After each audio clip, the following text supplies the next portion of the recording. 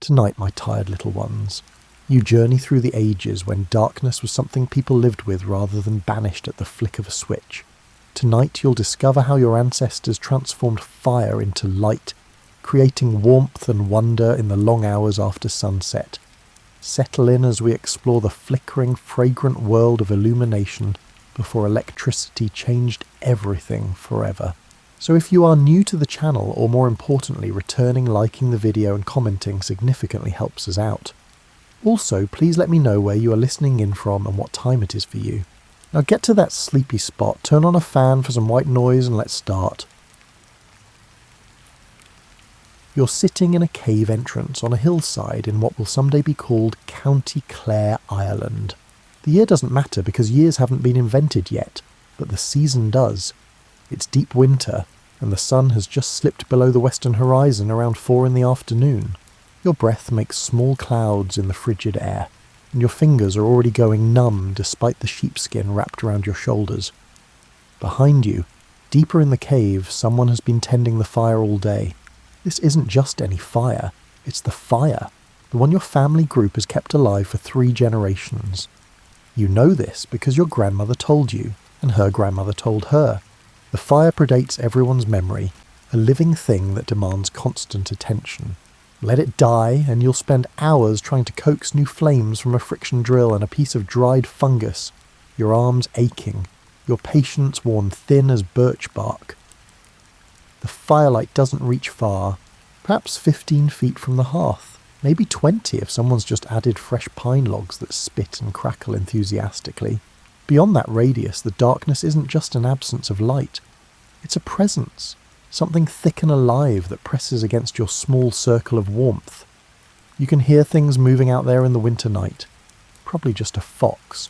Hopefully just a fox. Your cousin is rotating a haunch of venison over the flames, and the smell makes your stomach clench with hunger. Firelight plays across her face, making her features shift and dance in the shadows. In this light, everyone looks different. Older, stranger, like versions of themselves from some other world.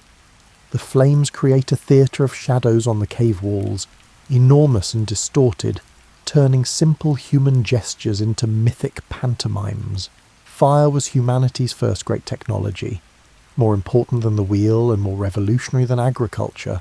Before fire, your species huddled in darkness 12 hours out of every 24, vulnerable to everything with sharper teeth and better night vision. After the fire, you had pushed back the darkness just enough to create a space that was yours, not conquered, never that, but negotiated with. An agreement between humanity and the night. The hearth is never just about light, though light is certainly part of its magic. It's about heat, yes, and cooking, and keeping predators nervous enough to maintain their distance.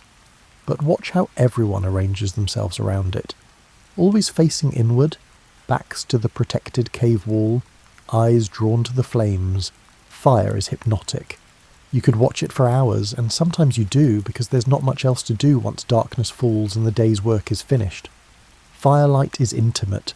It only reaches so far, creating a boundary between your group and everything else. Inside this circle of illumination, you're safe, warm, and fed. Outside it, the world is full of things that would happily eat you. This is the first human experience of inside versus outside in the metaphorical sense.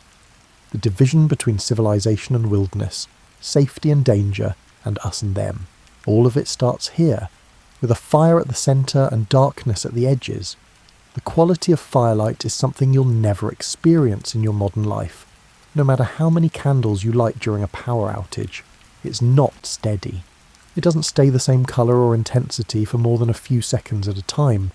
The flames surge and subside like breathing, casting everything in shades of orange and gold and deep red. Faces appear and disappear. Objects at the edge of the firelight seem to flicker in and out of existence. Your ancestors weren't just sitting around fires, they were performing one of the most important maintenance tasks in human history. Someone always had to watch the flames, add fuel before they died too low, and protect the coals through the night.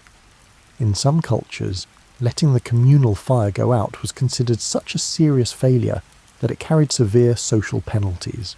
You'd let down not just your family, but your entire community, condemning everyone to cold darkness until fire could be rekindled, an arduous process that might take hours. There's an art to fire tending that you learn young.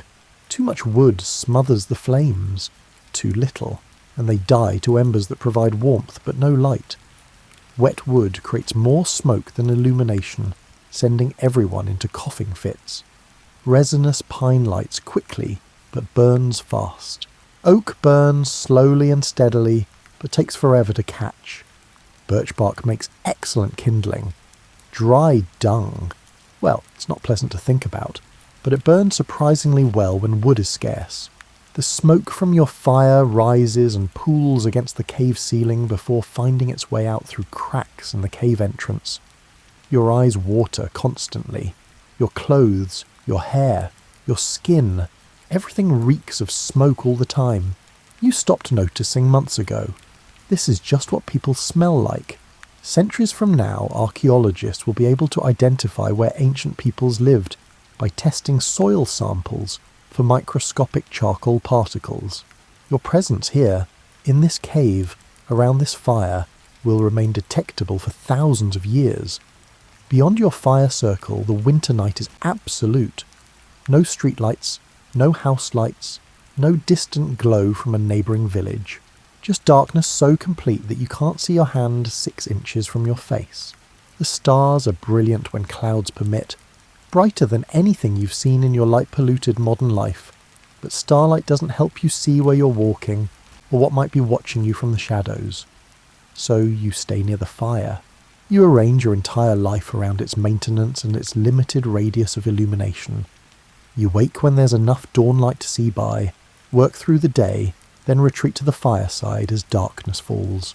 Your world shrinks to what the flames reveal. Stories are told here, skills are taught, tools are repaired, and children fall asleep to the sound of crackling wood and quiet conversations. This is humanity's first experience of artificial light, though artificial seems like the wrong word for something so elemental. Fire is half-tamed nature, neither fully wild nor fully domesticated. It consumes whatever you feed it, indifferent to your needs, dangerous even when contained. A spark jumps from the hearth and lands on your wool cloak. You brush it away quickly before it can smoulder into a hole. Fire serves you, but only if you remain vigilant, respectful, and properly afraid. The elders in your group remember stories passed down from their elders about times when fire went out during a harsh winter, when illness or accident meant no one could tend it properly. The darkness that followed was terrifying, not just physically cold, but spiritually desolate. Restarting a fire required finding dry wood in wet weather, preparing tinder carefully, and spending hours creating friction hot enough to ignite the kindling. Success was never guaranteed. Some groups, the stories say, didn't survive such failures. You watch the flames dance and realise that this fire connects you to an unbroken chain of light stretching back further than memory. Every night for thousands of generations, humans have gathered around fires just like this one. The particular wood might change, the shape of the hearth might differ, but the essential experience remains constant. Warmth, light, safety, and community, all contained within a small radius of flickering illumination. Your youngest sibling is learning fire tending now, watching the flames intently, learning to read their language. When the fire burns yellow and high, you're using fresh wood. When it settles to blue flames close to the coals, the wood has mostly burned away. Red embers mean the fire is dying but can be revived with careful attention. Black smoke means wet wood or insufficient oxygen. These lessons are as important as any other knowledge the child will acquire. The fire shapes your understanding of time as well as space. You measure the evening by the amount of wood remaining, by how low the flames have burned, and by when coals need to be banked for the night. There are no clocks here, no precise measurements of hours and minutes. Time is the fire burning down, daylight fading and stars wheeling overhead. The rhythms are natural, tied to observable phenomena rather than abstract numbers. As the evening deepens, people begin preparing for sleep. The fire is built up one final time, then carefully arranged so it will burn slowly through the night. Someone, tonight it's your turn, will wake periodically to add wood to ensure the fire doesn't die completely. This night watch is necessary, but not particularly arduous. You've done it since childhood. You know the feel of waking in darkness, the brief moment of disorientation, and then the automatic movement toward the hearth to add fuel. The problem with fire is that it wants to stay in one place, and you frequently need to be in another place. This created certain logistical challenges that occupied your ancestors' considerable ingenuity for thousands of years. You're walking through a forest at dusk, following a path you know by feel as much as sight. In your hand, you're carrying a torch. Nothing fancy, just a branch of pine wrapped with strips of birch bark soaked in animal fat. It burns with a smoky, sputtering flame that smells like a combination of campfire and old cooking grease. Every 30 feet or so, you have to stop and scrape away the accumulated carbon at the burning end. Otherwise, it will crust over and extinguish itself. This torch will last perhaps 45 minutes if you're lucky and the wind doesn't pick up. After that, you'll need to light another one from the dying flames of the first. You're carrying 3 spares in your other hand, already prepared. The mathematics of torch life versus distance to travel is something you calculate automatically now, the same way you might calculate whether you have enough gas to reach the next station. Torchlight is democratic in a way that firelight isn't. It moves with you and extends your radius of safety beyond the hearth, but it's also limited, creating a small bubble of illumination in an ocean of darkness. The light reaches perhaps 10 feet ahead of you, enough to see routes that might trip you and to make large predators think twice before approaching. It doesn't, however, let you see much of what's happening beyond that circle. The darkness outside your torchlight isn't just dark. It's somehow darker than it was before you lit the torch, as if the flame creates shadow as much as light. Ancient peoples used torches the way you use flashlights, with the same frustrations and benefits. They carried torches to and from the fields after dark. They carried torches down mine shafts and into caves. They carried torches through city streets before street lighting existed. Torches were so fundamental to ancient life that they show up in mythology, art and literature constantly. The Olympic torch, the torch-carrying Statue of Liberty, and the torches that angry villagers always seem to have handy in classic horror films. Making a good torch required genuine skill. Simply setting a stick on fire produced terrible results. It burned too fast, created too much smoke, and extinguished at the slightest breeze. The best torches combined materials carefully. A dense core of hard wood, wrapped with bark or fabric strips, soaked in fat or resin or pitch. Some cultures added sulphur for a brighter flame. Others experimented with different wrapping techniques to control the burn rate. There were professional torch makers in ancient cities, specialists who understood the chemistry and physics of combustion, centuries before those sciences had names. You pass another traveller going the opposite direction, also carrying a torch. You nod to each other as you pass, 2 small moving points of light in the immensity of darkness. For a moment, as you walk away from each other, you can see their torchlight receding into the distance behind you. A small comfort. Proof that you're not completely alone out here. The forest at night is a different place than the forest by day. Sounds carry differently. Distances become impossible to judge. That tree you walked past this morning looks vaguely threatening in torch shadow. Your torch illuminates the eyes of something watching from the underbrush. 2 points of reflected light, greenish gold, unblinking. You pause. Whatever it is pauses. You take a step. It fades back into darkness.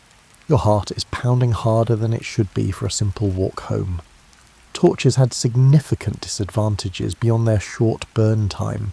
They required both hands in a sense, one to hold the torch and one to steady it against wind or to carry other items. They created sparks that could ignite your clothing or dry grass. They broadcast your position to anyone or anything watching. In wet weather they were nearly useless, sputtering and smoking but providing minimal light. Smart people carried extra kindling and fat-soaked cloth to restart torches that refused to stay lit. Yet despite these limitations, torches represented a revolution in human mobility. Before torches, darkness meant staying put. After torches, Darkness meant proceeding carefully, but still proceeding. You could travel at night if necessary. You could work after sunset. You could investigate strange noises outside your settlement rather than huddling inside wondering what was making them. The torch extended human agency beyond daylight hours, pushing back against the tyranny of the sun's schedule. In ancient cities, torchbearers were common sights on streets after dark. Sometimes servants lighting the way for wealthy employers, sometimes hired guides who knew the safest routes through dangerous neighbourhoods. A torch meant you had somewhere to be, resources to spare, and the confidence to travel after dark. It was a small statement of power over natural rhythms that had governed human life since the species began.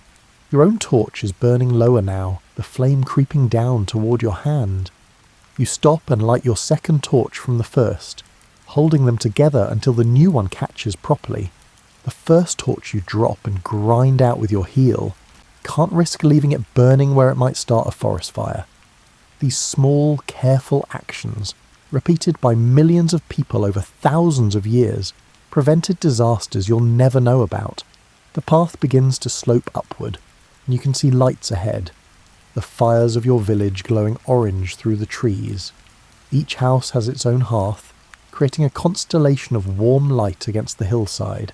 During winter, before everyone goes to sleep, the village glows softly in the darkness, visible for miles. That glow means safety, shelter, food, and family.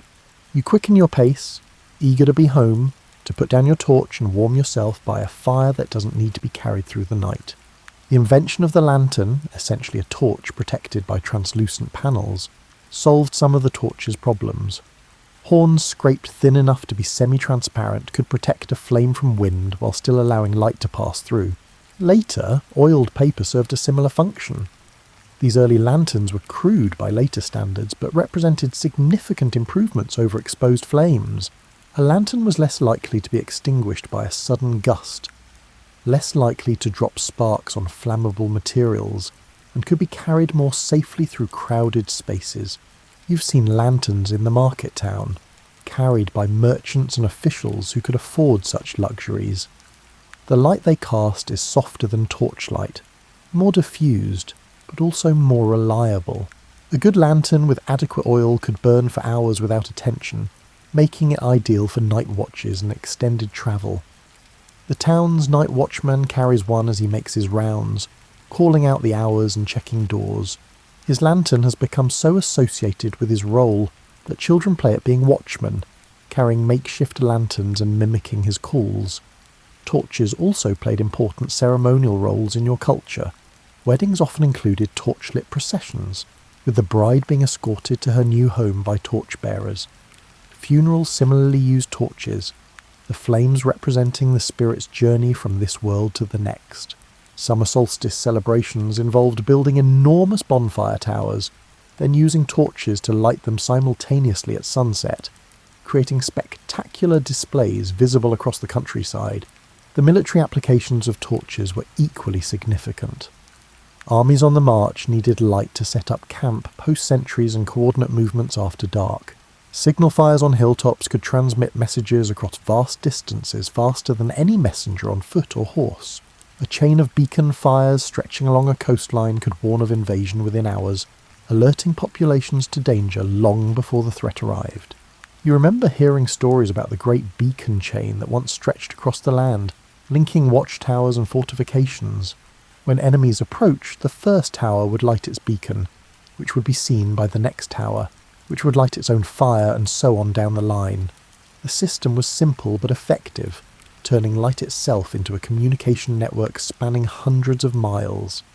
You're sitting in a stone house on the Mediterranean coast, and it's sometime around 800 BCE. Night has fallen, and rather than retiring to bed, you're working on a fishing net that needs repair before tomorrow's expedition. You're able to do this because of the object sitting on the table beside you. A simple clay oil lamp no larger than your palm, filled with olive oil and fitted with a small linen wick. The lamp's light is modest, barely enough to illuminate your hands and the section of net you're mending. But it's steady in a way that torchlight never was, and it doesn't require constant attention. The wick draws oil upward through capillary action, a phenomenon you don't understand but have learned to trust, and burns with a small bright flame that smells faintly of olives and smoke. Oil lamps represented a massive leap forward in lighting technology, though they still had significant limitations. The light they cast was weak by modern standards, enough for close work but not for illuminating an entire room. You needed multiple lamps for that, and olive oil was expensive enough that most families used it sparingly. The wealthy might burn lamps freely throughout their homes.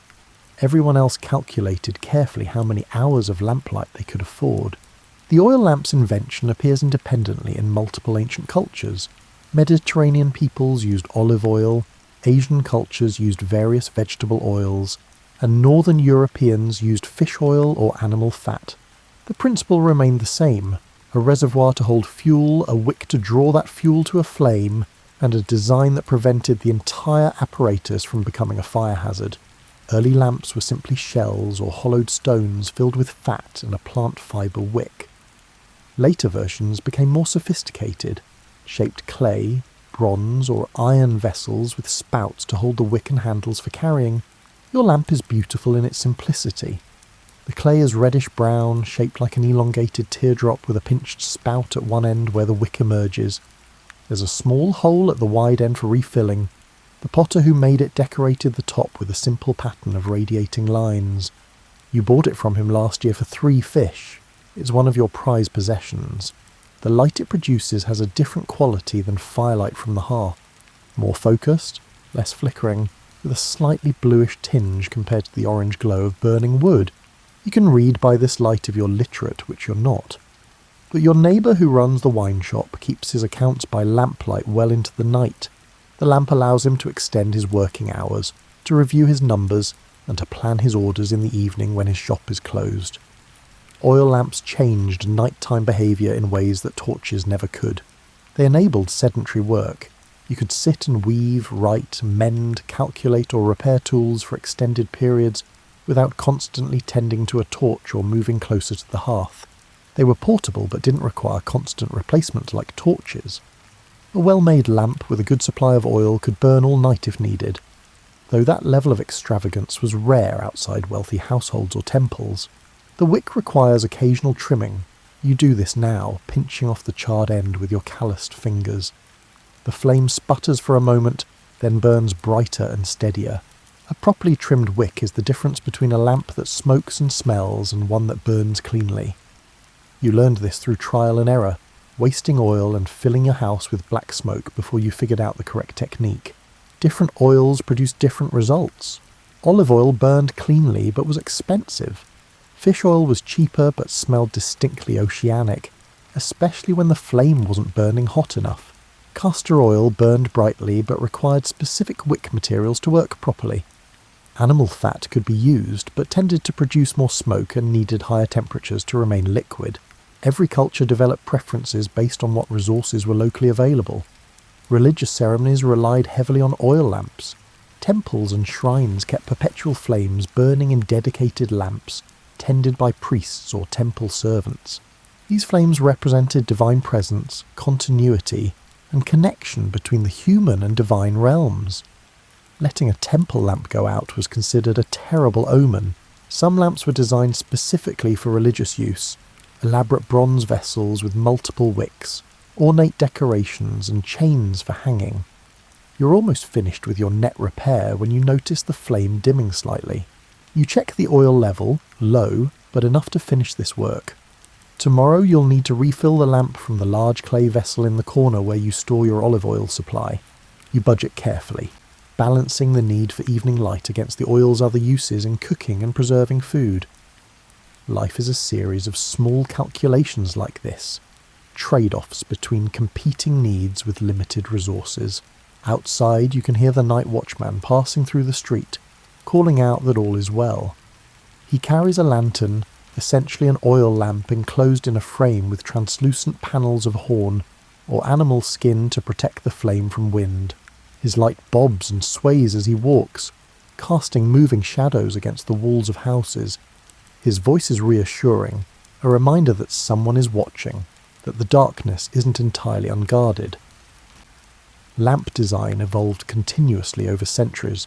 Simple open bowls gave way to covered vessels with small filling holes and pinched spouts. Spouts became longer to project the flame forward. Multiple wick lamps provided more light from a single reservoir. Reflective surfaces behind lamps amplified their illumination. Each improvement was incremental, but collectively they transformed a crude light source into a sophisticated technology. The Romans became particularly skilled at lamp making, producing thousands of ceramic lamps in standardized workshops. These lamps were decorated with images of gods, animals, gladiators, and geometric patterns, art objects as much as functional tools. Wealthy Romans owned dozens of lamps, using them to illuminate dinner parties and evening social gatherings. The lamps were arranged strategically around rooms, creating lighting effects that showcased the host's wealth and taste. Lamp fuel was sometimes scented with herbs or flowers to mask the smell of burning oil and create pleasant atmospheres. Lavender oil, rosemary, or rose petals might be added to the fuel, creating fragrances that mix with the warm smell of burning oil. This practice was expensive and reserved for special occasions, but it demonstrated how people sought to make their artificial light not just functional, but beautiful and pleasant. The trade in lamp oil was substantial and economically important. Olive growers, oil pressers, merchants, and lamp makers all depended on the demand for illumination. In Mediterranean regions, olive oil production was geared as much toward lighting as toward cooking. Poor olive harvests meant not just food shortages, but darkness, as families rationed their remaining oil carefully through the winter months. You finish your net repair and trim the wick one final time before extinguishing the lamp. The process is deliberate. You don't just blow out the flame, which would fill the room with acrid smoke. Instead, you use a small bronze tool designed for the purpose, pressing the wick down into the oil until the flame is smothered. The room plunges into darkness, leaving only the dim glow from the hearth fire across the room. Your eyes need a moment to adjust before you can safely navigate to your sleeping area. You're standing in a monastery in medieval England, sometime around 1200 CE. It's late evening, and you're in the scriptorium where monks spend their days copying manuscripts. The room is filled with a soft, steady glow from dozens of candles. Beeswax candles that burn with a gentle honey scent, and a light that's bright enough to read by, but soft enough not to strain the eyes. Candles weren't new by this period, but their widespread use represented a significant advancement over oil lamps in many situations. They were portable, created no liquid fuel to spill, produced minimal smoke if made properly, and could be extinguished and relit with relative ease. They also burned down gradually, which made them useful for measuring time. Specially marked candles could track hours during religious services or night watches. The candles illuminating this scriptorium are expensive, made from beeswax collected from the monastery's hives. Beeswax candles burn cleanly and smell pleasant, making them the preferred choice for churches and wealthy households. The common people used tallow candles made from rendered animal fat, much cheaper but also smellier and smokier. A tallow candle burning is a distinctly different olfactory experience than beeswax, with undertones of old meat and grease that never entirely dissipate. You watch a monk working at his desk, copying lines from an illuminated manuscript. The candle beside him is thick, perhaps 6 inches tall, burning steadily in a simple iron holder. Every hour or so he trims the wick with a small pair of scissors designed specifically for this purpose. Snuffers, they're called, though that name is slightly misleading since they're for trimming rather than extinguishing. The trimmed wick falls away, leaving behind a cleaner, brighter flame. Candle making was both a household task and a professional trade. Families made their own tallow candles by dipping wicks repeatedly into melted fat, building up layers until the candle reached the desired thickness. Professional chandlers produced higher quality candles using moulds and better materials, selling them in markets and to institutions. The Chandlers' Guild in medieval cities was powerful and well respected. Light was valuable, and those who provided it enjoyed special status. The process of making a dipped candle is meditative and tedious. You prepare your wick, usually braided cotton or linen strands. You heat your wax or tallow until it's fully melted. Then you begin dipping. Sink the wick into the liquid, pull it out, let it cool slightly, and dip again. Each dip adds a thin layer. You need dozens of dips to create a candle of useful size. The work takes hours and fills your house with the smell of hot wax or cooking fat. Moulded candles were faster to produce but required equipment. A pewter or tin mould shaped like a tube, with a hole at the bottom for the wick to pass through. Pour in the melted wax, let it cool completely, then push out the finished candle. Multiple moulds allowed chandlers to produce candles in batches, making the process more efficient. The best moulds created candles with smooth sides and even burning characteristics. The amount of light a candle produced became a unit of measurement. The foot candle, defined as the illumination cast by one candle at a distance of 1 foot. This unit persisted into the modern era, eventually evolving into the lumen. Medieval people were intimately familiar with how many candles were needed to illuminate a room adequately, and wealthy households employed servants specifically to manage candle supplies and ensure proper lighting throughout the house. Candles had one significant advantage over lamps in certain contexts. They could be easily moved and positioned. You could carry a candle in a simple holder upstairs, down hallways, and into storage rooms. Candlesticks came in elaborate varieties: tall stands for hallways, short holders for tables, wall sconces for rooms, and chandeliers with multiple arms for great halls. Each design solved a specific lighting problem while also displaying wealth and status. The Catholic Church was perhaps the largest consumer of candles in medieval Europe. Altar candles burned during every service. Votive candles flickered in alcoves dedicated to saints. Processional candles were carried during ceremonies. The Pachal candle, blessed during the Easter Vigil, represented Christ's light entering the world. Religious candle use was so extensive that monasteries with their own apiaries had significant economic advantages. They could produce their own beeswax rather than purchasing it. You notice how the candlelight in this scriptorium creates a particular atmosphere. Quieter somehow than daylight, more contemplative. The monks work in near silence, their pens scratching against parchment, the only sounds being the occasional turned page or whispered prayer. The light seems appropriate for this work of preservation and devotion, as if the candles themselves participate in the sacred task of copying religious texts. A draught from somewhere causes several candles to flicker simultaneously, and a monk rises to investigate. Candles were sensitive to air movement.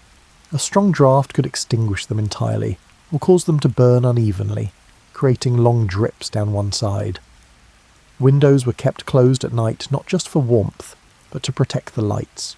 Heavy curtains served double duty, insulating against cold and blocking winds that might disturb the flames. The monk trimming wicks carries a small ceramic bowl to collect the trimmed portions. Nothing is wasted.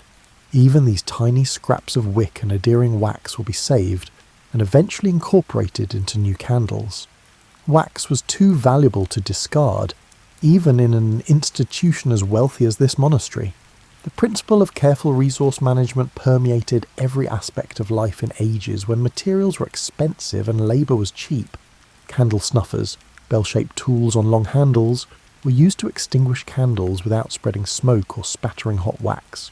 You watch as a monk makes his rounds with a snuffer, carefully extinguishing candles that are no longer needed as monks complete their work and retire for the night. The process is ritualistic, performed with the same care and attention as any other monastic duty. Different coloured candles serve different purposes in church settings. White candles were standard for most services. Red candles appeared during certain feast days. Black candles were used during Good Friday. The colours carried symbolic weight, part of the elaborate visual language of medieval Christianity. Even the number of candles had meaning. 2 candles represented the dual nature of Christ, and 7 candles corresponded to the 7 gifts of the Holy Spirit. The wealthy experimented with candles made from spermaceti, a waxy substance derived from sperm whales. These candles burned even more cleanly than beeswax and produced bright white light. However, they were extraordinarily expensive, reserved for royalty and the highest nobility. A spermaceti candle represented not just light, but an ostentatious display of wealth, a statement that the owner could afford to burn the finest materials simply for illumination. Poor households used rushlights as an economical alternative to candles. These were made by soaking the pithy core of rush plants in animal fat. They burned quickly and produced minimal light, but they were cheap enough for even the poorest families to afford. A rushlight might burn for just 20 minutes, requiring constant replacement throughout the evening. Families using rushlights lived with much dimmer illumination than their wealthier neighbours. You walk through the monastery cloisters as evening deepens into night, and the transformation is striking. During the day, the stone arches and corridors seem austere, almost cold. By candlelight they become warm and mysterious, shadows pooling in corners, the vaulted ceiling barely visible above.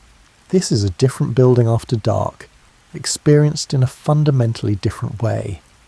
Architecture designed for daylight takes on new character when revealed by flickering flames. The monastery bell tower houses a special candle used for timekeeping. A thick candle marked with hours, burning at a consistent rate that allows the bell ringer to track time through the night. When the flame reaches each mark, he rings the bell to call monks to prayer. This system isn't perfectly accurate, but it's reliable enough for the monastery's needs. Time measured by a burning candle has a different texture than time measured by mechanical clocks. More fluid, more connected to physical processes of consumption and transformation. You're attending a Diwali celebration in India sometime around 1500 CE. The entire city is transformed into a constellation of small lights, thousands upon thousands of clay oil lamps called diyas, arranged on windowsills, doorsteps, rooftops and streets. Each diya is a simple thing, a small clay bowl filled with oil or ghee, with a cotton wick floating in it. Individually, they provide minimal illumination. Collectively, they create a spectacle that transforms the night into something magical. Light has always carried meaning beyond the merely practical. In cultures around the world, light represents knowledge, divine presence, hope, celebration, and triumph over darkness, both literal and metaphorical. The ways people used light, when, where, and why they lit lamps or candles or fires, reveal as much about their spiritual lives as their material ones. You walk through the streets admiring the displays. Some households have arranged their diyas in elaborate patterns, spirals, lotus flowers, and geometric designs that seem to glow with intention. Children carry sparklers, waving them to create brief trails of light in the darkness. The smell of burning oil mixes with incense and the scent of festival foods being prepared. This is light used not for work or safety but for joy, for creating beauty, for honouring the divine. The festival celebrates the return of Lord Rama to his kingdom after 14 years of exile, and the lights represent the lamps that citizens lit to guide him home and celebrate his return. But the meaning has deepened over centuries to encompass broader themes: the victory of light over darkness, knowledge over ignorance, and good over evil. Each tiny flame becomes a prayer, a hope, a connection to something larger than individual existence. In another time and place, you're standing in a Jewish household on the 8th night of Hanukkah. The menorah holds 9 candles, 8 for the 8 nights of the holiday, plus the shamash, the helper candle used to light the others. The ritual of lighting the menorah follows a specific order, right to left, adding 1 candle each night until all 8 are burning on the final evening. The light from these candles is not to be used for practical purposes. You don't read by them or navigate by them. They exist purely to remember, to commemorate, and to maintain connection with history and faith. The story being commemorated is specific. The rededication of the Second Temple in Jerusalem and the miracle of oil that should have burned for 1 day lasting 8 days. But like all religious observances, the particular story opens onto universal themes. Light as endurance, light as unexpected grace, light as persistence against overwhelming odds. The menorah's placement in a window ensures that the lights proclaim their message to the street, sharing the miracle publicly rather than keeping it private. The Christians had their own traditions of sacred light. Candlemas, celebrated on February 2nd, involved bringing all the household candles to church for blessing. These blessed candles would protect the home, ward off evil, and ensure prosperity for the coming year. The tradition acknowledged that light was more than mere illumination. It carried power, meaning, and protection beyond its physical properties. In Celtic lands, before Christianity arrived, The festival of Samhain marked the transition from the light half of the year to the dark half. Large bonfires were lit on hilltops, visible for miles around. Families carried torches lit from these sacred fires back to their own hearths, rekindling their household flames with sanctified fire. The ritual connected individual homes to the community and to the turning of seasons, using light as both a practical tool and a spiritual symbol. The Japanese Obon festival honours deceased ancestors, and part of its observance involves lighting lanterns to guide spirits back to the living world. Paper lanterns hang from eaves and posts, glowing softly in the summer darkness. On the final night of the festival, floating lanterns are set adrift on rivers and lakes, carrying prayers and farewells back to the spirit world. The lights bob and drift downstream, gradually disappearing into the darkness, a beautiful, melancholy image of impermanence and connection. Winter solstice celebrations across numerous cultures involved lighting fires or lamps to encourage the sun's return, to prove that light still existed even in the darkest part of the year. The Scandinavian tradition of Saint Lucia's Day involved young women wearing crowns of candles, bringing light and food to households during the darkest weeks of winter. The symbolism was clear. We carry light through the darkness, we maintain hope, and we refuse to surrender to the long night. You're at a Buddhist temple during Vesak, the celebration of Buddha's birth, enlightenment and death.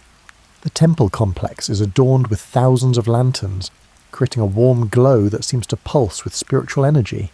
Monks and lay people alike carry small lamps in procession, circling the temple grounds, the accumulated light of hundreds of individual flames creating an illumination that feels qualitatively different from any electric light you've experienced in your modern life.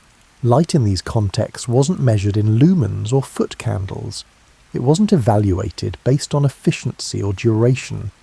Instead, it was appreciated for its symbolic weight, its connection to meaning and memory, and its devotion. A single candle burning in memory of a deceased loved one provided almost no practical illumination, but its purpose wasn't practical. It was witness, remembrance, and continuing connection. The ancient Zoroastrians maintained sacred fires and fire temples, tended continuously by priests. These fires were considered living manifestations of the divine, requiring careful feeding and protection. Different grades of fire existed: household fires, community fires, and most sacred of all, the Atash Behram, a fire requiring the gathering and combination of 16 different types of fire in elaborate purification ceremonies. The fire could never be allowed to go out, with priests maintaining constant vigil over its preservation. You observe how different cultures develop distinct aesthetics of light. Chinese lanterns made of paper and bamboo painted with auspicious symbols and proverbs. Moroccan lanterns of pierced metal creating intricate shadow patterns on surrounding walls. Indian hanging lamps of brass with multiple wicks arranged in rows. Each tradition expressed something about how people understood and valued light, turning functional objects into works of art.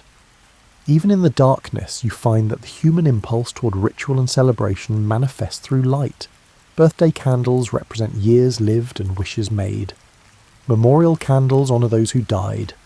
Vigil candles accompany prayers for the sick or troubled. The Olympic torch carries flame across continents, connecting nations through a shared symbol of hope and excellence. None of these uses make economic sense. They're inefficient, expensive, and accomplish no practical work, yet they persist because light means something beyond mere visibility. Processions by torchlight or candlelight created memorable spectacles. Medieval religious processions wound through streets with participants carrying candles, creating rivers of light flowing through darkness. Japanese shrine festivals featured participants carrying illuminated portable shrines through streets. These moving lights transformed familiar spaces, making the everyday world seem strange and sacred. In some traditions, the act of lighting itself became ritualized. Specific prayers accompanied the lighting of Sabbath candles. Certain holidays required fires to be lit in particular ways, from specific materials at specific times with specific invocations. The lighting was as important as the light itself, and the act was as meaningful as the outcome. You notice how sacred light often involves community participation. One person lights a candle, then shares that flame with others, who share with still others, until hundreds of individual lights bloom from a single source. The metaphor is obvious but powerful. Light multiplies without diminishing. Knowledge shared enriches everyone, and one small flame can illuminate an entire gathering. You're reviewing the household accounts in a middle-class London home sometime around 1750. The numbers are frustrating. The cost of candles alone represents a significant portion of your family's budget. Not as much as food or rent, certainly, but enough to require careful management. You burn cheap tallow candles in the kitchen and servants' quarters, but save the better beeswax candles for the parlour where you entertain guests. Even so, the expense adds up. Before electricity, lighting was expensive enough to meaningfully constrain behaviour. Poor families went to bed soon after sunset because they couldn't afford to burn lights. Middling families carefully rationed their lighting, using good candles sparingly and making do with cheaper alternatives when possible. Only the wealthy could afford to light their homes as freely as they wished, and even they paid attention to the cost.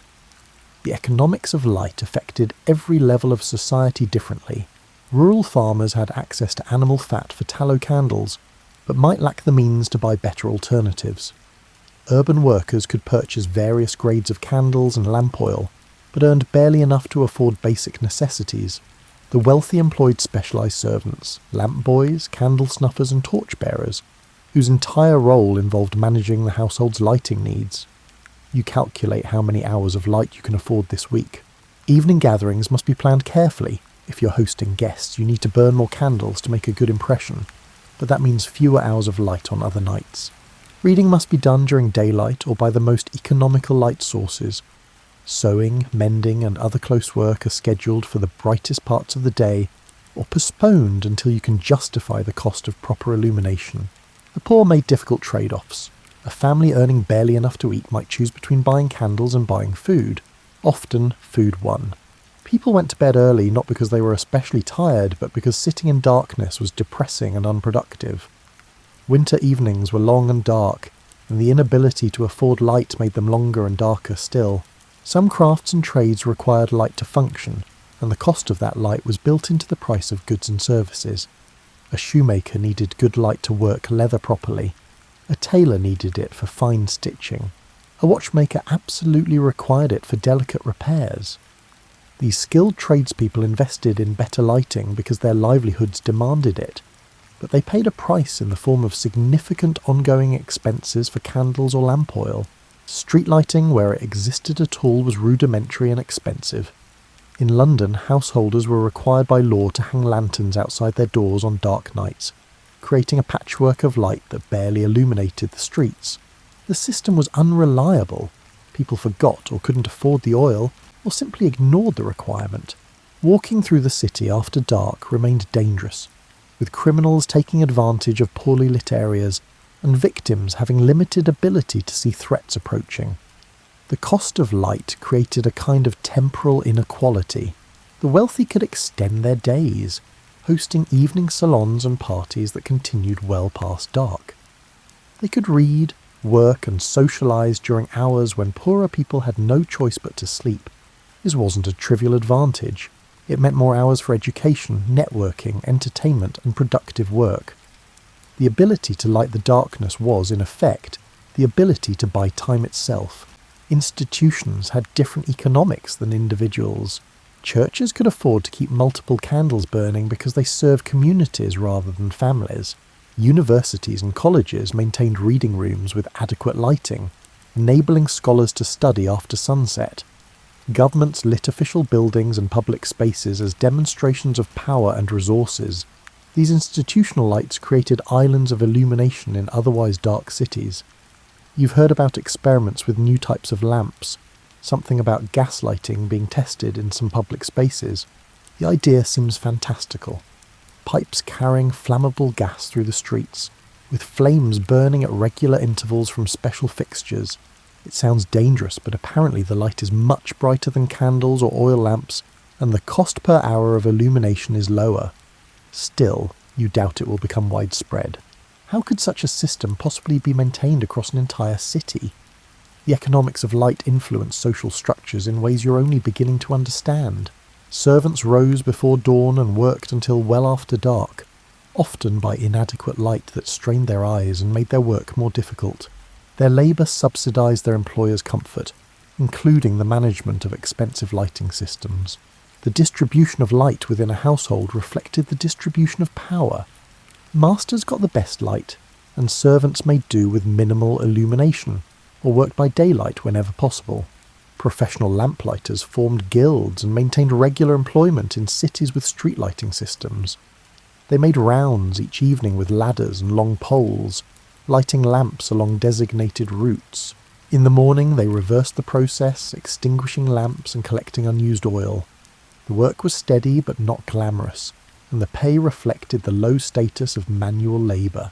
Still, it was preferable to many alternatives available to working-class men. The market for lighting products was substantial and stratified. Expensive beeswax candles for the wealthy, middling tallow candles for the respectable poor, and cheap rush lights for those barely scraping by. Different grades of lamp oil served different markets. Candlesticks, lanterns, snuffers, and other lighting implements came in versions appropriate for every social class. You could tell a family's approximate wealth and status by examining their lighting provisions. Some households tried to economise by making their own candles, but this required time, skill, and access to raw materials. The tallow had to be rendered from animal fat, filtered to remove impurities, then used for dipping or moulding. The process was time-consuming and smelly, filling the house with the odour of hot animal fat. Many families decided that purchasing candles from professional chandlers was worth the extra expense to avoid the unpleasant work. This seasonal variation in daylight hours affected household economics significantly. Summer evenings required less artificial light, reducing expenses and allowing families to extend their waking hours without additional cost. Winter demanded much more light, straining budgets precisely when other expenses, heating, warm clothing, preserved foods, also increased. The darkest months were often the hardest months economically, with multiple needs competing for limited resources. You finish your accounting with a sigh. The candle budget will need to be reduced next month to cover an unexpected expense. This means fewer evening social gatherings, more work completed during daylight hours, and earlier bedtimes. It's a small adjustment, but it reminds you how much of your life is constrained by the economics of something as basic as light. You long for a time when illumination might be cheap and abundant, though you can't imagine how such a world could possibly come to exist. You're in a blacksmith's forge late in the evening, and work continues despite the darkness outside, but the forge provides its own illumination. The fire burning at temperatures hot enough to soften iron casts enough light to see by, especially once your eyes adjust. The glow is reddish-orange, painting everything in shades of warmth and shadow. You can see the blacksmith's face clearly when he leans close to the forge, but he disappears into silhouette when he steps back to his anvil. Certain types of work created their own light, and people organised their labour around this fact. Blacksmiths could work into the evening because their forges illuminated their workspaces. Bakers started their days in the middle of the night, but their ovens provided light as well as heat. Metalworkers, glass blowers, and anyone else whose craft involved fire had a built-in lighting solution, though it wasn't always sufficient for detail work.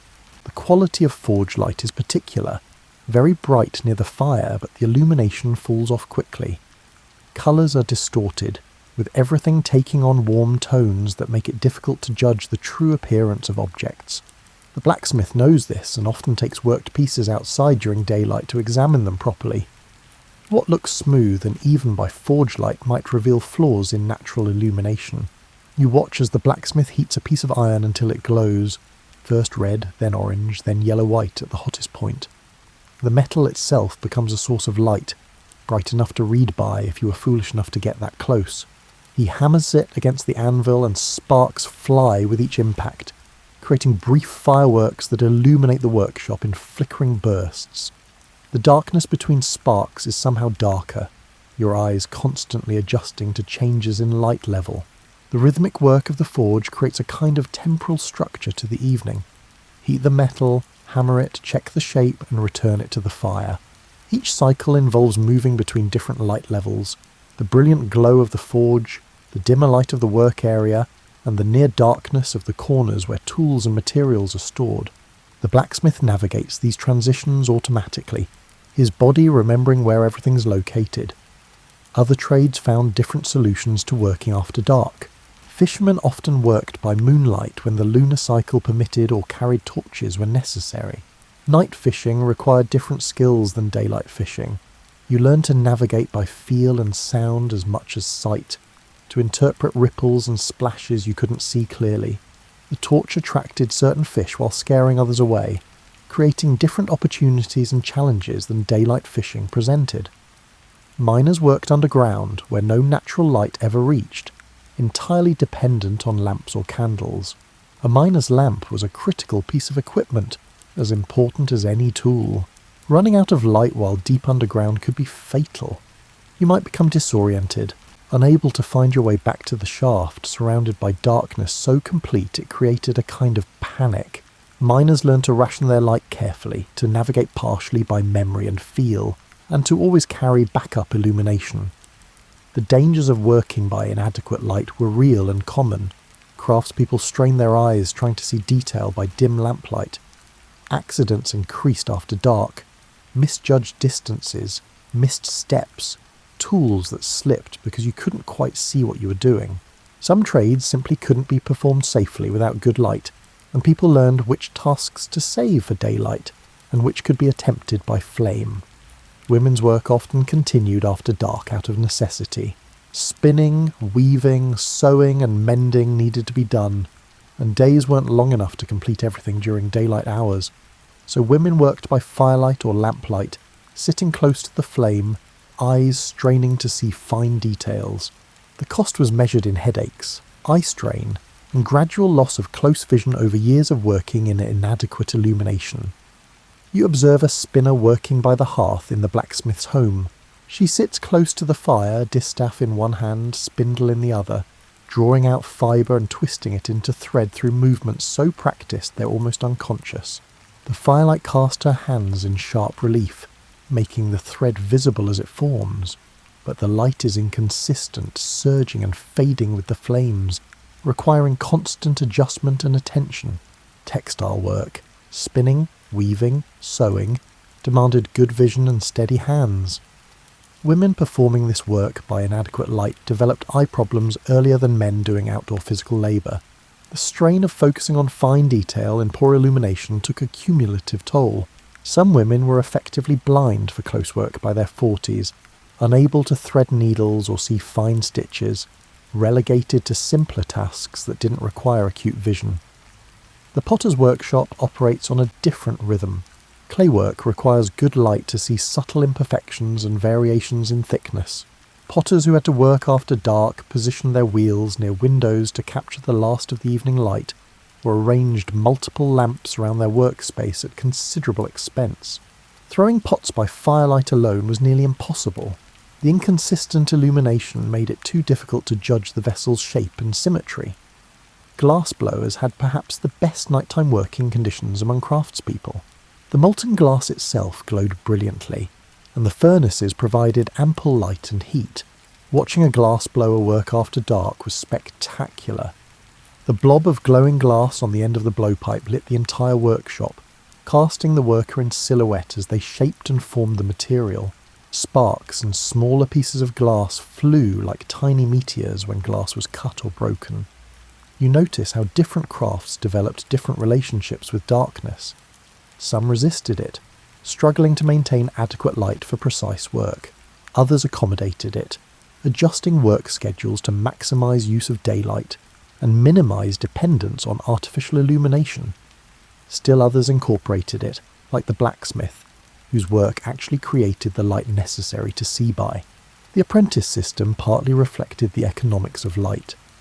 Young apprentices were sent to bed early, partly to conserve candles and lamp oil.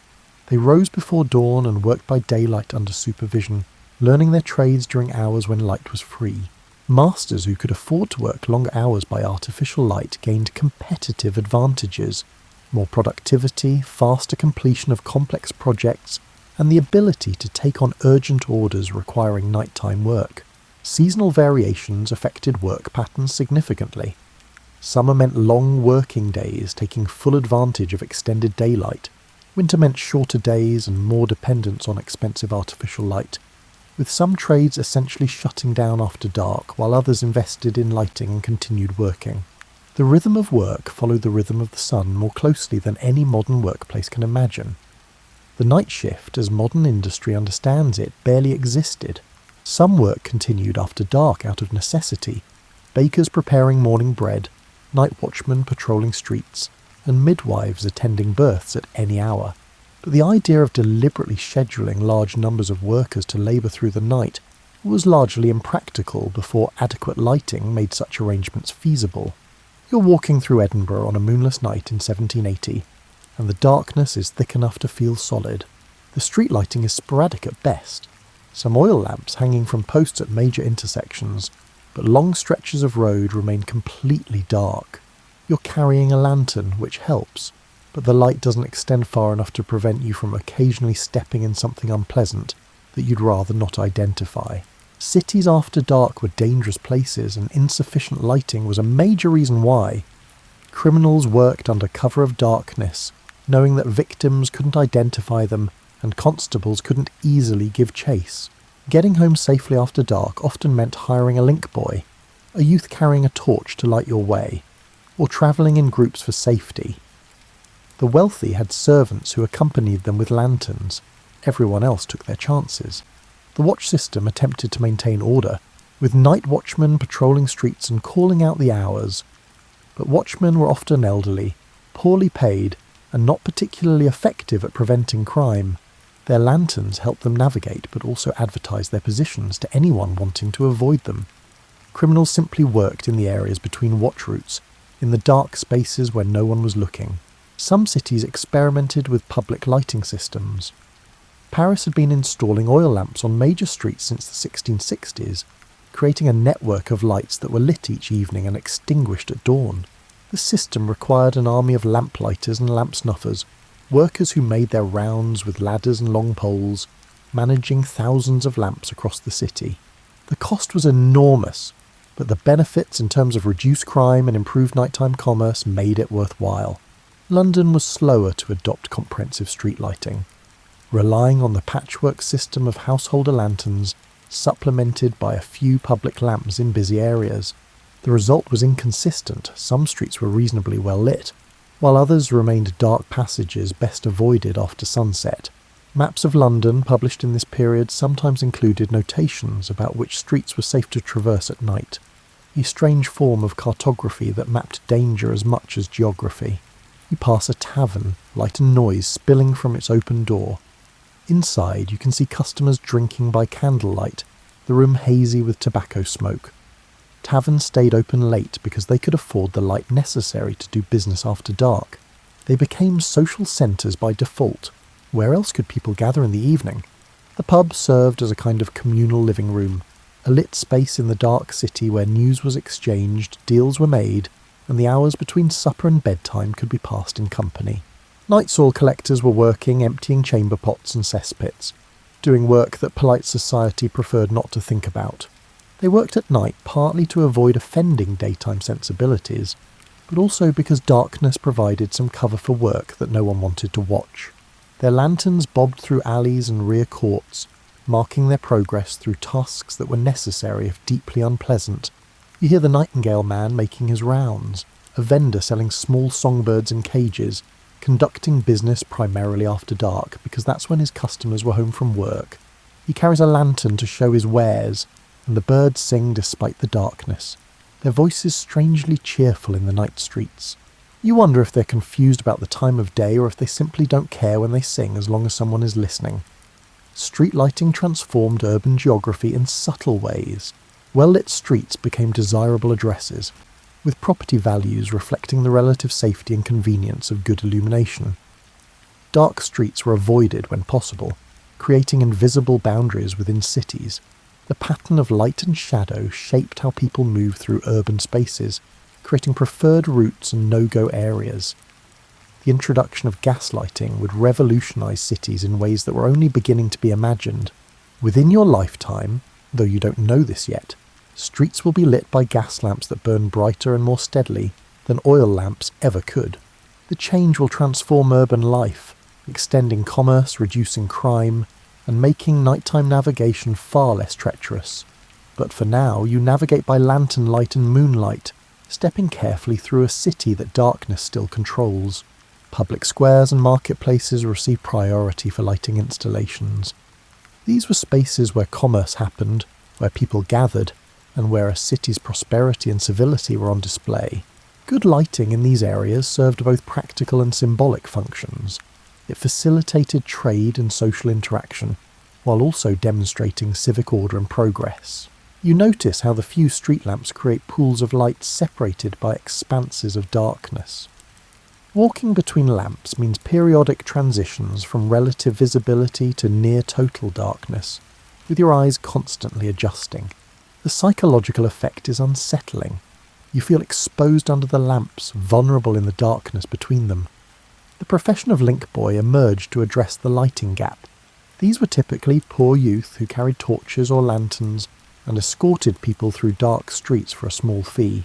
The work was irregular and poorly paid, but it was available to anyone with access to a torch and knowledge of the city's streets. Link boys positioned themselves at busy corners and near theatres, offering their services to anyone venturing into the night. Theatre-goers provided reliable business for link boys and sedan chair carriers. Performances ended after dark, releasing well-dressed audiences into streets that were often quite dark. The wealthier audience members hired sedan chairs or private carriages with attendant torchbearers. Middle-class patrons hired link boys or walked in groups. The poor simply walked home as quickly as possible, hoping for the best. Prostitutes worked the dark streets, using shadows for anonymity and negotiating business in doorways and alleys. The darkness that made streets dangerous also made them useful for activities that required discretion. The relationship between illumination and moral order was something city authorities understood well. Better lighting meant better surveillance, and better surveillance meant better control of behaviour. You passed the remains of someone's evening meal thrown into the street. Bones, vegetable peelings, and other less identifiable materials. In darkness, streets become repositories for all kinds of waste, with people disposing of things they wouldn't dare throw out during daylight.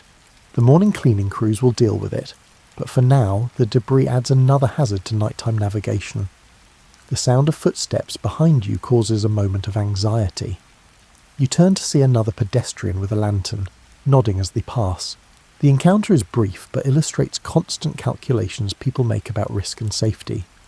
Who else is on the street? Are they walking with purpose, or lingering suspiciously? Do they have light? Every encounter after dark carried a potential threat. Churches and cathedrals often maintained exterior lamps as acts of charity, providing light for travellers and demonstrating religious commitment to aiding the vulnerable. These lamps burned throughout the night, tended by church caretakers, creating small sanctuaries of light in the darkness. Travellers knew to look for church lamps when navigating unfamiliar areas after dark. The contrast between daytime and nighttime cities was stark. During the day, streets filled with vendors, workers, vehicles and pedestrians moving purposefully through familiar spaces. After dark, the same streets became different places, emptier, more dangerous, and navigable only with artificial light and considerable caution. The city effectively contracted after sunset, with large areas becoming virtually uninhabitable until dawn. You're in Baltimore in 1816, and you've just witnessed something remarkable, a demonstration of gaslighting in a downtown building. The light is like nothing you've ever seen, steady, bright, almost harsh compared to the soft glow of candles and oil lamps you've known your entire life. The room is illuminated evenly, with none of the shadows and dark corners that characterize every other lit space you've experienced. This is the beginning of the end for the world you've known, though you can't fully appreciate that yet. Gaslighting represents a transitional technology, still based on combustion, still requiring pipes and maintenance, still producing heat and using oxygen. But it's the first lighting technology that divorces the source of fuel from the point of use. The gas is manufactured elsewhere, transported through pipes and burned at fixtures throughout the building. It's a small conceptual step, but it changes everything. The gas itself is made from coal, heated in sealed retorts until it releases flammable vapours. These vapours are captured, purified and stored in large gas holders before being distributed through iron pipes. The entire system requires significant infrastructure investment: gasworks, pipes, meters and fixtures. It's not something individuals can create in their homes.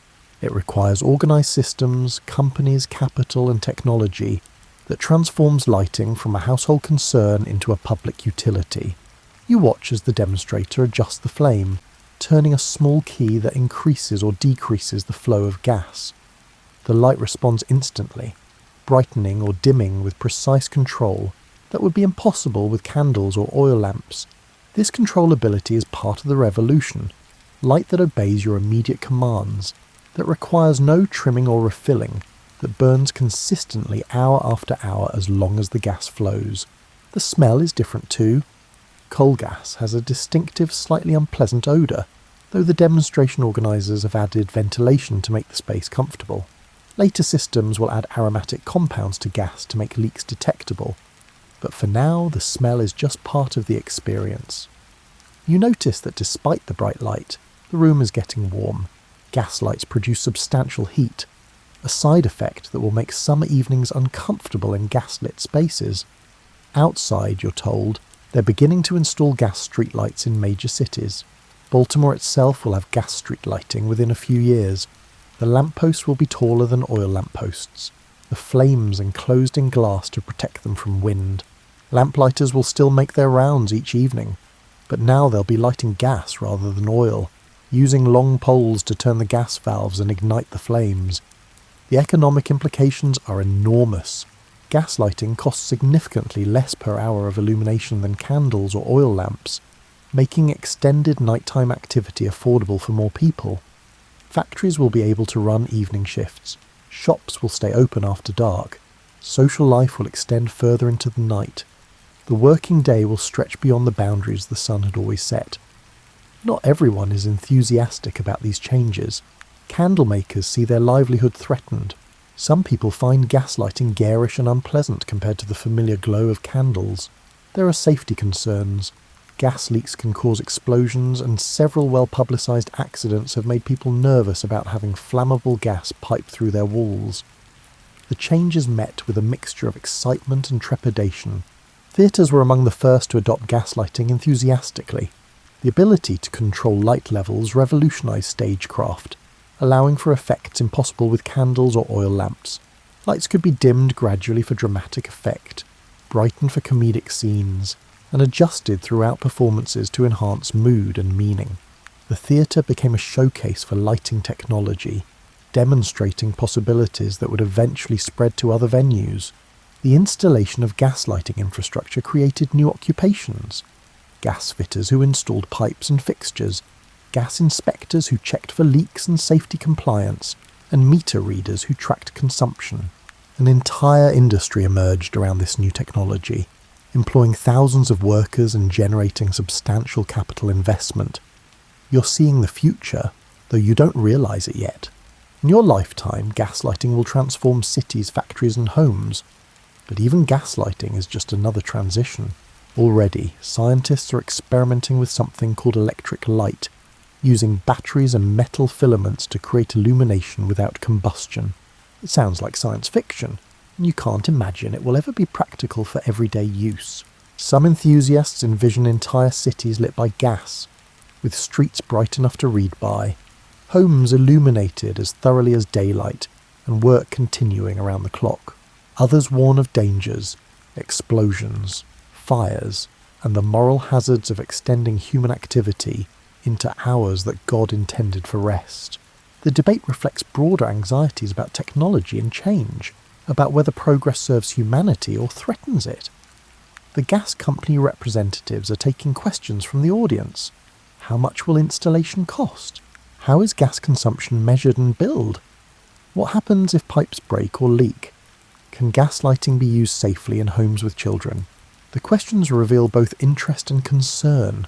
a community trying to understand how this new technology will affect their lives. Walking home that evening, your own oil lamp seems dimmer and less satisfactory than it did this morning. You've seen what's possible, and the old ways suddenly feel inadequate.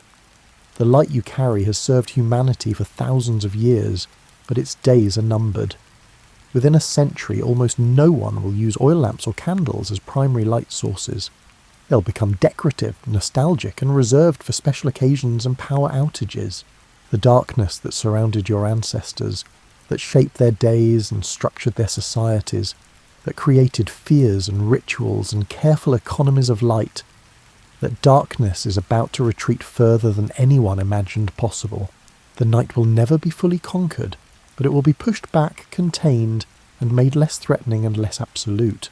You're witnessing the beginning of that transformation, standing at the threshold between the world of fire and the world of artificial light that will define the future. Elsewhere, in laboratories and workshops, experimenters are working with electricity.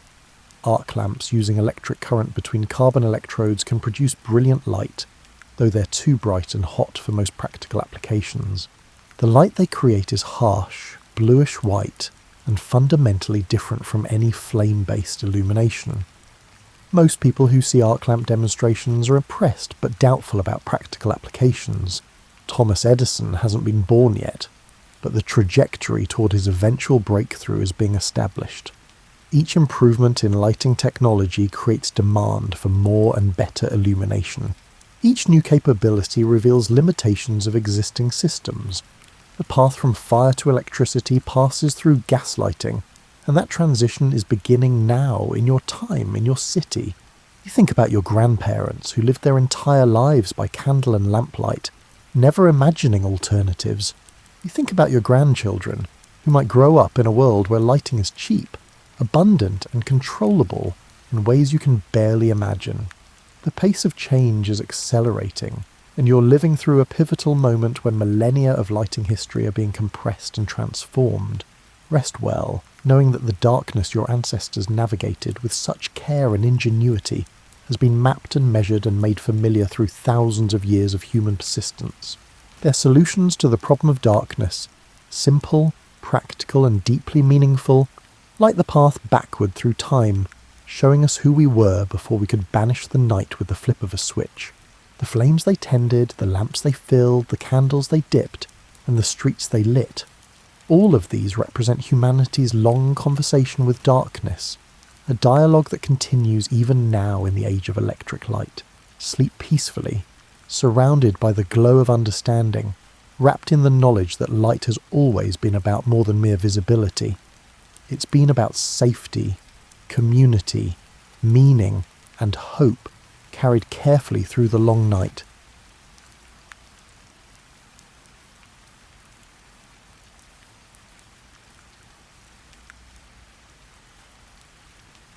Close your eyes for a moment and imagine the year 1800. There's no hum of electricity in the background, no distant traffic noise, and no notification sounds breaking your concentration. Instead, the world announces itself through different rhythms.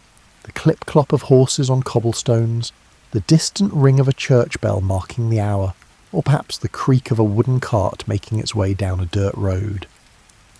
In this world, nearly everything you touch has been made by someone you could actually meet.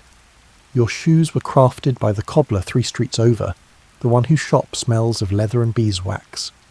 Your shirt was woven by someone who knew the sheep that provided the wool, and maybe even helped shear them on a bright spring morning. The nails holding your house together were hammered out one by one by a blacksmith whose grandfather taught him the trade, who learned it from his own grandfather before that. The 1800s occupy this fascinating middle ground in human history, a bridge between the ancient world of pure handcraft and our modern age of mass production. At the century's beginning, methods of making things hadn't changed substantially in hundreds of years. A medieval craftsman transported to 1800 would have felt reasonably at home in most workshops. But by 1900, factories were humming with machinery, and that same medieval craftsman would have thought he'd stumbled into some kind of mechanical fever dream. You have to understand that in 1800 the concept of shopping as we know it barely existed. You didn't browse through identical products made in distant factories. Instead, you visited craftspeople who would make something specifically for you, shaped to your measurements, built to last not months or years, but potentially generations. Every object carried the fingerprints, sometimes literally, of its maker. This wasn't romanticised simplicity. Life was hard, work was demanding, and making even basic necessities required skills that took years to master. But there was something in this way of making things that we've largely lost. A direct relationship between maker and user, between material and finished object, and between the time something took to create and the value placed upon it. The 1800s would watch this entire system transform. Steam engines would gradually replace water wheels and muscle power. Factories would centralise work that had once been scattered across thousands of small workshops.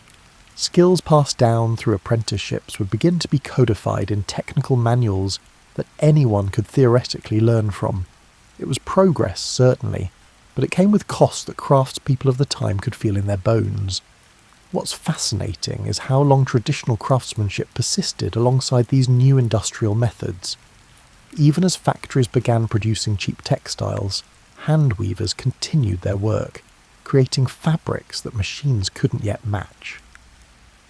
While mass-produced furniture filled modest homes, skilled cabinet makers still crafted pieces for those who valued artistry over economy. The century became a long, slow negotiation between handmade quality and manufactured quantity, between individual artistry and standardized efficiency. Tonight, we're going to explore this world through the hands and workshops of the people who made it.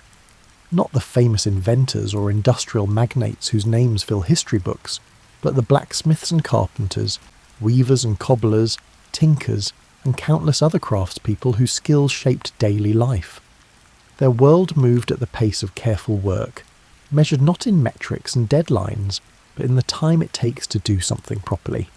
So settle in deeper, adjust your pillow, and let's step into workshops where the air smells of wood shavings and coal smoke, where time is marked by the rhythm of tools meeting material, and where making something beautiful and useful is simply how you spend your day. The blacksmith's workshop is the heart of any 1800s town or village, and you can usually smell it before you see it. That distinctive scent of coal smoke mixed with hot metal, and the slightly acrid tang of quenched iron meeting water. It's early morning as you approach, and already the forge is glowing, radiating heat that feels pleasant in the cool dawn air, but will become oppressive by midday.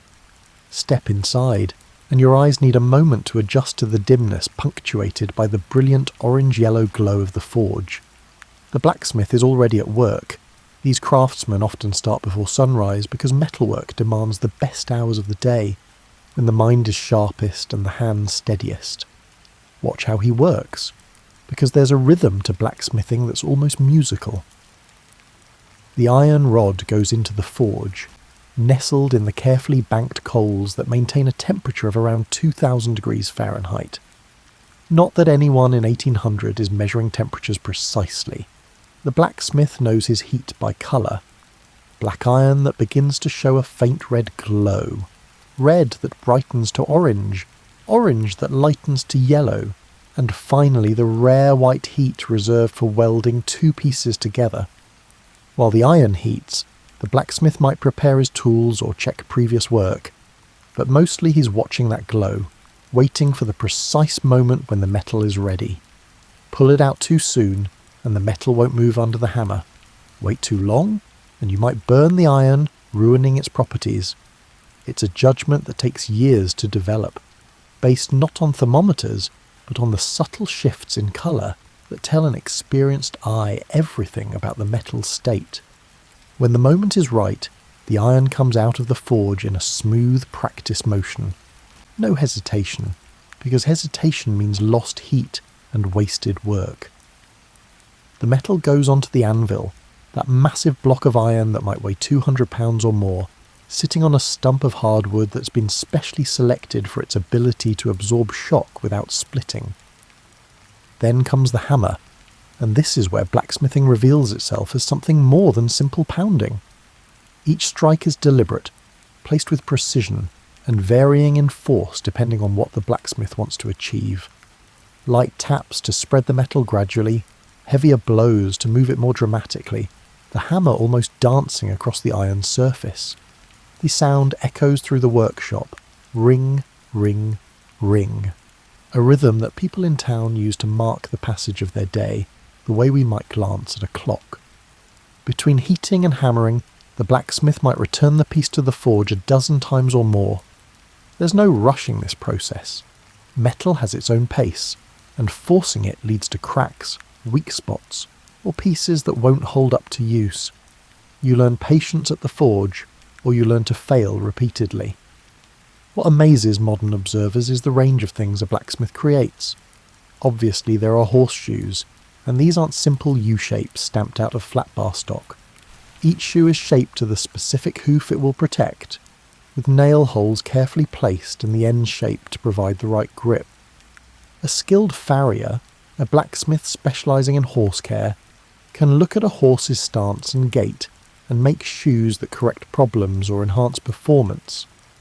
But horseshoes are just the beginning. The blacksmith makes the nails that hold buildings together, crafting them from iron rods, drawing them out to the right length and taper, then cutting them off with a sharp blow. A skilled smith can make hundreds of nails in a day, each one shaped by hand, each one slightly unique. He makes the hinges that allow doors to swing, the latches that keep them closed, and the hooks that hang pots over fires.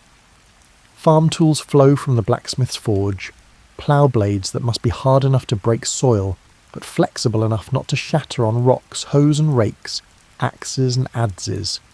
Each tool is created with intimate knowledge of how it will be used. An axe for felling trees differs from one meant for splitting firewood, and both differ from the smaller hatchets used for kindling.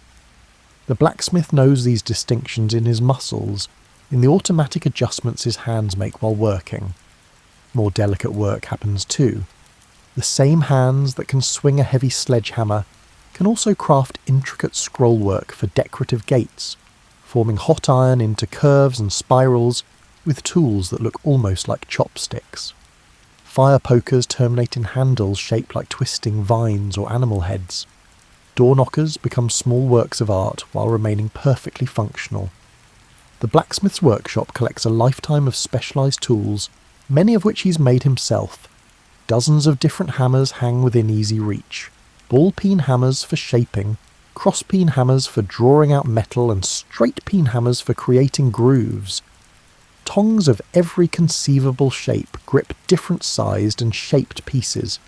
Swages, fullers and hardies fit into the anvil's hardy hole, each designed for specific shaping operations. The physical demands of blacksmithing leave their mark. Blacksmiths typically develop one arm noticeably larger than the other, from constantly swinging the hammer.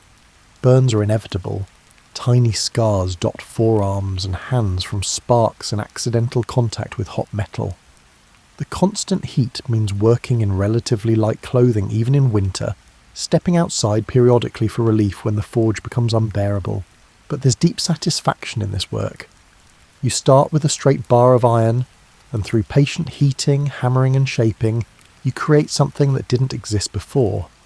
Something useful that will serve its purpose for decades or longer. Objects made by the 1800s blacksmiths are still in use today. Testimony to the quality of work done when taking time to do things right wasn't considered optional. As evening approaches and the blacksmith banks his forge for the night, the workshop begins to cool. The day's work hangs on hooks or rests on shelves, horseshoes waiting to be fitted, tools ready for pickup, and projects in various stages of completion. Tomorrow the forge will glow again, the hammer will ring, and more iron will be transformed into the 1,000 useful things that hold a pre-industrial world together. The blacksmith washes the coal dust from his face and hands at the pump outside, and as he does, you notice his hands, scarred, calloused, and incredibly strong, but also capable of delicate precision. These are the hands that hold together everything in the town, one careful hammer blow at a time.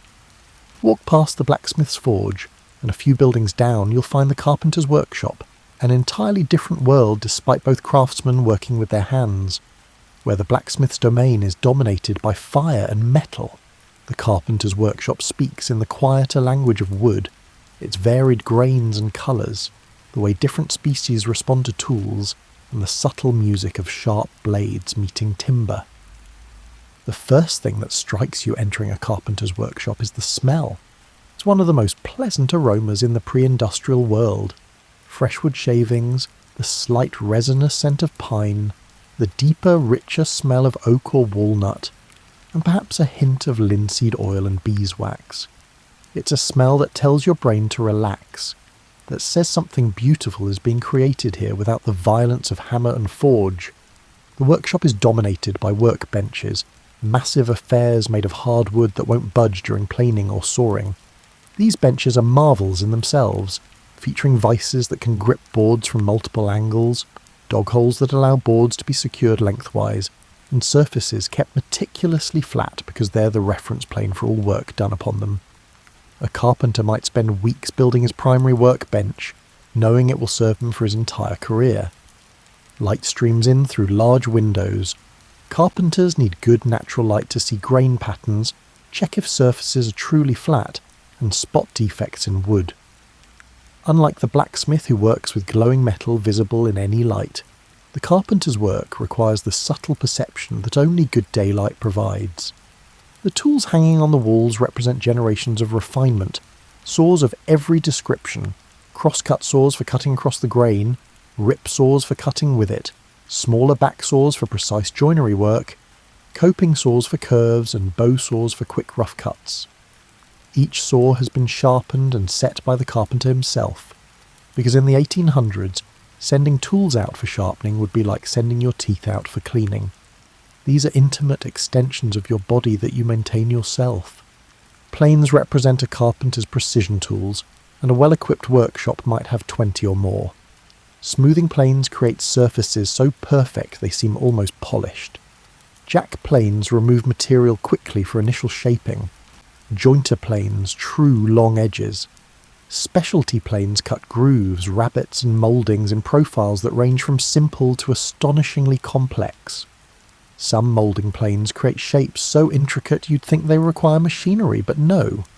Just a perfectly shaped blade, careful adjustment, and steady, practiced strokes. Watch a carpenter work and you see decision-making happening with every board selected. Wood isn't a uniform material like metal or plastic. Each piece is unique, with grain patterns, knots, potential weak spots, and individual character. The carpenter learns to read wood the way you might read faces, understanding at a glance which boards will work for which purposes. A simple board selection for a table might involve considering 6 different pieces. This one has beautiful grain but a knot right where stress will be concentrated. Set it aside. That one's grain runs slightly diagonal, which means it might cup or twist. May be useful for something else, but not this project. This third piece has straight grain, no significant defects, and the right colour, perfect. These judgments happen in seconds but rest on years of experience with how wood behaves. Joinery, the art of connecting pieces of wood without visible fasteners, is where carpentry becomes almost magical. The carpenter cuts a tenon on one piece and a mortise in another, and when fitted together, they create a joint stronger than either piece alone. Through tenons show their ends decoratively. Hidden tenons disappear inside the joined pieces. Dovetails lock drawers together with an elegance that's both beautiful and functional. Those angled pins and tails can't pull apart no matter how hard you tug. Creating these joints requires precision measured not in millimetres, but in the thickness of a pencil line. Too tight, and pieces won't fit together or might crack when forced. Too loose, and the joint weakens. The carpenter works to something called a piston fit, snug enough that pieces require firm pressure to join but not so tight they require hammering, which can bruise the wood or crack delicate parts. Hand tools create this precision. A well-sharpened chisel removes wood in whisper-thin shavings, the carpenter controlling it with subtle pressure changes and angles. feeling in his hands when he's approaching the layout line. Marking gauges score reference lines so fine you can barely see them until light catches them at the right angle. The carpenter works in a state of deep concentration, where time seems to slow down and every cut, every shaving removed and every test fit becomes its own small meditation. But carpentry isn't just joinery and precision work. There's also the rough carpentry of framing buildings, where speed and strength matter more than a furniture maker's finesse. Carpenters build the bones of houses, barns and churches, heavy timber frames joined with pegged mortise and tenon joints that will support roofs for centuries. These same craftsmen might spend morning hours framing a barn addition and afternoon hours creating delicate inlay work for a music box. The versatility required is impressive. A carpenter might be asked to build anything from a simple stool to an elaborate staircase, from storage boxes to carved mantelpieces. Each project requires different skills, different approaches, and different ways of thinking about how pieces fit together. The common thread is understanding wood, how it moves with humidity changes, how grain direction affects strength, and how different species work with various tools. Finishing is where projects come alive. The carpenter might apply oil that brings out depth in the grain, making plain wood suddenly seem precious.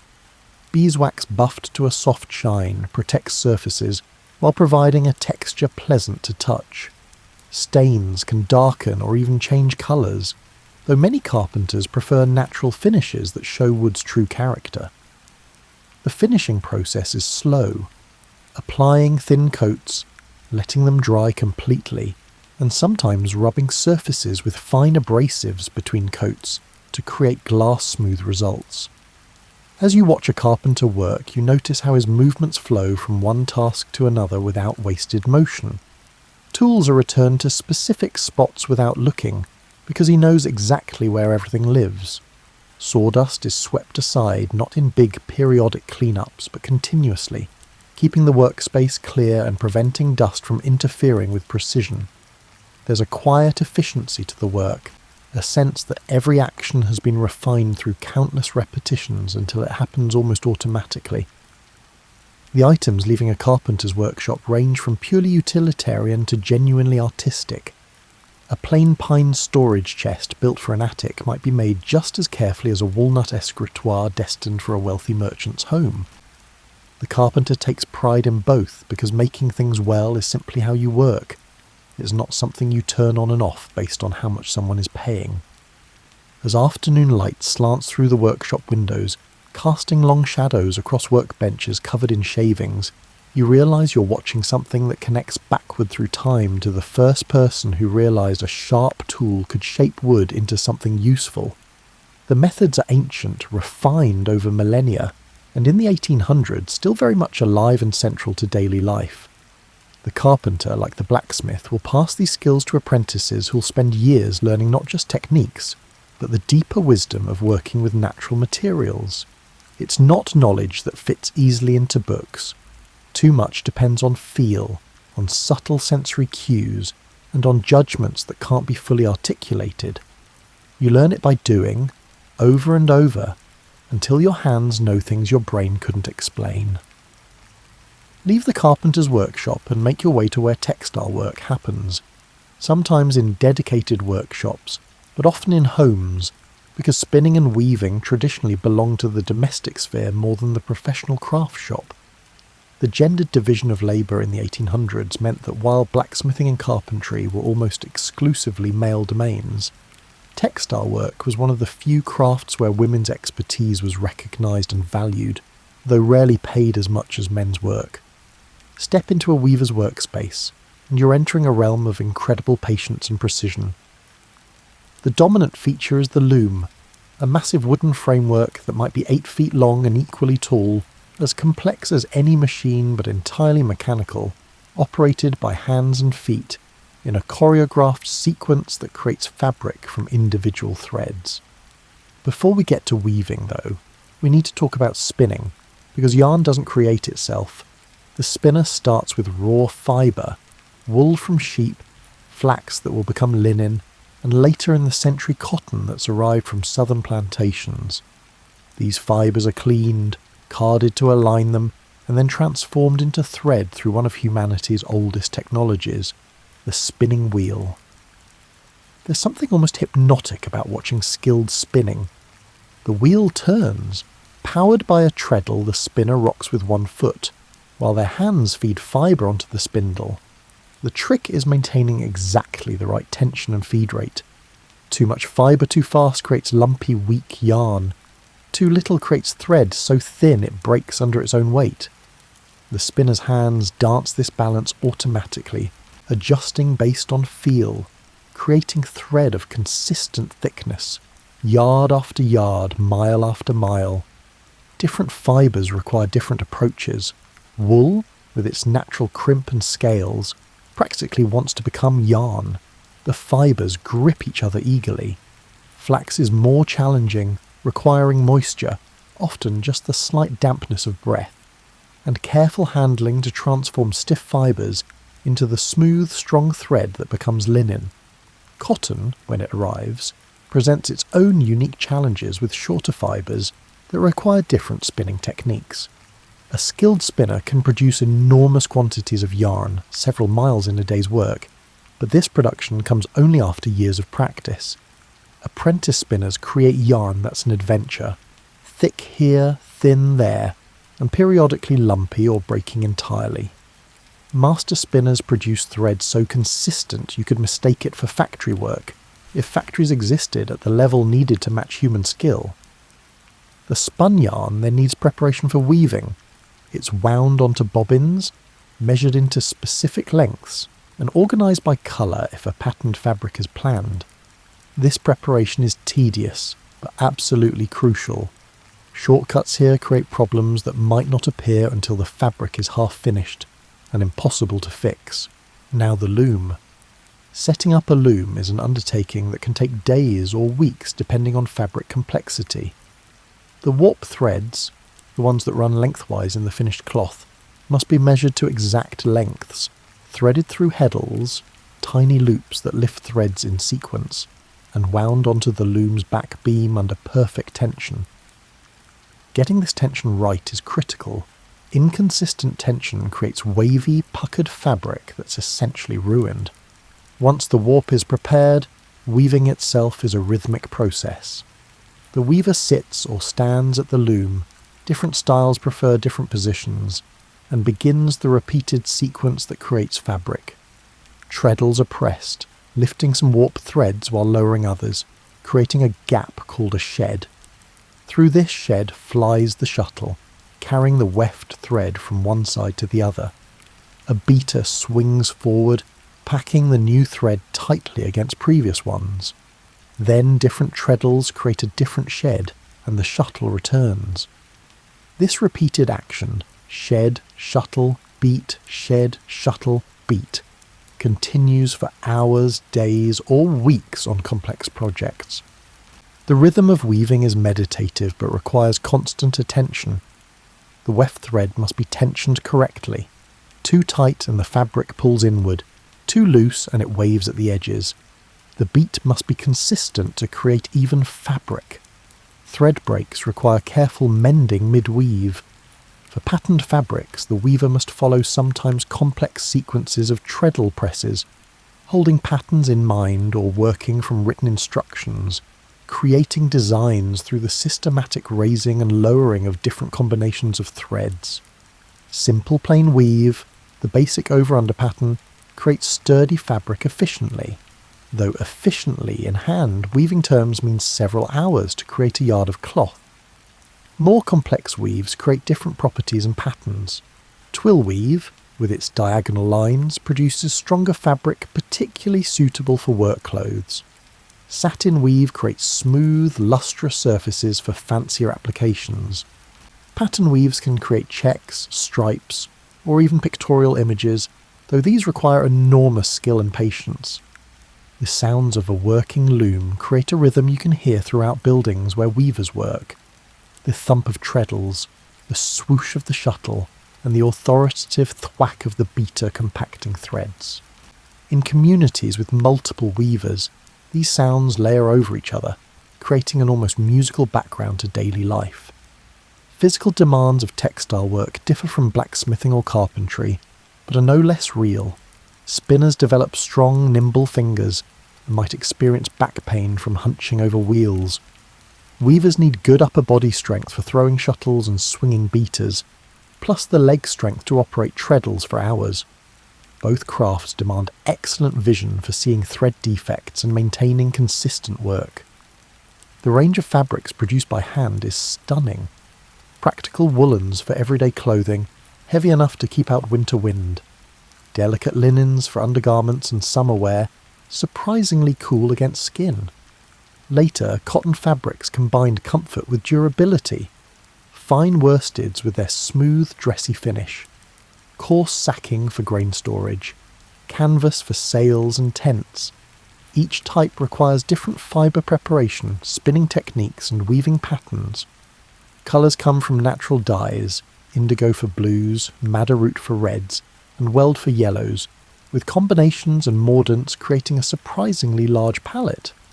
Dyeing is its own craft, requiring knowledge of chemistry before chemistry had that name and understanding of how different fibres take up different dyes, and how to achieve consistent colours batch after batch.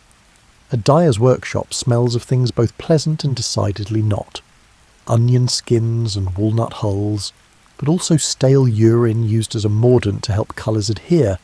As the 1800s progress, textile work is among the first crafts to feel industrial pressure. Mechanised spinning mills can produce yarn faster than any hand spinner. Power looms, though primitive by later standards, gradually replace hand weavers for basic fabrics. This transition is painful. Textile workers who've spent lifetimes mastering their craft watch their skills become economically obsolete within years. But hand spinning and weaving persist throughout the century for specialised work. Machine-made fabrics might be cheap, but they can't match the quality of hand-woven linens, the subtle colour variations of hand-dyed yarns, or the complex patterns that skilled weavers can create. There remains a market for truly fine textiles, even as everyday fabrics increasingly come from factories. In this transitional moment, you can see both worlds coexisting. A weaver might work with factory-spun yarn to save time, but still produce fabric on a hand loom, because that's where quality and pattern complexity come from. A spinner might still prepare specialty yarns for knitting or specific weaving projects, even while factory yarn fills most needs. The crafts adapt, finding niches where hand skill still matters even as machines take over mass production. Beyond the established craftspeople with permanent workshops, the 1800s economy includes a fascinating category of workers who move between settled life and travel, between making new things and repairing old ones. These are the tinkers, cobblers, and various other repair specialists who form a kind of circulatory system in the pre-industrial economy, keeping things working long past what we'd consider their useful life. The cobbler's shop smells immediately distinctive. Leather in various stages from raw hide to finished work, beeswax for waterproofing, and the distinctive tang of tanning chemicals that never quite leaves the material. It's a smaller, more intimate space than the blacksmith's or carpenter's workshop, because cobbler work is detail-oriented and precise, working with materials measured in inches rather than feet. Shoes in the 1800s are valuable items, expensive enough that most people own perhaps 2 pairs, one for everyday work and a better pair for church or special occasions. Children might go barefoot in summer to save wear on their shoes. This means shoes need to last, and when they wear out they need repair rather than replacement. The cobbler starts shoe repair by examining the worn item with practised eyes. The sole is nearly through at the ball of the foot where weight concentrates with each step. This is typical wear. The heel is compressed on one side because the wearer walks slightly off balance. This is information the cobbler files away. The upper leather is still sound, which means this shoe has years of life left with proper repair. Resoling a shoe is unexpectedly complex. The old sole must be removed carefully to avoid damaging the upper. The remaining leather is cleaned and prepared. The new sole, cut from heavier leather than the upper, is shaped to match. then attached not with glue, which won't hold up to water and stress, but by stitching, each stitch pulled tight with waxed thread that won't rot.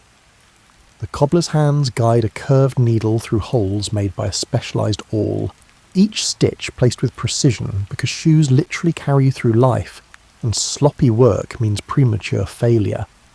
New shoes are even more interesting. The cobbler begins with measurement, not just foot length but width, instep height, and any peculiarities of shape that affect fit.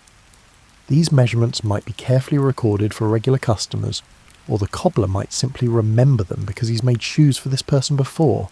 And memory is reliable when you make perhaps 20 pairs a year rather than thousands. Shoemaking starts with last, a wooden form shaped like a foot. Cobblers own lasts in various sizes, possibly carved from rough forms, refined to fit specific feet. Around this last, the shoe is built layer by layer. The insole forms the foundation. Upper leather is cut in pattern pieces, then carefully stitched together. This stitching must be strong but invisible from the outside because lumps and irregularities create blisters. The upper is stretched over the last and temporarily tacked in place. Then comes the sole, attached with more of that careful hand stitching. The heel is built up from stacked leather, each layer glued and then pegged with wooden pegs that compress and interlock under use, creating a solid structure. Final finishing includes edge trimming, burnishing, cut edges smooth, and possibly applying waterproofing compounds. The result isn't just a shoe, but a fitted item specifically crafted for its wearer's feet, likely to last years with proper care and periodic resoling. Bootmaking represents the cobbler's highest art. Tall leather, complex fitting, and multiple pieces carefully joined. Good boots are expensive enough that they represent a significant investment, but they're also essential equipment for anyone working outdoors in all weather. The cobbler takes particular pride in boots because they showcase skill while serving crucial practical needs. Then there are the tinkers, more mobile craftspeople who travel regular circuits through rural areas, arriving with tools and materials to repair metal items too small or simple for the blacksmith, but essential to daily life. The tinker carries a remarkable portable workshop, soldering irons that can be heated in any fire, flux and solder, various hammers and forming tools, sheets of tin and other repair materials, all organised in a pack or cart.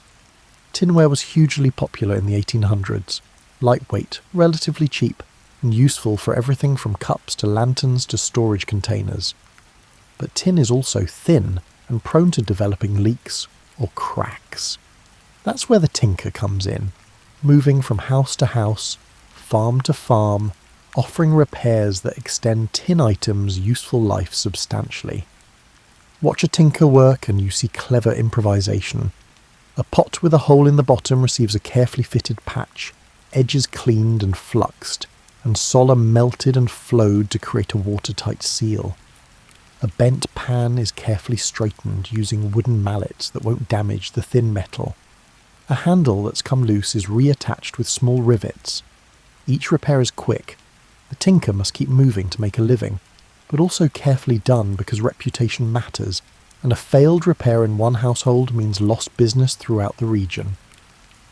Some tinkers also craft new items, cutting and folding tin sheets into functional shapes. A simple cup can be made in minutes. A circle for the bottom, a rectangle wrapped around and joined for the sides, the two pieces soldered together, and a handle formed from wire and attached. The result isn't fancy, but it holds liquid and costs a fraction of pottery or wooden alternatives. The tinker's lifestyle is harder than settled craftspeople's. Travel means exposure to weather, irregular income, and constant hauling of tools and materials, but it also brings independence, variety, and the satisfaction of being welcomed in communities where your skills solve real problems. The tinker becomes a familiar figure, returning each season with news from other places and ready hands to fix what's broken. Both cobblers and tinkers represent something essential about the 1800s economy, the assumption that things should be repaired rather than replaced, that skilled hands can extend useful life almost indefinitely, and that throwing away something that can be fixed is wasteful. bordering on immoral. This attitude stems partly from necessity. New things are expensive, but also from a deeper sense that well-made items deserve respect and care. The specialised knowledge these repair craftspeople carry is impressive. A cobbler can look at worn shoe soles and diagnose medical conditions affecting the wearer's gait. A tinker knows which solders work with which metals, how to compensate for tin's tendency to crack in cold weather, and which flux cleans surfaces best. This knowledge comes from experience, years of seeing what works and what fails, learning from mistakes, and refining techniques. Physical wear shows on these craftspeople too. Cobblers often develop vision problems from close work in poor light, hunched posture from bending over work, and strong hands from pulling stitches tight thousands of times. Tinkers might have burn scars from hot soldering irons or acidic flux, weather-beaten skin from outdoor work, and strong backs from carrying their portable workshops. Yet both professions provide genuine satisfaction. The cobbler who delivers repaired boots knows the wearer can now work safely through winter. The tinker who patches a farmer's milk pail has prevented waste and saved money that family needs for other things. These aren't grand achievements that change history, but they're real improvements to real people's lives, and that matters in immediate, tangible ways. As the century progresses, both professions face challenges. Factory-made shoes, though initially lower quality, become cheap enough that repair costs can exceed replacement costs. Tinware gives way to stamped metal goods that can't be repaired as easily. The itinerant tinker begins to disappear, while cobblers increasingly focus on new shoe sales rather than repairs. But throughout the 1800s, both remain vital parts of the economic fabric, keeping things working, extending useful life, and serving communities with skills learned through long apprenticeship. Midway through the 1800s, something fundamental begins shifting in how things are made. The change doesn't happen overnight. It's more like watching the tide come in, each wave reaching slightly further, gradually transforming the landscape. What we call the Industrial Revolution isn't really a revolution at all, but a slow, uneven transition from hand production to mechanised manufacturing, from small workshops to large factories, and from craftspeople to machine operators. The transformation starts differently for each craft. Textile work, as we mentioned, feels industrial pressure earliest. By the 1820s and 30s, mechanised spinning mills are producing yarn faster and cheaper than any hand spinner can match. Power looms follow, gradually improving from crude first versions to machines capable of producing serviceable cloth. The hand weavers who've spent lifetimes mastering their craft watch their economic value plummet within a generation. But here's what's interesting. The immediate result isn't that handcraftspeople disappear. Instead, the market splits. Cheap, standardised goods flow from factories. Basic fabrics, simple clothing, and utilitarian items. Meanwhile, custom work, high-quality goods, and complex items still require hand skills. A factory can produce plain cotton shirting by the mile, but the shirt itself still needs a skilled tailor to cut and sew. Machine-made furniture fills modest homes, but wealthy buyers still commission craftsmen for pieces that show genuine artistry. The carpenter's craft illustrates this split nicely. Early woodworking machinery, steam-powered saws and planers that can surface lumber faster than any hand tool, doesn't eliminate carpenters but changes what they do. Instead of spending days hand planing rough lumber flat, carpenters can now buy pre-surfaced boards and focus on joinery and assembly. Water-powered sawmills mean carpenters receive boards rather than whole logs, changing their work but not eliminating their skills. What carpenters lose in this transition is a certain kind of control. When you prepare your own lumber from logs, you understand that wood intimately, see its grain structure revealed with each saw cut, notice subtle variations in colour and density, and make decisions about how each board can best be used. With pre-milled lumber, this intimate knowledge becomes less necessary. The work gets faster, but perhaps slightly less connected to the material itself. blacksmithing faces a different kind of industrial pressure. Iron foundries begin producing castings for items previously forged by hand: pot hooks, fireplace equipment, and decorative elements. Later, factories produce nails by machine, each one identical to the next, far cheaper than hand-forged versions. The blacksmith's bread and butter work gradually erodes as factory products fill needs that once required a trip to the smithy, yet blacksmiths adapt rather than disappear. Factories can produce standard items, but custom work still requires the forge. A farmer needs a specialised tool for his particular soil conditions. A factory bracket doesn't quite fit an unusual situation, and a machine breaks and needs a part fabricated to match. These jobs still come to the blacksmith.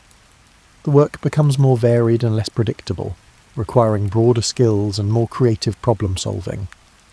The relationship between craftspeople and machines evolves in unexpected ways. Many craftspeople initially fear and resist machinery, seeing it as competition that will destroy their livelihoods. But gradually some realise that machines can be tools rather than replacements. A carpenter might use a power saw to quickly dimension lumber, then employ hand skills for joinery and finishing. A blacksmith might purchase factory-made bar stock rather than forging it from raw iron, saving time for the specialised shaping that machines can't do. This hybrid approach, combining machine efficiency with hand skill, becomes increasingly common as the century progresses. It represents a pragmatic middle ground between pure handcraft and full mechanisation. The craftsperson becomes less a maker of raw materials and more a skilled assembler and finisher, using machine-made components, but adding value through expertise that machines can't replicate. The experience of learning craft changes during this period too. Traditional apprenticeship, years spent with a master, learning by observation and practice, begins competing with technical schools where theory can be taught to multiple students simultaneously. Written manuals appear, trying to codify knowledge previously passed orally. A young person in 1850 might learn carpentry, partly through books and classes, whereas their grandparent learned entirely through hands-on experience. This shift from tacit to explicit knowledge has profound effects. On one hand, it democratizes skills. Anyone with access to books can theoretically learn techniques previously guarded within craft guilds. On the other hand, something gets lost in translation. The subtle judgment about when wood is ready to cut, the feel of metal at proper forging temperature, and the sound of a properly sharpened tool. These things are hard to convey in writing. The manual can tell you what to do, but struggles to communicate the embodied knowledge of how it should feel when done right. Economic pressures intensify as factory production expands. A hand weaver might earn a decent income in 1820, struggle in 1840, and be essentially priced out of basic textile production by 1860. Some craftspeople adapt by specialising in luxury markets, where hand quality commands premium prices. Others abandon traditional crafts entirely, perhaps moving to factory work themselves or finding new occupations. The transition is rarely smooth or easy. Communities experience these changes in deeply personal ways. A town that once supported 3 cobblers might now support 1, as cheaper factory shoes reduce demand for repairs and custom work. The blacksmith shop might employ fewer apprentices as factory goods replace hand-forged items. Young people growing up in the 1870s might see craft apprenticeships as outdated paths to poverty rather than respected routes to skilled work. Yet throughout this transition, certain values associated with handcraft persist. There remains appreciation for things made with care, for the visible evidence of skilled hands, and for items crafted to last rather than replaced when fashion changes. A factory-made chair might be cheap, but it won't match the satisfaction of sitting in something a craftsperson built specifically for you, shaped to your proportions and finished to your preferences. The aesthetic debate between handmade and machine-made intensifies later in the century. Critics argue that machine production creates soulless uniformity, that it values quantity over quality, and that it severs the connection between maker and user that gave handcraft its meaning. defenders counter that machines democratize goods previously available only to the wealthy, that they free human energy for higher purposes than repetitive manual labour, and that progress shouldn't be feared simply because it's different.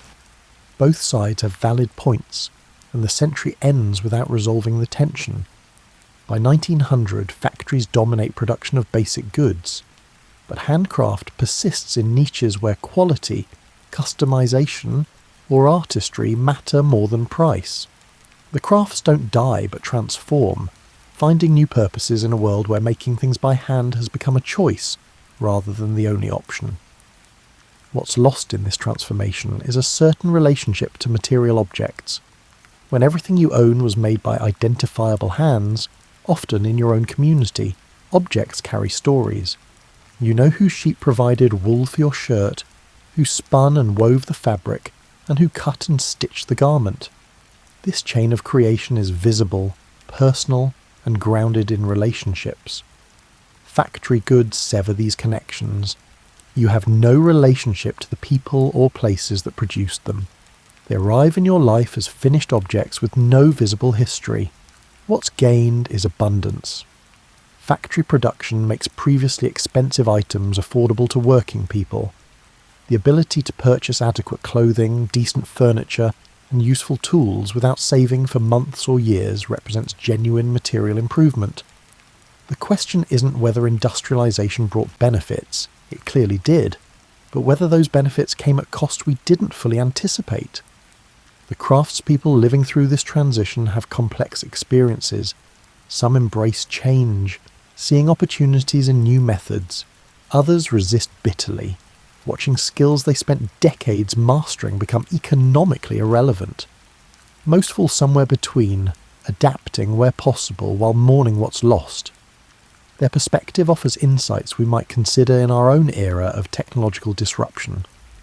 As the 19th century ends, the workshop world we've been exploring exists more in memory than present reality. The blacksmith's forge still glows in small towns, but factory-made metal goods fill most needs. Carpenters still ply their trade, but increasingly with power tools and factory-milled lumber. Weavers who once were common in every community have largely moved to factory employment or abandoned textile work entirely. The tinker's circuit has ended, replaced by mail-order catalogues offering cheap replacement goods. Yet the knowledge doesn't entirely disappear. Skills pass to hobbyists and artisans who practice traditional crafts for pleasure rather than necessity. Museums preserve tools and techniques. Written records and photographs capture methods before the last practitioners die. A thread of connection remains, however tenuous, linking us back to ways of making that dominated human experience for thousands of years. As you settle deeper into comfort, perhaps your tea has cooled and you're considering whether to brew more, or maybe sleep is starting to gently pull at your awareness. Let's think about how the craft world of the 1800s still touches your life today, often in ways you don't notice until you pause to consider. That wooden cutting board in your kitchen, if it's a good one made by a small producer rather than mass-manufactured overseas, was probably created using techniques a 19th century carpenter would recognise immediately. Someone selected the wood for appropriate grain, cut it carefully, sanded it smooth, and finished it with food-safe oil. The tools might be electric rather than hand-powered, but the basic principles, understanding wood, working with rather than against the grain, creating smooth surfaces that won't harbour bacteria, these haven't changed. The same continuity appears in countless modern objects. Quality leather goods still involve many hand operations, cutting, stitching and edge finishing, because machines struggle with three-dimensional forms and variable materials. Fine furniture, while often involving power tools for rough work, still requires hand skills for joinery, finishing, and creating the details that distinguish craftsmanship from mere construction. Blacksmithing, written off as dead by the mid-20th century, has experienced an unexpected renaissance. Contemporary blacksmiths create everything from architectural metalwork to kitchen knives to decorative art. They use the same basic techniques, heating, hammering, shaping, that their 1800s predecessors employed, though modern forges might burn propane rather than coal, and temperature control might involve thermocouples rather than reading metal colour. This revival isn't just nostalgic hobby work. There's genuine demand for hand-forged items because they possess qualities machine production can't easily replicate. A hand-forged knife has subtle variations in thickness and shape that distribute stress better than uniform factory knives. Hand-forged architectural elements bring visual interest to buildings increasingly dominated by standardization. People respond to evidence of human hands in creation, even if they can't articulate exactly why it matters. The knowledge preserved in traditional crafts also informs modern innovation. Engineers studying traditional joinery discover principles that inspire new fastening systems. Textile designers analysing hand-woven fabrics find patterns and structural approaches that translate into innovative materials. The past isn't just history. It's a repository of human problem-solving that took thousands of years to develop and shouldn't be carelessly discarded. Contemporary makers often describe feeling connected to long lineages when they practice traditional crafts. The weaver at a hand loom experiences the same rhythms, faces the same challenges, and makes the same subtle judgments as weavers 500 or 5,000 years ago. There's something profound in this continuity, a sense that you're participating in fundamental human activities that transcend particular moments or cultures. The satisfaction people find in handcraft, whether as professionals or hobbyists, speaks to needs that industrial production doesn't fulfill. Making something with your hands, watching it emerge from raw materials through your efforts, knowing exactly what went into its creation. These experiences provide a kind of fulfillment that purchasing finished goods never quite matches. In an increasingly digital age where much work involves manipulating abstractions, the concreteness of craft becomes particularly appealing. Modern craft education draws heavily on 19th century traditions. Woodworking classes teach joinery techniques that would be familiar to Victorian carpenters. Blacksmithing workshops cover forging methods unchanged in centuries. Textile arts programs introduce students to spinning and weaving using equipment that differs only in details from what craftspeople used throughout the 1800s. The knowledge transfers across generations because it's based on unchanging properties of materials and human capabilities. What's changed is the economic context. A 19th century craftsperson practiced their trade because it was how they earned their living. The only way most people could acquire necessary goods was through craft production. Modern craftspeople often have different motivations: artistic expression, connection to tradition, resistance to disposability, and the simple satisfaction of making. Economic pressure still exists. Craft businesses must compete with cheap manufactured goods, but it's not the existential necessity it once was. The appreciation for handcraft has also changed. In the 1800s, handmade was simply normal, the default state of affairs. Today, handmade is special, distinctive, and worth premium pricing. This shift reflects how rare genuine handcraft has become. When everything was made by hand, individual pieces weren't remarkable. Now that mass production dominates, evidence of hand skill commands attention and respect. This creates an interesting irony. Handcraft has become luxury goods, accessible mainly to those with money for premium products or time for hobby pursuit. The skills that once served everyone now often serve wealthy collectors or become leisure activities for those with adequate resources. This isn't entirely negative. It's preserved knowledge that might otherwise have disappeared, but it represents a profound change in craft's social role. Yet the hunger for connection to making persists across economic classes. DIY culture, makerspaces, and YouTube tutorials teaching traditional skills, these phenomena suggest a widespread desire to understand how things are made and to participate in making. The specific economic circumstances differ from the 1800s, but the human impulse to create with hands and tools remains constant. Environmental awareness has given traditional craft new relevance. The 1800s' emphasis on repair over replacement on making things to last, and on working with natural rather than synthetic materials. These approaches align well with contemporary sustainability concerns. A handmade wooden chair that lasts generations has far less environmental impact than cheap furniture designed for planned obsolescence. Traditional crafts' built-in sustainability looks increasingly wise rather than merely old-fashioned. The pace of craft work offers another kind of value in our accelerated world. Everything about traditional making is slow. The years of skill development, the careful material selection, and the patient execution of techniques that can't be rushed. This slowness frustrates modern efficiency-obsessed thinking, but provides an antidote to constant acceleration. The weaver who spends weeks creating yards of fabric, the woodworker who completes perhaps one piece per month, and the blacksmith who heats and hammers the same piece dozens of times, they're all working at human speed, the pace at which careful attention can be sustained.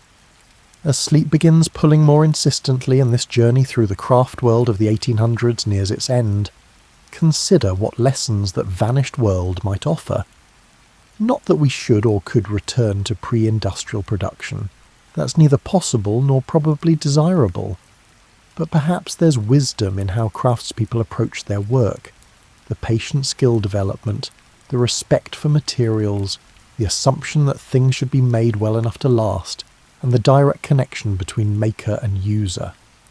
The blacksmith, carpenter, weaver, cobbler, and tinker we visited tonight worked in a world vastly different from ours.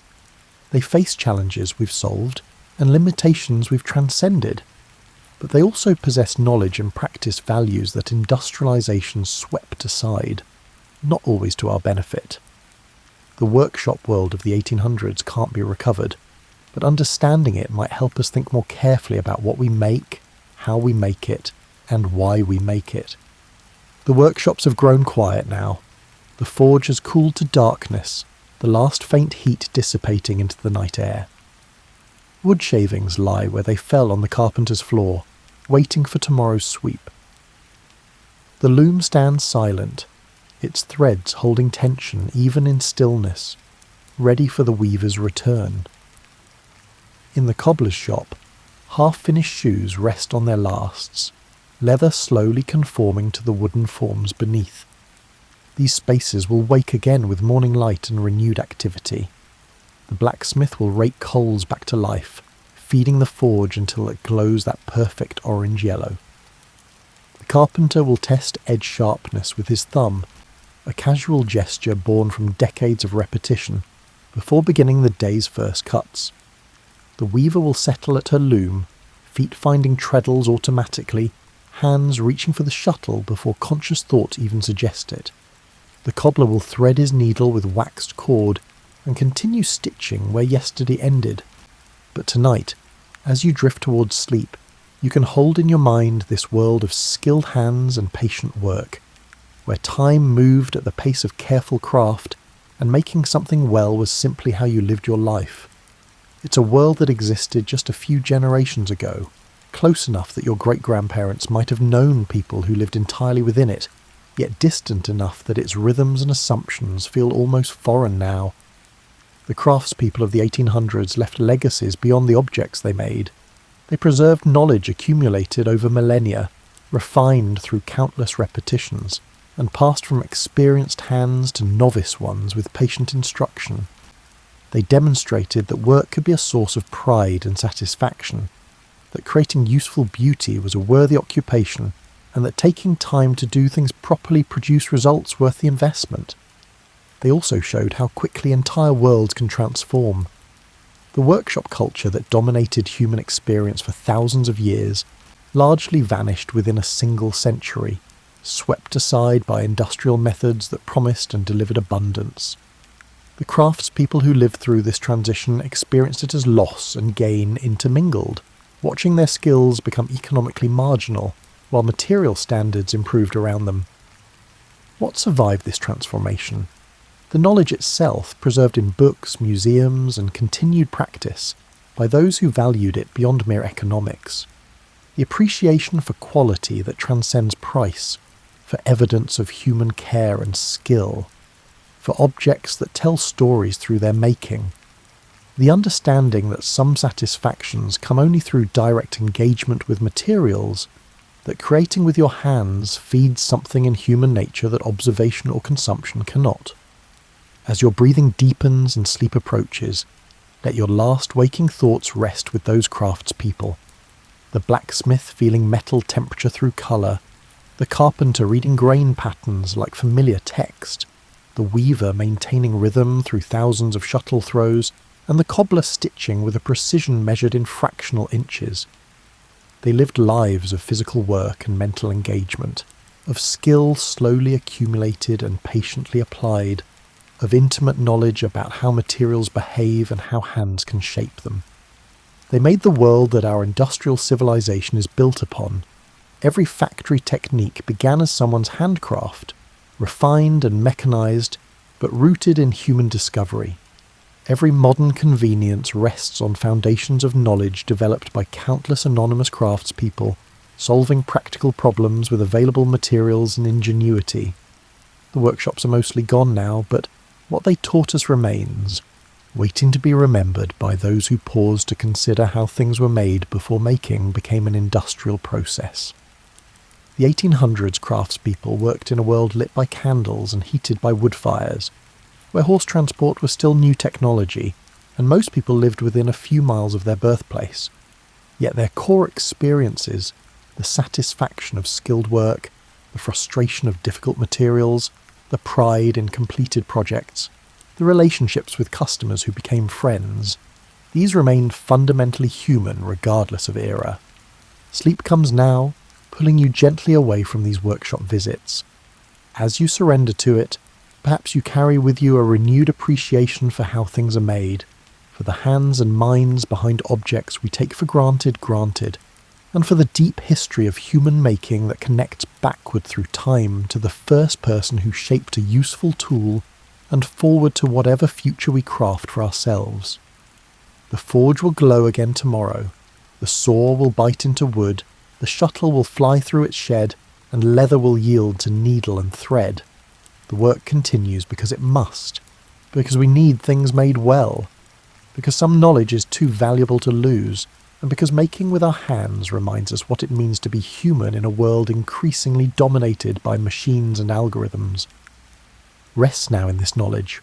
Somewhere tonight someone is practicing these ancient crafts, keeping knowledge alive, making things with patience and skill, and maintaining connection to ways of working that have served humanity since we first learned to shape our world, rather than merely inhabit it. The story of craft is your story too. How we make things, how we make meaning, and how we make our way through the world with skilled hands and thoughtful minds. Sleep well, and may your dreams be filled with the quiet satisfaction of work done well, of materials transformed through skill, of things made to last by people who cared enough to make them properly. Tomorrow you'll wake to a world vastly different from the 1800s workshop culture we visited tonight. But somewhere in that modern world, ancient skills persist, ancient rhythms continue, and the fundamental human impulse to create with our hands remains as strong as ever. Perhaps that's the real legacy of those 19th century craftspeople. Not just the objects they made, but the reminder that making things well matters, that craft has value beyond economics, and that some of our deepest satisfactions come from creating rather than merely consuming. The workshops are quiet now, the tools rest, the materials wait, and you rest too, carrying forward this story of how things were made, when making required not just pressing buttons, but understanding materials deeply, developing skills patiently, and working with the kind of care that could be neither automated nor rushed. Imagine what the world was like in 774, when Charlemagne was busy becoming the Holy Roman Emperor, and most people thought the Earth was the centre of everything. It was a time when the most amazing piece of technology you had was a water mill. The news travelled as fast as a horse, and you learned about the universe from a mix of ancient Greek philosophy, Christian theology, and what your grandfather swore he saw in the sky that one night. You lived in a world where the heavens were as reliable as clockwork, or at least as reliable as a sundial, which was the most accurate timepiece you had. The sun rose, the moon went through its phases, and the stars moved in patterns that people have known about since the beginning of recorded history. In a time when so much of life was uncertain, this celestial reliability was more than just useful, it was very comforting. Hollywood might make you think that people in the Middle Ages were primitive, but they weren't. They were skilled astronomers who could predict when eclipses would happen, figure out when Easter would be years in advance, and find their way by the stars with amazing accuracy. Monastery libraries kept careful records of comets, the movements of planets, and other strange things that happened in the sky for hundreds of years. These people didn't freak out at every shooting star. They were experienced skywatchers who could tell the difference between normal and amazing. In comparison to how complicated things are today, the medieval view of the universe was very simple. Earth was in the middle of everything, and around it were crystal spheres that held the moon, planets, and stars in their never-ending dance. The Empyrean was beyond the sphere of fixed stars, and it was where God lived in perfect light. It was a universe that made sense, where everything was in the right place and had a reason for being there. People in 774 lived their lives in ways that most people today have forgotten. You woke up with the sun because candles were expensive and firelight was hard to find. The sun's path across the sky, not the clock, told you how long your workday was. Farmers knew that certain crops should be planted when certain stars came up at dawn. And monks split their prayers into different parts based on the canonical hours that followed the sun's movement. Most people stayed in the same place their whole lives, only moving a few miles away. The next valley, the closest market town, and maybe the regional cathedral were the only things that could reach your world. If you were lucky enough to go on a pilgrimage, you could see them. It would have seemed as strange to you that things happening millions of miles away in space could affect your daily life, as the idea that you could one day video chat with someone on the other side of the world. But even in this small world, people were very aware of the sky. The night was really dark because there were no electric lights to wash out the stars. This made celestial events much more visible and dramatic than they are now. Everyone could see a bright comet, not just astronomers with special tools. The Milky Way looked like a cosmic highway across the sky, and meteor showers were events that whole villages would stay up to watch. Everything was affected by religion, and people often saw celestial events through religious lenses. Strange things happening in the sky could be signs of political change, warnings from God about how to act morally, or signs of the end of the world. The line between astronomy and astrology was not clear, and both were seen as valid ways to understand God's will. In 774, most scholars were monks and priests who could read the works of ancient scholars like Ptolemy, Aristotle, and Pliny the Elder. These texts helped people understand how the world worked, but medieval scholars weren't just passive recipients of ancient knowledge. They also made their own observations and sometimes came to different conclusions than classical authorities. People were curious and observant at the time, but only up to a point. Natural philosophers endeavoured to comprehend God's creation through meticulous examination, holding the belief that the natural world disclosed divine truth. It was important to pay attention to strange events not only because they were scientifically interesting, but also because they could have spiritual meaning. Trade networks linked even the most isolated communities to larger cultural exchanges. A strange story seen in one monastery could travel hundreds of miles along pilgrimage routes, merchant paths, and diplomatic channels to reach chroniclers. Information moved slowly but steadily, making a medieval version of an intellectual network that could keep and share important observations. In this carefully planned world of 774, where the stars followed familiar patterns and strange things happened so rarely that they were memorable, something amazing was about to happen. The universe was getting ready to send Earth a cosmic message that would be recorded in tree rings, ice cores, and historical records. It would take humans over 1,000 years to make the scientific tools needed to figure out what it meant, but the people of 774 didn't know they were about to see proof of one of the most powerful events in the history of the universe. They went about their daily lives taking care of their fields, praying and looking at the stars they knew. They had no idea that invisible radiation was about to fall from space in amounts that wouldn't be seen again for another 1,000 years. Imagine that you're relaxing in your medieval cottage on a normal night in 774, maybe sometime between late winter and early summer. The exact date is lost to history, like so many other details from that time. The sky looks normal, the stars shine as brightly as they always do, and nothing seems out of the ordinary for any other night in your life. But something amazing is happening high above the Earth's atmosphere that people won't fully understand until the 21st century. A huge burst of high-energy particles is hitting Earth's upper atmosphere with a force that has never been seen before. These cosmic rays, which wouldn't be called that for another 1,000 years, are falling from space like an invisible waterfall of radiation, carrying energies that are much bigger than anything human technology can make even today.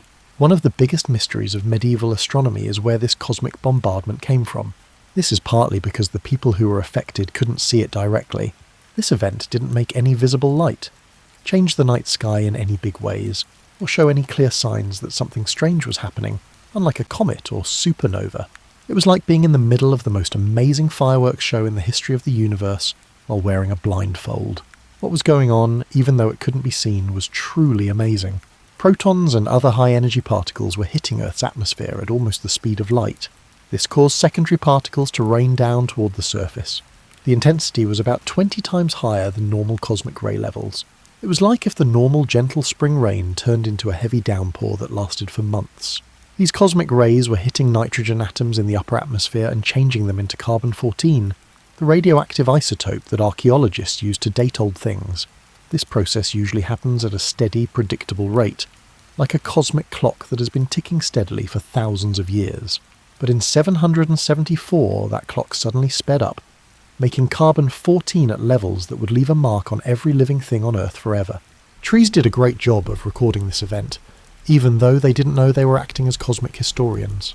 They took in extra carbon-14 as they grew in 774 and 775, which scientists would later recognise as one of the most dramatic spikes in the radiocarbon record. Every tree ring from that time held proof of this storm that couldn't be seen. The cosmic rays were also making other isotopic signatures, like beryllium-10 in ice cores and chlorine-36 in rocks. These records of the same event were spread out all over the world, like pieces of a puzzle that wouldn't be put together for more than 1,000 years. The universe was putting invisible tags on Earth that said, something big happened here in 774. But what could have caused such a strong burst of cosmic radiation? Scientists today have come up with a number of possible explanations, each one more dramatic than the last.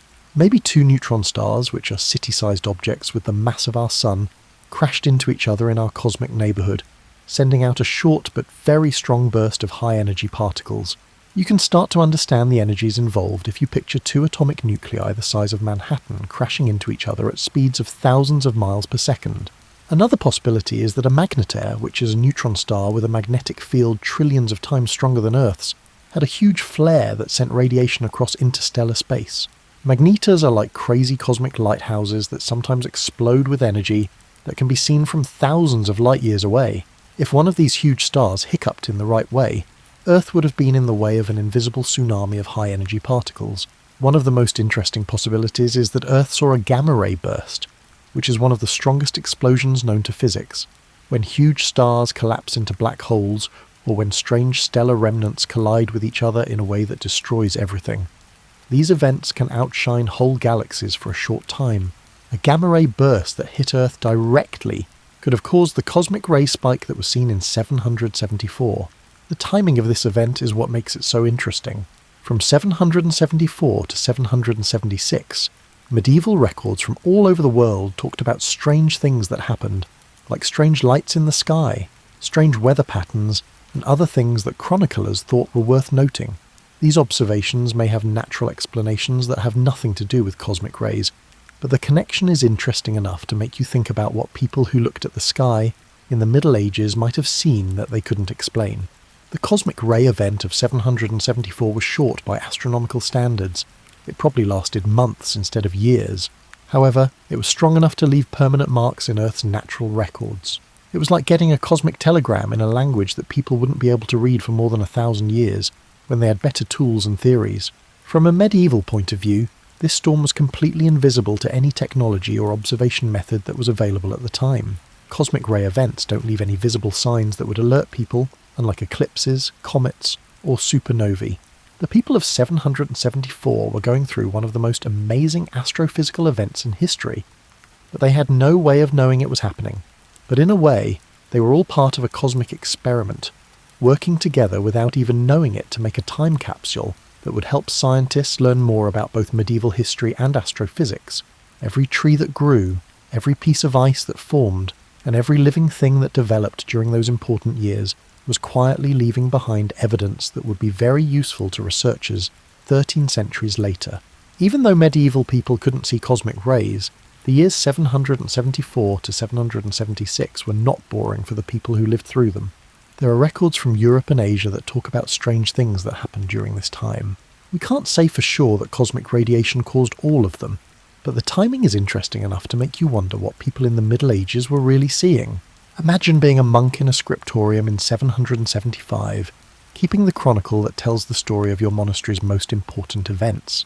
You dip your quill in oak gall ink and write down that the winter has been unusually harsh and that strange colours have appeared in the northern sky a few times. You don't know that more cosmic radiation could change the chemistry of the atmosphere in small ways, or that high-energy particles could cause strange auroras to appear at lower latitudes than usual. The Anglo-Saxon Chronicle, which is one of the most reliable sources from the Middle Ages, says that a red crucifix appeared in the sky after sunset around this time. Medieval chroniclers were skilled at watching the sky and could tell the difference between normal and strange events. So when they took the time to write down strange celestial events, they were probably seeing something that was really strange. Between 774 and 776, Chinese astronomical records from the Tang dynasty, which kept some of the most advanced celestial observations in the world, noted a number of strange events.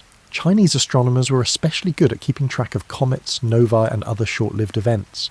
Their records talk about guest stars and strange atmospheric events that don't match up with any known astronomical events that can be seen from Earth. The Annals of Ulster say that there were strange lights and weather patterns in Ireland during this time. Irish monasteries were places where people could learn and keep detailed records of events on Earth and in the sky. Their chronicles often give us information about things that other sources might miss. The fact that different independent chronicle traditions all record strange things happening at the same time suggests that something strange was really going on. But this is where the story gets really interesting from a human point of view. People in the Middle Ages who saw these things had to make sense of them using what they already knew. This meant that they mostly understood strange things through religious and philosophical lenses instead of scientific ones. A strange light in the northern sky could mean that the government is about to change, that God is unhappy with how people are acting, or that the end of the world is near. People probably thought of the Red Cross in the Anglo-Saxon Chronicle as a Christian vision, maybe showing God's judgment or mercy. These interpretations weren't simple or stupid. They were smart tries to make sense of strange events with the best tools available at the time. It also looks like the weather in the Middle Ages was strange from 774 to 776, with different records talking about harsh winters, strange storms, and other weather events that were out of the ordinary. Cosmic rays don't directly control the weather, but they can change the chemistry of the atmosphere in ways that might change how clouds form and how much rain falls. Medieval people would have thought it was magic that invisible particles from space could change the weather on Earth.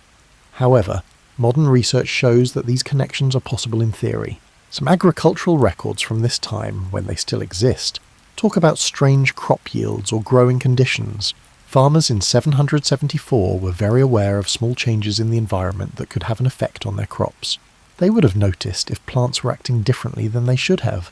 Theoretically, increased cosmic radiation could impact plant growth and development in ways that seasoned farmers might notice, even if they couldn't articulate their observations. Monks may have noticed small changes in how plants grew or flowered in monastery gardens, which were well-kept places. Medieval monasteries kept very detailed records of farming, and some of these records suggest that the weather was strange during the mid-700s and 70s. It is impossible to say for sure if these changes were caused by cosmic radiation or just normal changes in farming, but the timing is interesting. Even if the cosmic ray event itself couldn't be seen, it probably had a big effect on the minds of people living in medieval times. Even though no one could say for sure what was going on, strange lights in the sky, strange weather patterns and strange natural events would have made people feel like something big was happening. People in the Middle Ages lived much closer to the natural rhythms of the world than we do now. This made them more aware of small changes in the environment that people who live in cities today might not notice at all. A farmer who slept outside every night would notice if the aurora appeared at latitudes that were lower than usual. Similarly, a monk who prayed at regular times would notice if the colours of dawn or dusk looked different than usual. When strange things happened in medieval communities, people usually turned to religion more, asked learned people for advice, and paid close attention to other signs that might help them understand what was going on. Communities might set up special prayers, processions or other religious activities to respond to divine messages that are hidden in natural events. It is especially sad that people in the Middle Ages saw the aftermath of one of the most powerful astrophysical events in history, but they had no way to understand what it really meant or how important it was. They were like people who were trying to understand a symphony but could only hear a few notes here and there, or who were trying to enjoy a painting but could only see random brushstrokes. But their careful observations and detailed records, which are still kept in monastery chronicles and royal annals on several continents, give modern scientists important information about both the cosmic ray event and its possible effects on Earth.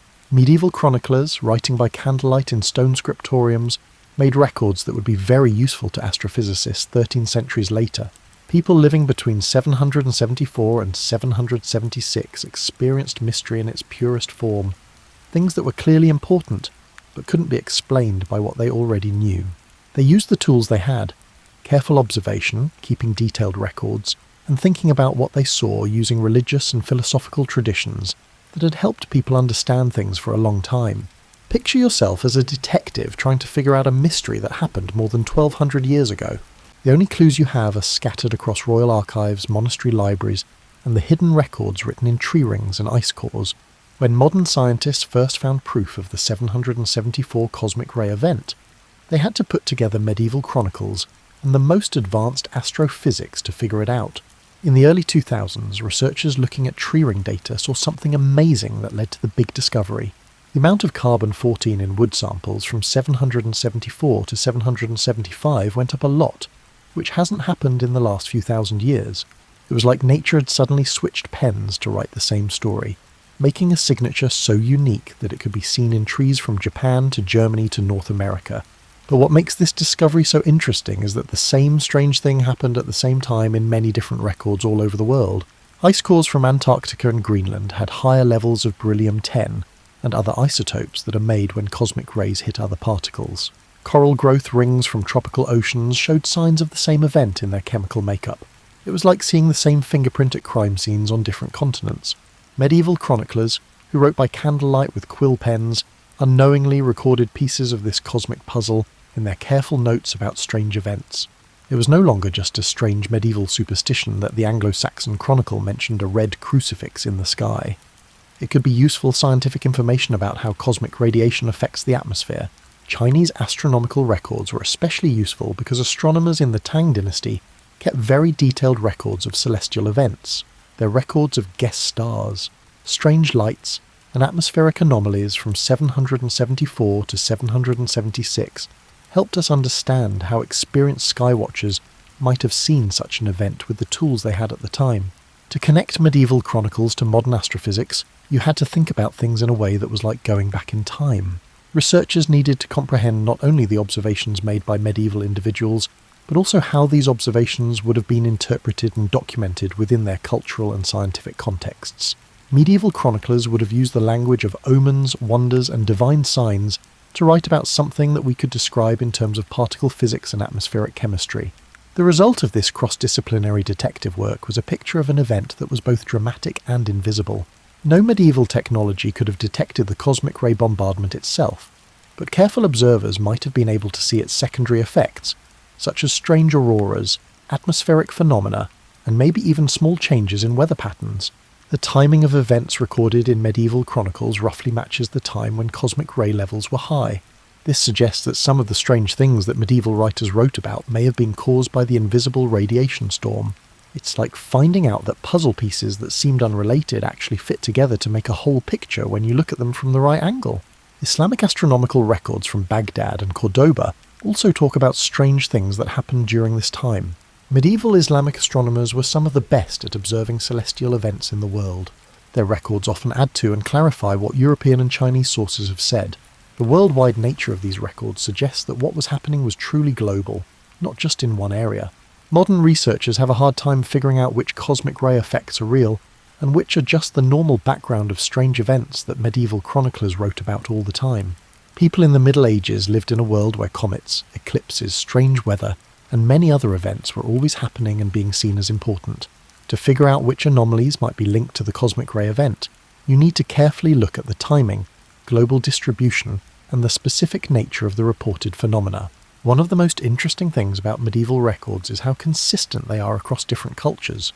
When Irish monks, Chinese court astronomers, and Islamic scholars in Spain all write about strange things happening in the sky at the same time, it means they were seeing something that was really strange, and not just what people in their cultures thought were signs of bad luck or good luck. This cosmic mystery shows how modern science works best when people work together. Astrophysicists offered theoretical frameworks for comprehending cosmic ray phenomena and their possible impacts. Historians and archaeologists helped by sharing their knowledge of medieval sources and the historical context.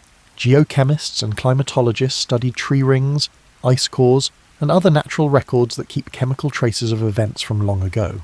The 774 event is especially useful for science because it can be used as a kind of cosmic calibration tool. Scientists can better understand similar but smaller events in the geological and historical record by studying how this intense cosmic ray event changed Earth's atmosphere and biosphere. It's like having a Rosetta Stone to help you figure out what cosmic ray signatures mean in natural archives.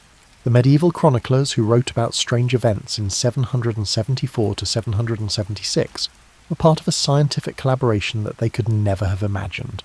Their meticulous observations, documented in manuscripts dispersed throughout monastery libraries and royal archives, yielded essential evidence for comprehending one of the most consequential astrophysical occurrences in recorded history. Scientists can now read the cosmic signatures hidden in tree rings and ice cores thanks to modern technology. However, medieval people who saw the event gave scientists the context they needed to understand how it might have looked to people who lived through it. The combination of high-tech analysis and careful historical research has uncovered a story that neither method could have found on its own. The people who saw the 774 cosmic ray event had no idea they were witnessing astronomical history, but their careful record-keeping and detailed observations made a time capsule that would be very useful to researchers more than 1,000 years later. It's a reminder that observations that seem unrelated can sometimes show their true importance only when looked at from the point of view of later scientific knowledge. Imagine waking up on a normal morning in 775 when the year before had brought news of strange events from all over the world. You get up with the sun because that's when life starts in a time before electric lights. When you step outside your home, whether it's a peasant's cottage, a monastery cell, or a merchant's house, you might look up at the sky and realise that something strange has been happening up there. The cosmic ray event that peaked in 774 was making small changes in your environment that you couldn't see, but the strange things that chroniclers and travellers wrote about were adding a sense of wonder and uncertainty to everyday life. People in the Middle Ages were used to living with mystery. They knew that a lot of things about the natural world were beyond human understanding, but the fact that there were so many strange reports during this time made them feel like big changes might be happening in the cosmic order. No matter if you were a devout monk following the canonical hours or a farmer giving thanks for another day of life, your morning routine would always start with prayers. But prayers from the Middle Ages often asked for protection from all kinds of natural and supernatural threats. The reports of strange lights and unusual weather might have made these requests seem more important than usual. You lived in a time when the line between natural and supernatural explanations was not very clear. Strange things could be seen as either divine messages or bad omens.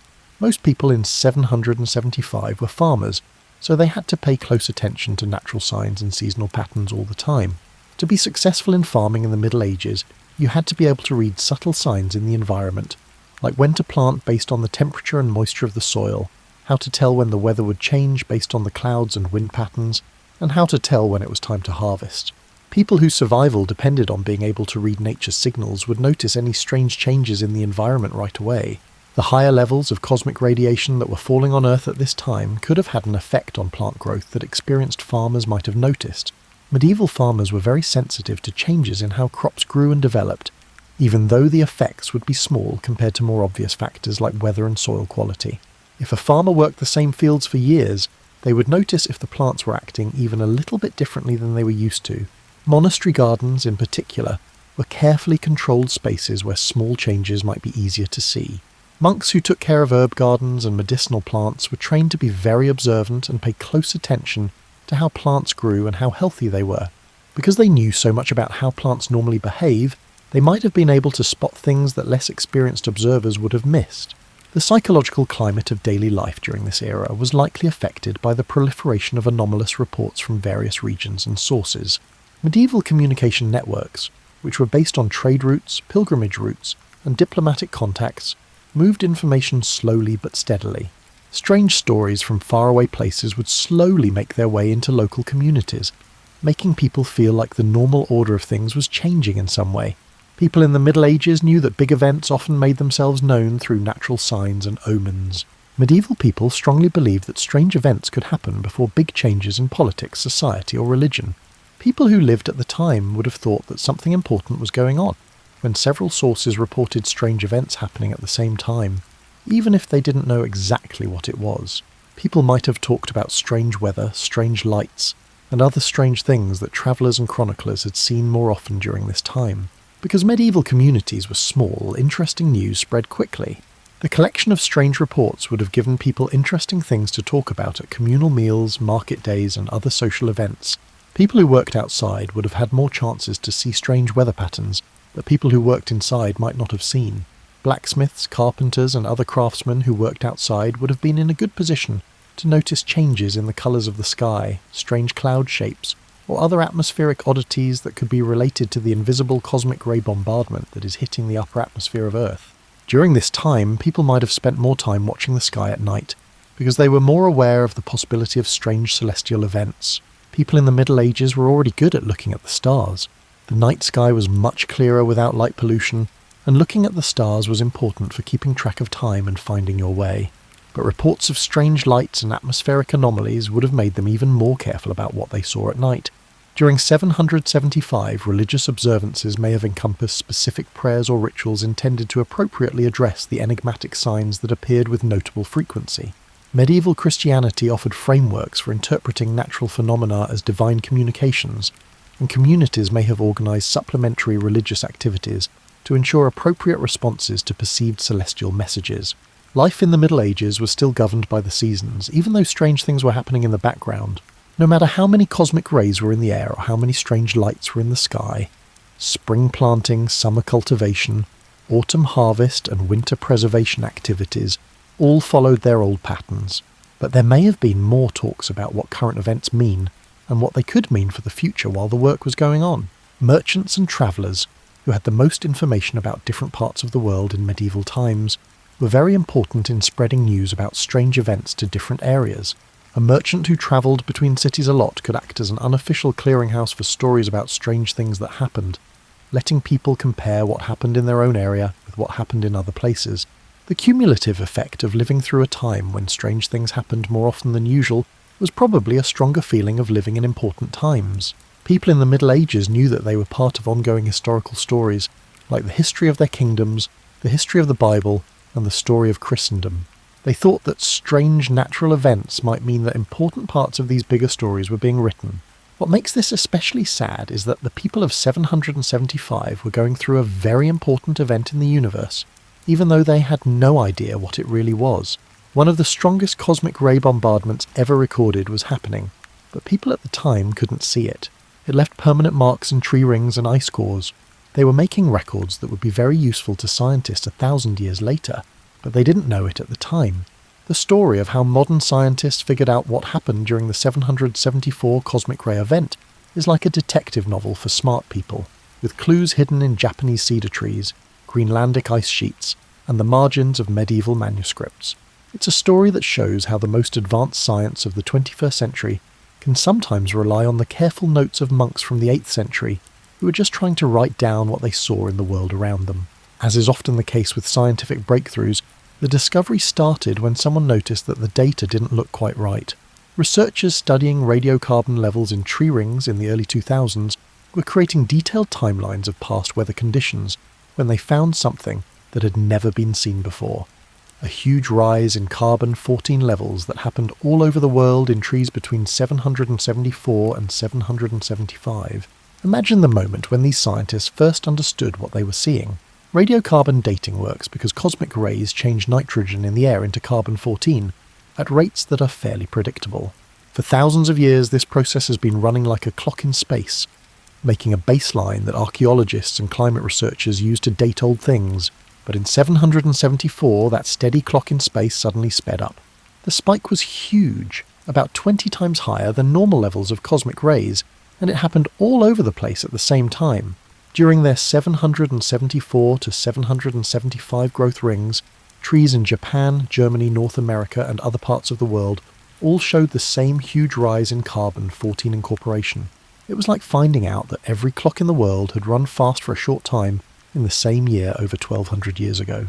At first, scientists didn't know what could have caused such a big and sudden event around the world. Testing nuclear weapons in the 1960s had caused fake radiocarbon spikes, but the natural historical record didn't have anything like what they were seeing in 774. In theory, solar flares could cause more cosmic rays, but the 774 event was so big that it was bigger than any known solar storm.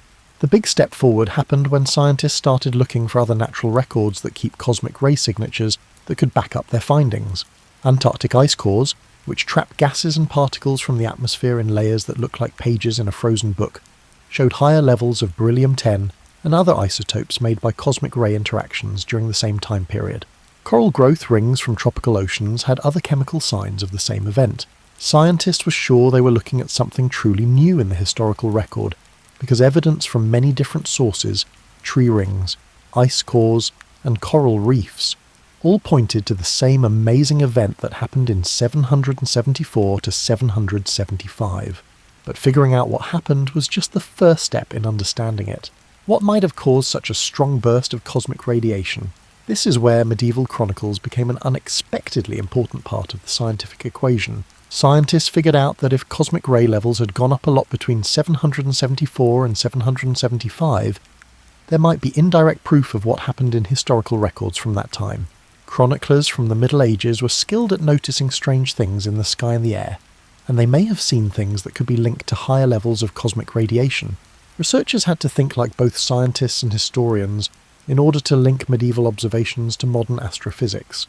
They had to know not only what people in the Middle Ages might have seen, but also how those observations would have been understood and recorded in the 8th century's ways of knowing and believing.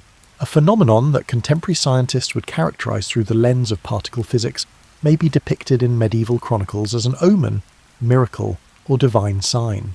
The interdisciplinary investigation yielded evidence that medieval observers discerned unusual phenomena during the years 774 to 776. The Anglo-Saxon chronicles mention of a red crucifix in the sky, Chinese records of guest stars and atmospheric anomalies, and other chronological accounts of strange lights and weather patterns from this time suddenly became more important as possible proof of cosmic ray effects. The scientific teamwork needed to solve this mystery is an example of how modern research works best. Astrophysicists came up with theoretical models of what could cause such strong cosmic ray bursts. Scientists who study the atmosphere talked about how high-energy particles could change the chemistry of the upper atmosphere. Historians and archaeologists offered their knowledge of medieval sources and timelines. Geochemists created ways to get cosmic ray signatures from natural archives. Each piece of evidence backed up and made the others clearer. The tree ring data gave very accurate measurements of when and how big things were. The analysis of ice cores confirmed that the event affected the whole world. Medieval chronicles provided perspectives on the potential perceptions of the event's secondary effects by human observers. Theoretical astrophysics proposed potential origins for such a profound cosmic ray burst. The most likely explanation is that Earth was hit by radiation from either a gamma ray burst, which is one of the strongest explosions known in the universe, or a huge stellar flare from a magnetar, which is a neutron star with very strong magnetic fields. Either of these events could have caused the high-energy particle bombardment that made the isotopic signatures found in natural archives from 774 to 775. This discovery is especially important because it is one of the most powerful astrophysical events that has ever been recorded. Gamma-ray bursts are so powerful that they can briefly outshine whole galaxies. If one happened close enough to Earth to cause the 774 cosmic ray spike, it would be a very rare astronomical event. We're talking about things that happen maybe once every few thousand years in our part of the universe. The effects go beyond just figuring out what happened in one strange event. The 774 cosmic ray spike is a good way to figure out how these kinds of events affect the atmosphere and biosphere of Earth. Scientists can better understand similar but less dramatic cosmic ray changes throughout geological history by looking at the isotopic signatures left behind by this well-known event. Modern technology has made it possible for scientists to read chemical signatures in natural archives with amazing accuracy. However, medieval chroniclers gave us the human context we need to understand how people living through these events might have seen them. The combination of high-tech analysis and careful historical research found a story that neither method could have found on its own. Those who lived through the 774 cosmic ray event could never have guessed that their careful observations would one day help scientists learn more about neutron stars, gamma-ray bursts, and cosmic ray physics. But their detailed records, which are still kept in monastery libraries and royal archives, were very important for solving one of the biggest astrophysical mysteries in history. As you get more comfortable in your reading spot, maybe while you finish your evening tea, let's think about how a cosmic event that lasted only a few months in 774 has changed how we think about the universe for more than 1,000 years. It's a story about how things we can't see can leave permanent marks on the world, and how those marks can wait hundreds of years for someone to learn how to read them. Scientists now call the cosmic ray event of 774 the most dramatic radiocarbon spike in recorded history. Its effects go far beyond just being an interesting data point for astrophysicists. This event fundamentally changed how we think about the relationship between cosmic phenomena and terrestrial life, showing that even systems on Earth that seem stable can be drastically changed by rare but powerful events happening millions of miles away in space. The tree rings that recorded this cosmic bombardment are still around today, preserved in old wooden buildings, archaeological sites, and forests around the world. Every piece of wood that grew between 774 and 775 has a chemical signature of that amazing year in its cells, like a molecular autograph written by the universe itself. This invisible timestamp links medieval cathedrals, ancient temples, and archaeological artifacts from this time period to one of the most important astrophysical events in human history. The 774 event has changed the way we do modern radiocarbon dating. Before this discovery, scientists thought that levels of carbon-14 in the atmosphere had stayed pretty stable over time, with only small changes caused by solar activity and other things that could be predicted. The sudden rise in 774 showed that assumption was wrong, which led to more advanced calibration methods that take into account sudden cosmic ray events. The 774 event has helped make archaeological dating more accurate. Thanks to this unique cosmic signature, we can now date artifacts from the late 8th century with more accuracy than ever before.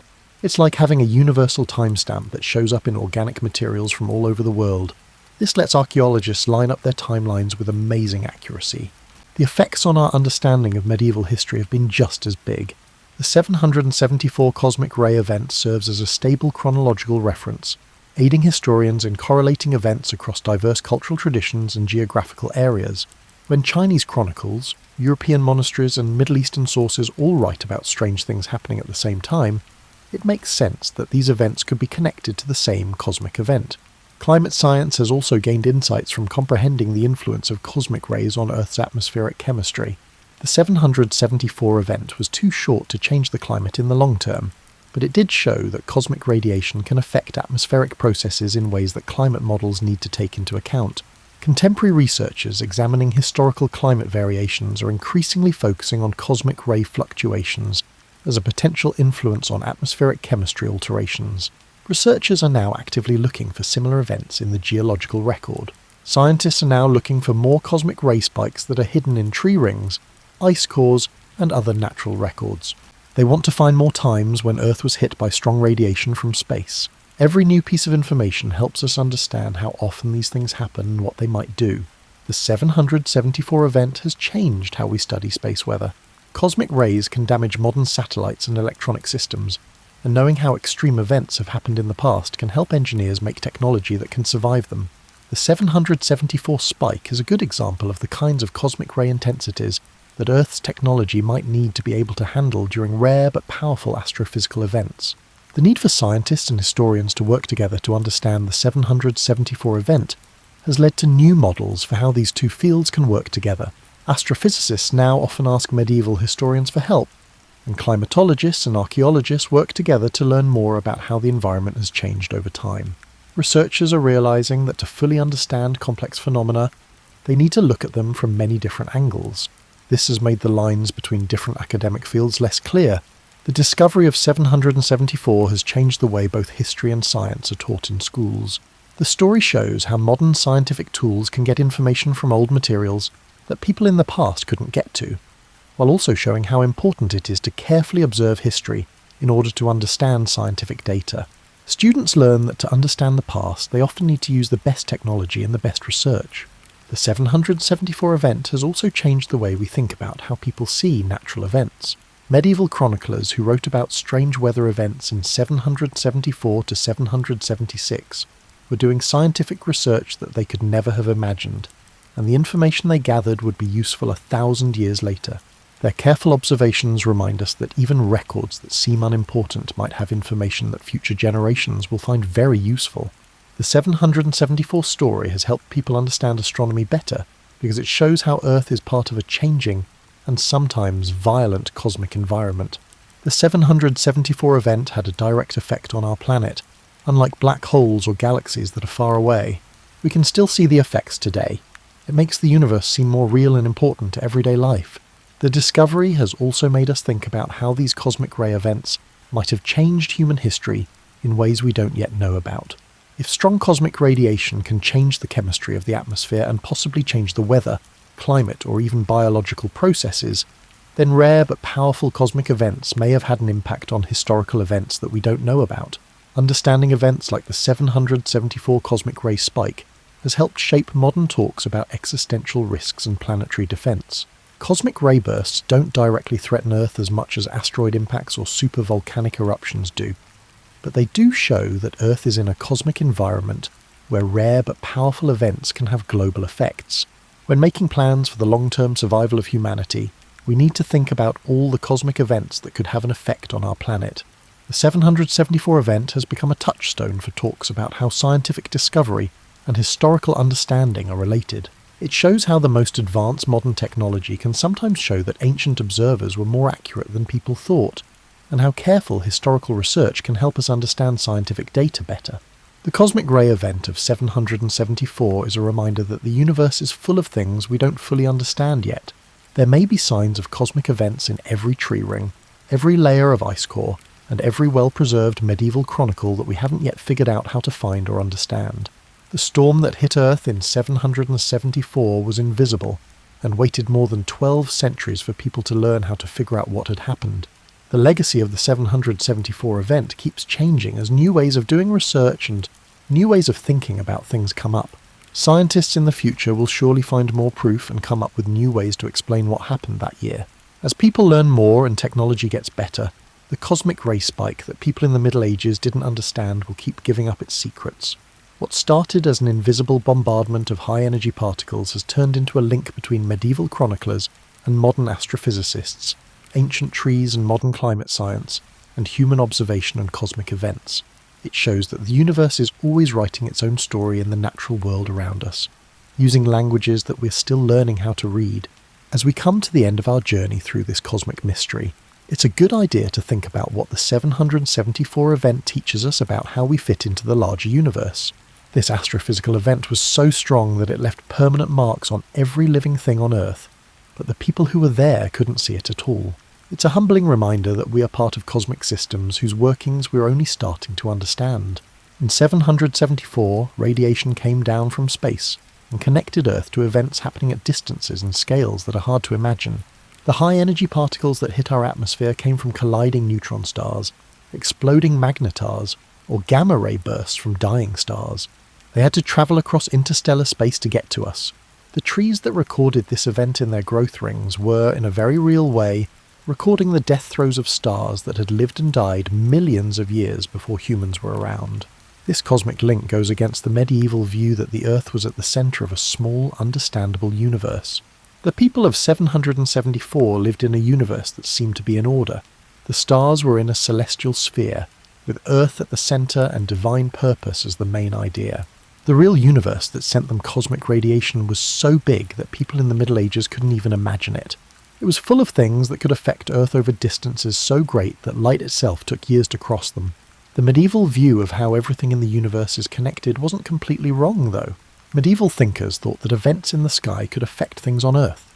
Even though their ideas about how this worked were wrong, the idea that Earth is part of larger cosmic systems that can affect local conditions was very smart. The cosmic ray event of 774 showed that explosions of stars that happen light years away can have effects on things that happen on Earth.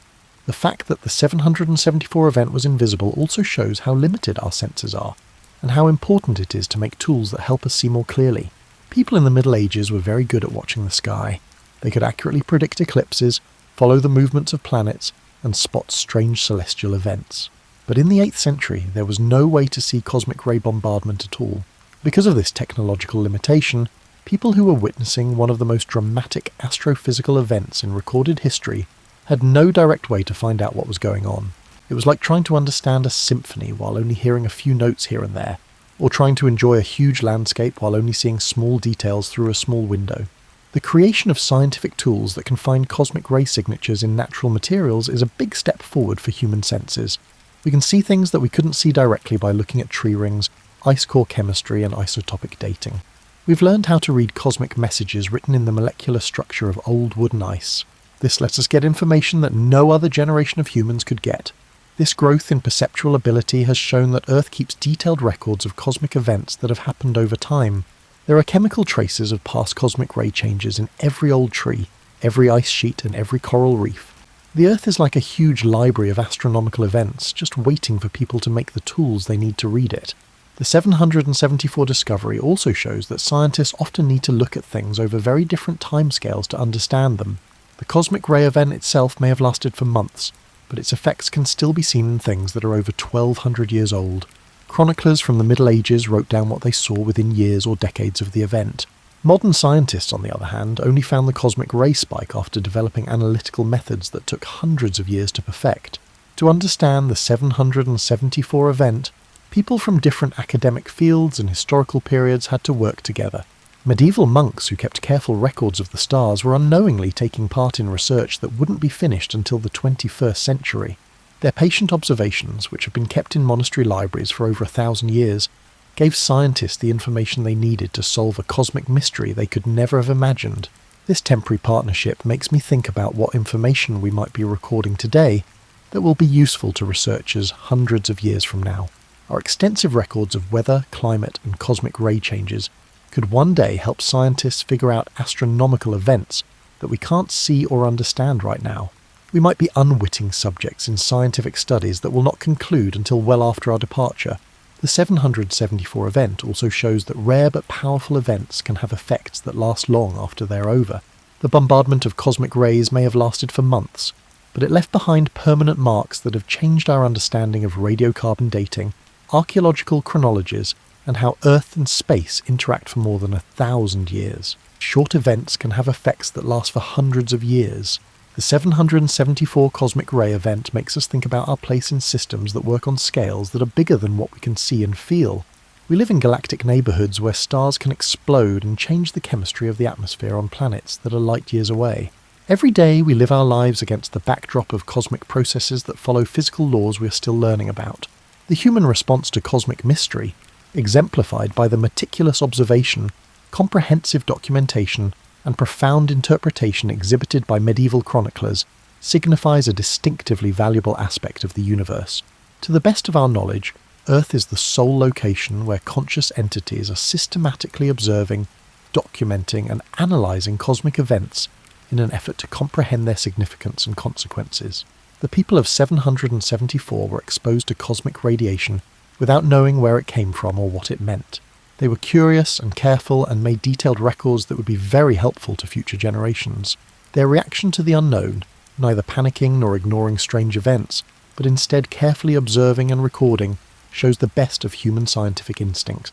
Researchers today who are looking into the 774 event are following in the footsteps of medieval chroniclers by carefully observing and thoughtfully interpreting what they see. They use tools that medieval chroniclers could never have imagined, but they still use the same basic methods of systematic data collection and collaborative analysis. The enduring human curiosity regarding cosmic phenomena links us through the ages to individuals who also marvelled at the universe's operations. As you get ready to end this story and maybe go to sleep, think about how you're a part of this ongoing human project to understand cosmic events. The stars you might see through your window are in the same part of the galaxy that sent cosmic radiation to Earth in 774. The universe that made that old mystery is still telling its story in tree rings, ice cores, and things that people see that future generations will be able to figure out. The cosmic ray event of 774 is a reminder that there are many things in the universe that we haven't yet learned to see or understand. Every night sky has signs of things that might be happening on Earth that we can't see yet. The invisible storm that hit Earth over 12 centuries ago is just one example of the cosmic dramas that are always happening around us. Most of them are still waiting for humans to get the tools and knowledge they need to understand how important they are. Sweet dreams. I hope you dream of medieval monks carefully writing down strange things by candlelight, not knowing that they were making data for astrophysicists 13 centuries in the future. This is a reminder that every careful observation, every preserved record, and every moment of wonder about the cosmos might one day help us solve mysteries we haven't even thought to ask about yet. As you fall asleep, wrapped in the warmth of your modern blanket in a world lit by electric lights that would have seemed magical to people in 774, take a moment to think about the amazing story we've shared. Over 1200 years ago, an invisible cosmic storm hit Earth. It left its mark on every tree that grew, every piece of ice that formed, and every living thing that was alive during those important months.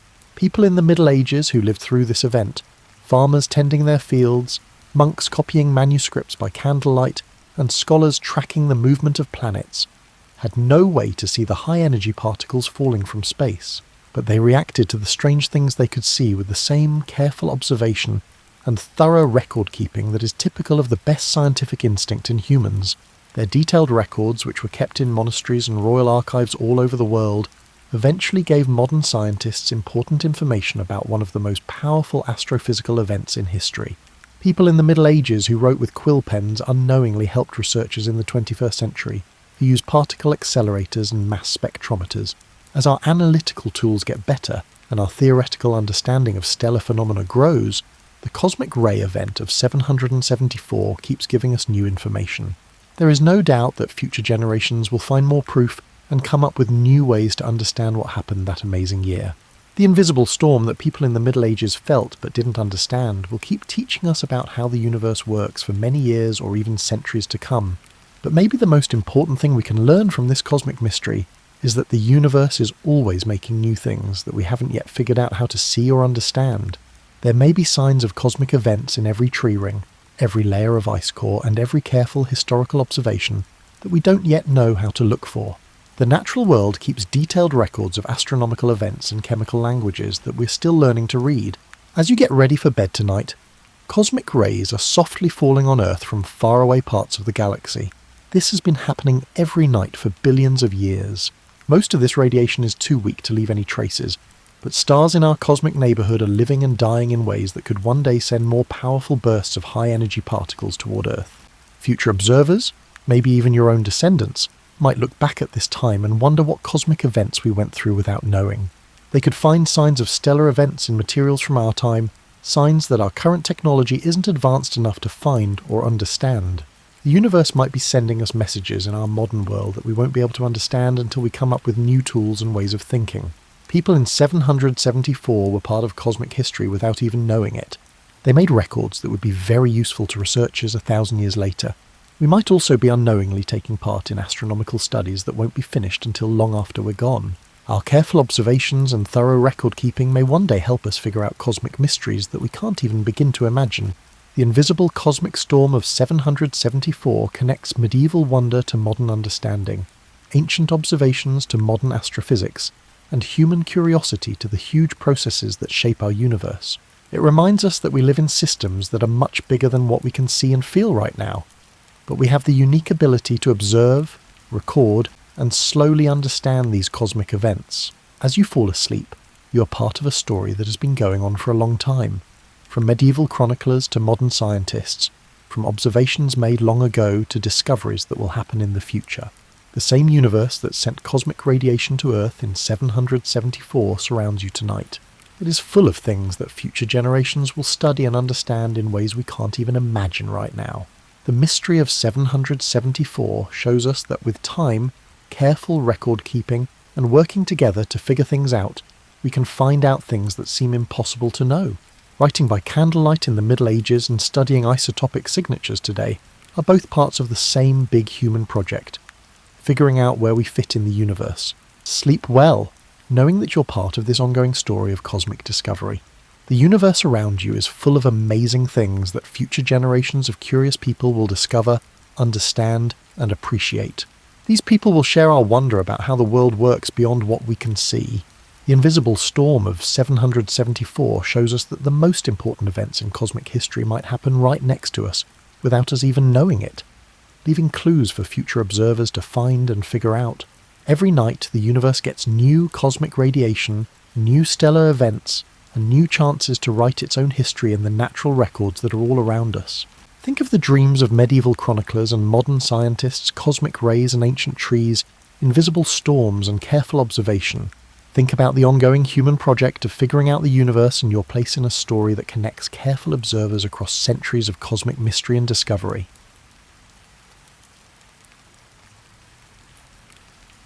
Okay, check this out. You're stepping into the year 1066, and you've just witnessed the most successful hostile takeover in English history, though they didn't call it that back then. William the Conqueror, who probably would have made an excellent corporate CEO, has just defeated Harold at Hastings, and suddenly everyone who matters is speaking French. The Norman court wasn't like the chaotic Saxon halls of old, where warriors might burst into song between courses and dogs wandered freely among the rushes. No, William brought continental sophistication to England, which was rather like introducing fine wine to a group of people who'd been perfectly happy with ale. You can imagine the culture shock. One day you're an Anglo-Saxon noble, comfortable in your familiar world of mead halls and familiar customs, and the next day there's a French-speaking king issuing orders in a language that sounds like someone gargling honey. The Normans didn't just conquer England, they redecorated it entirely. William's court moved constantly. A medieval roadshow that would have given modern event planners nightmares.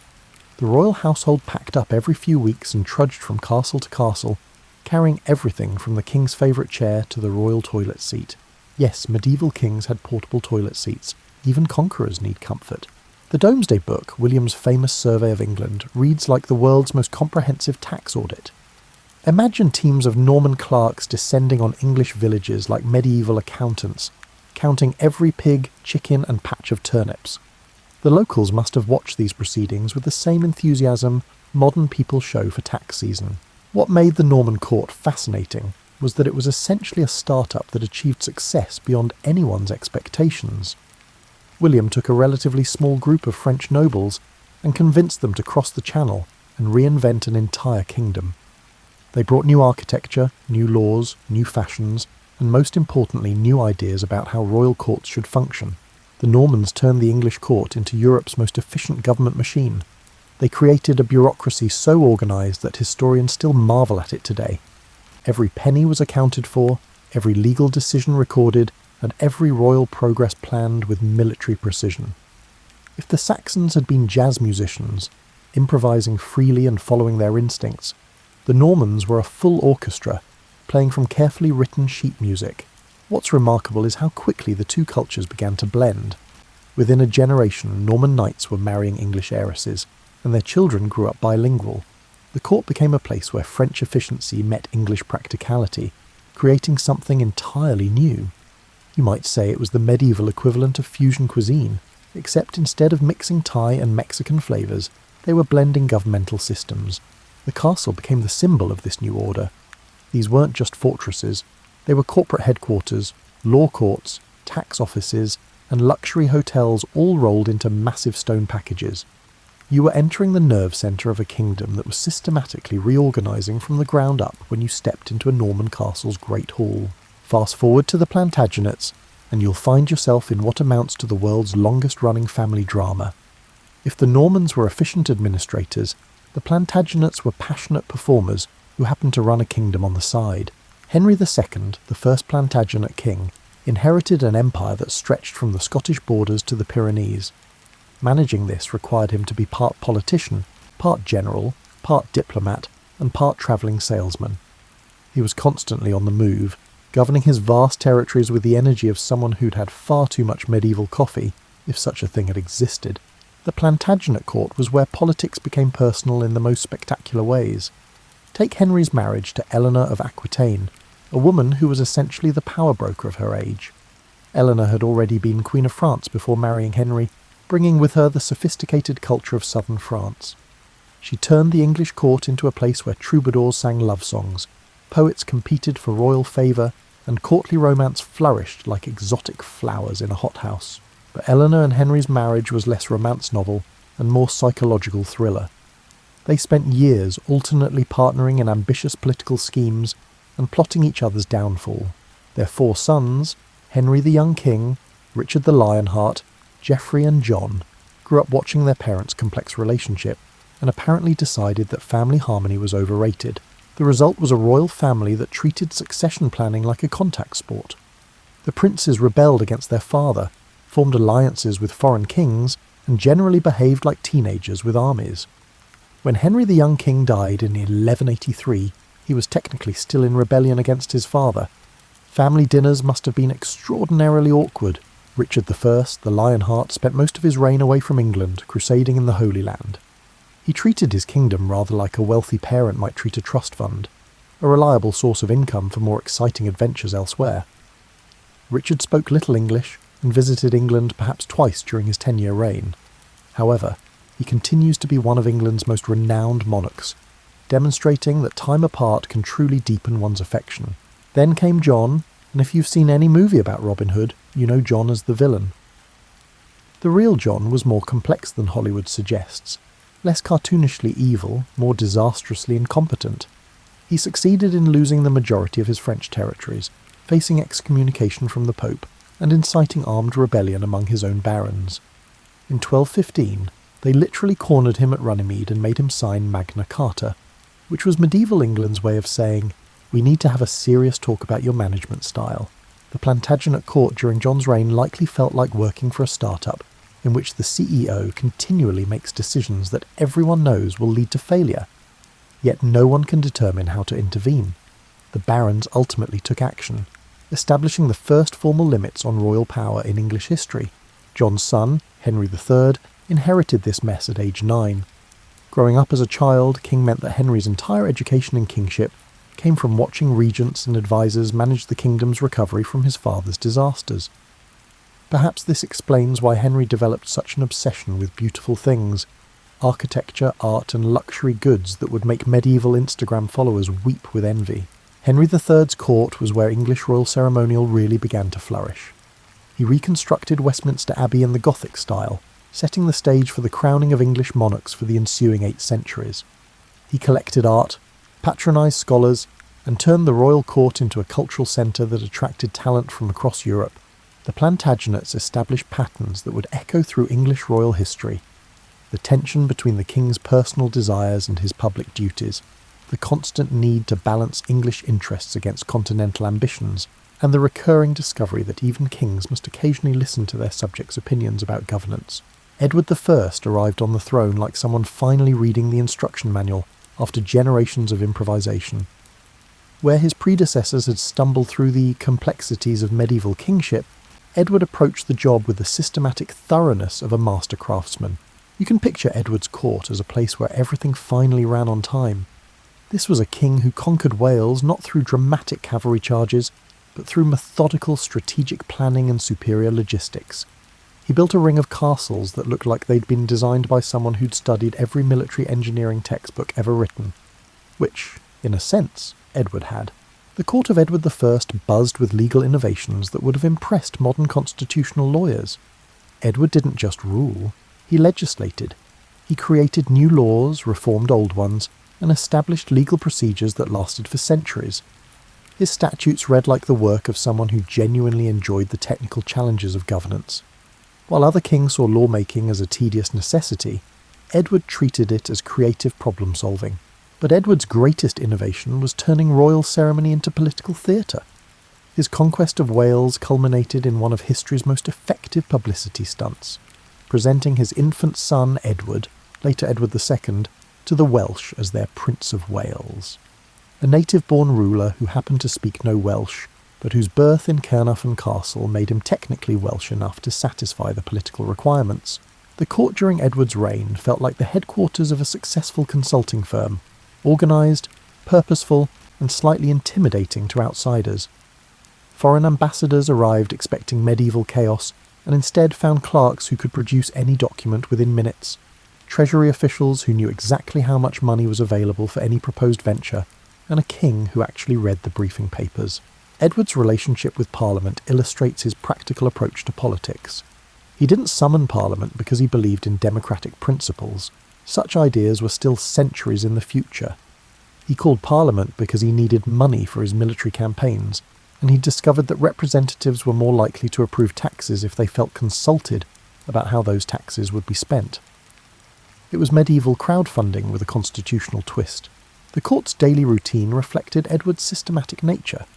Morning councils dealt with administrative business, afternoon sessions handled legal appeals, and evenings were reserved for diplomatic receptions and cultural events.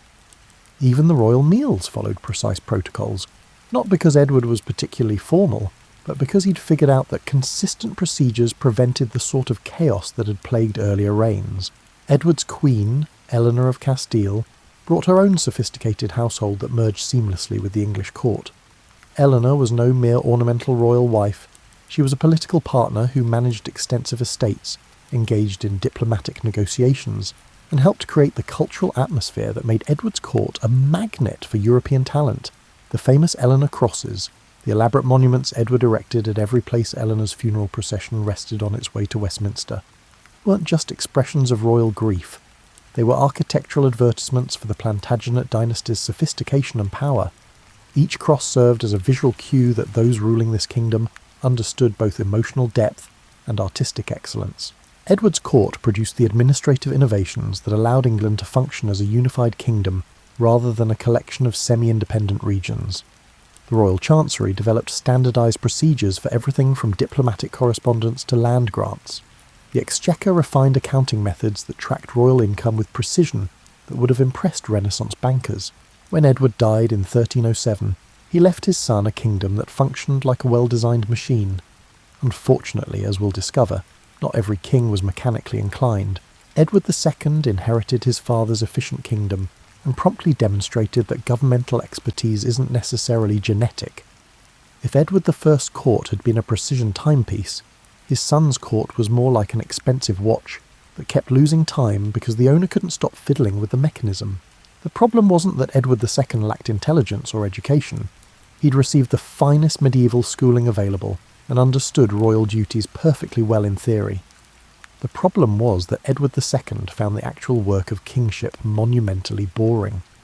He preferred spending time with his close friends, engaging in manual crafts and generally behaving like someone who'd inherited a successful family business, but would rather be pursuing artistic interests.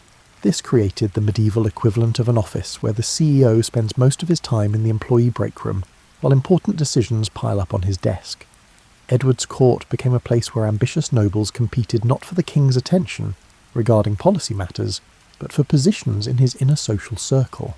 The situation became complicated when Edward developed an intensely close relationship with Piers Gaveston, a young nobleman who possessed the medieval equivalent of magnetic charisma.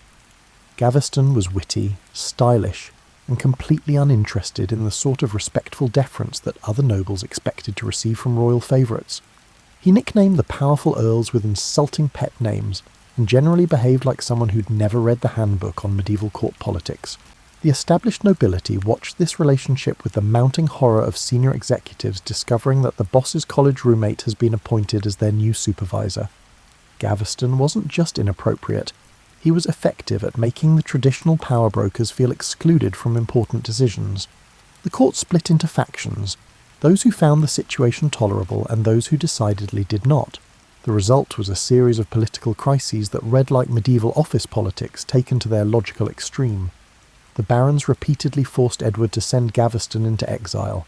Edward repeatedly found ways to bring him back, and Gaveston repeatedly managed to offend everyone who mattered. The cycle continued until 1312, when a group of earls decided to solve the problem permanently by murdering Gaveston. Edward's reaction to his favourite's death transformed him from an ineffective but harmless king into a genuinely dangerous enemy. The gentle artistic soul who'd preferred crafts to conquest suddenly developed a talent for sustained vengeance that would have impressed his warrior father. The court became a place where courtiers calculated not just political advantage, but personal survival. The Despencer family, Hugh the Elder and Hugh the Younger, replaced Gaveston as Edward's closest advisors, but they brought none of Gaveston's charm and all of his talent for making enemies. The Despensers treated royal favour as a licence for systematic corruption, using their positions to acquire lands, titles and wealth through methods that would have embarrassed medieval robber barons. Meanwhile, Edward's queen, Isabella of France, watched her husband's relationships with male favourites and gradual descent into political paranoia with the patience of someone waiting for the right moment to file for divorce, if such a thing had existed in medieval royal marriage contracts. Isabella's transformation from neglected wife to political revolutionary deserves its own chapter in any study of medieval character development. She began the reign as a conventional royal consort, dutifully producing heirs and managing her household. By 1325 she had evolved into a master political strategist who could give lessons in regime change to modern intelligence agencies. Her alliance with Roger Mortimer, one of England's most powerful barons, created the medieval equivalent of a shadow government. Isabella and Mortimer established themselves in France, gathered military support, and planned their invasion of England with the thoroughness that Edward II had never applied to actual governance. When Isabella's forces landed in England in 1326, Edward's government collapsed with the speed of a house of cards in a stiff breeze. The king, who had spent 20 years alienating his most important supporters, discovered that loyalty cannot be stored like grain in a royal warehouse. It spoils if neglected for too long. Edward's capture and forced abdication in 1327 ended one of the most psychologically complex reigns in English history. His court had become a cautionary tale about what happens when personal relationships override political judgment, and when kings forget that their private preferences cannot be separated from their public responsibilities. Edward III inherited a kingdom that desperately needed someone who actually wanted to be king. Fortunately, that's exactly what they got. Where his father had approached kingship like a reluctant employee showing up for a job he'd never wanted, Edward III embraced royal power with the enthusiasm of someone who'd been waiting his entire life for the opportunity. The court of Edward III felt like a medieval version of Mission Control during an exciting space program.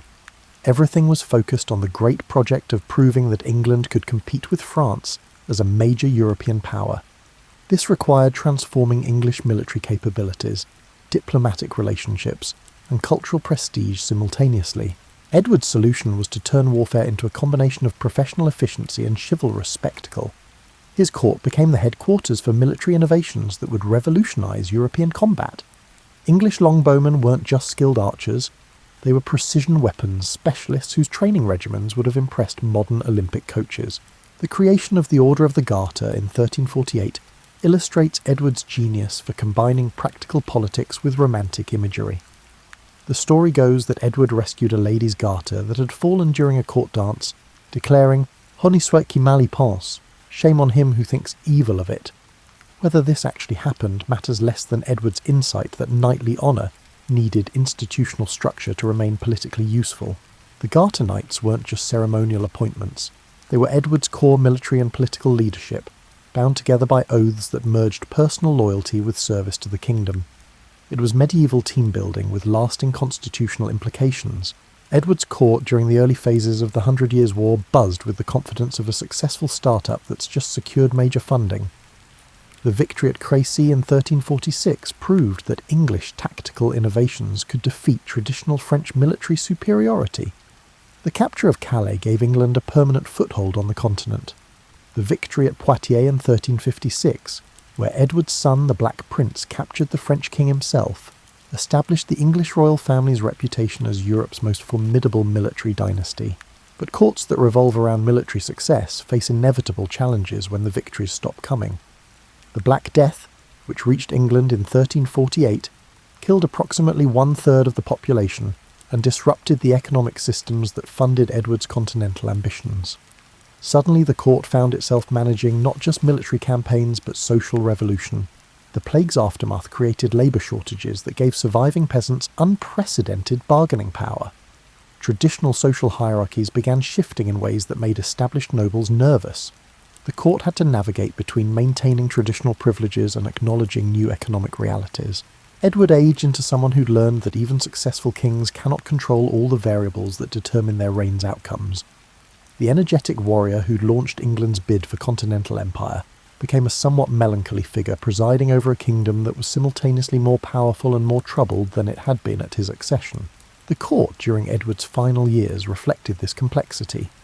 Royal ceremonies maintained their magnificence, diplomatic negotiations continued across Europe, and military campaigns proceeded according to established strategies.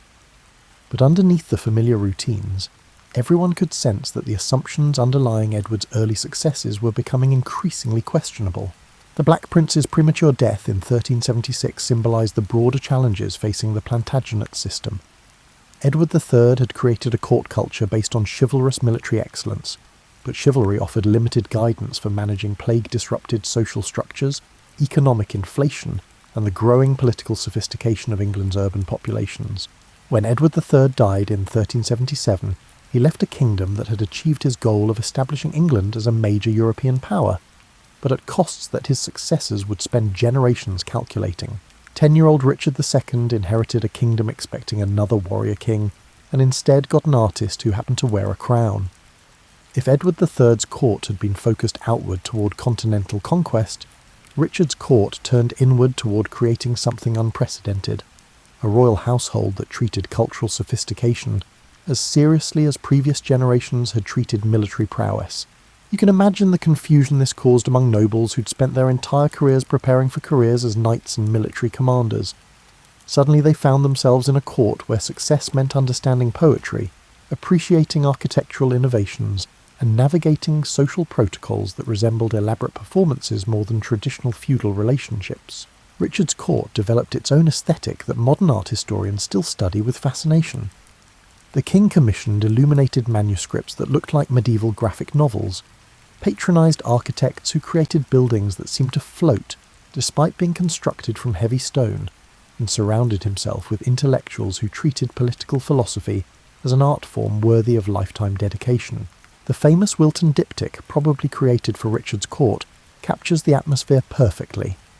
It shows Richard being presented to the Virgin Mary by his patron saints, but the painting's real subject is the idea that royal authority derives from divine aesthetic judgment rather than military prowess. Richard looks less like a warrior and more like a medieval art critic who's discovered something beautiful.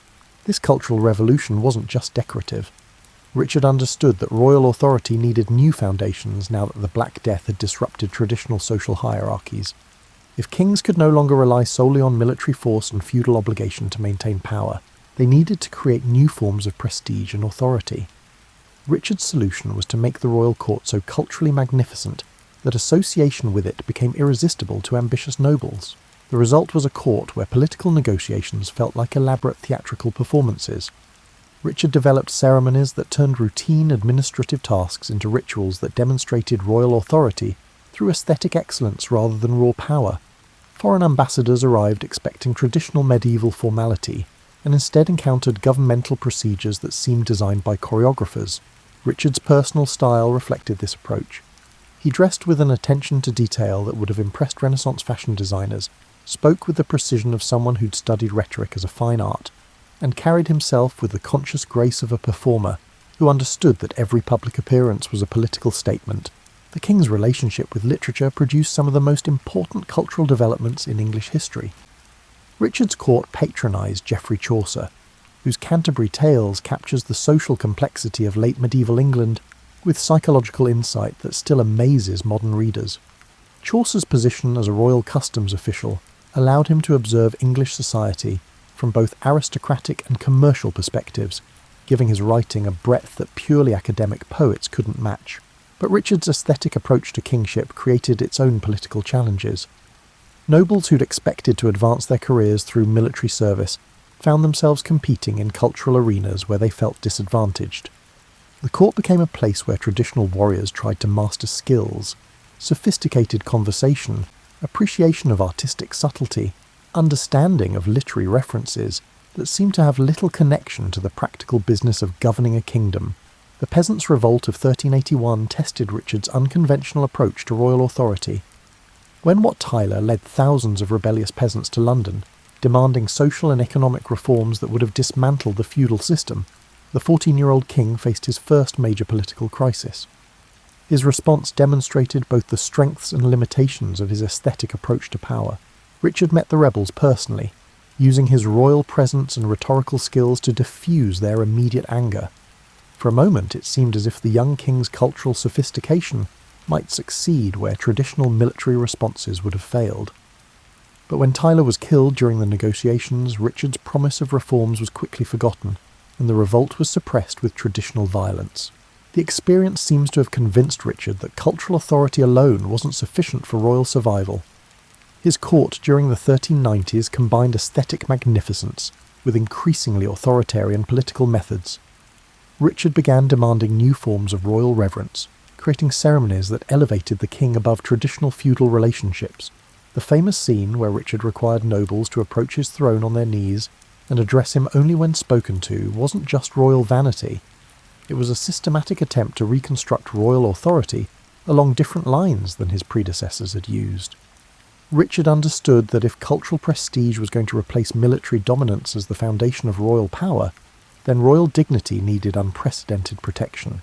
By the late 1390s, Richard's court had become a place where aesthetic excellence coexisted with political paranoia. The king who'd created England's most culturally sophisticated royal household was simultaneously alienating the noble families whose support he needed for political survival. The beautiful ceremonies and magnificent art were real achievements, but they couldn't substitute for the practical political skills that successful medieval kingship required. When Henry Bolingbroke deposed Richard II in 1399, he faced a challenge that no previous English king had confronted. How do you establish legitimacy when you've just proven that royal authority isn't actually sacred? Henry IV's court had to function simultaneously as a functioning government and as a constant argument for why the Lancastrian dynasty deserved to rule England. The solution was to create a court culture that emphasised practical competence over aesthetic magnificence. Where Richard's court had felt like an art gallery that occasionally conducted government business, Henry's court operated more like a well-run law firm that happened to be housed in royal palaces. Henry IV understood that his questionable claim to the throne meant he needed to govern more effectively than kings with uncontested legitimacy. His court established administrative procedures aimed at showcasing royal competence by ensuring visible efficiency.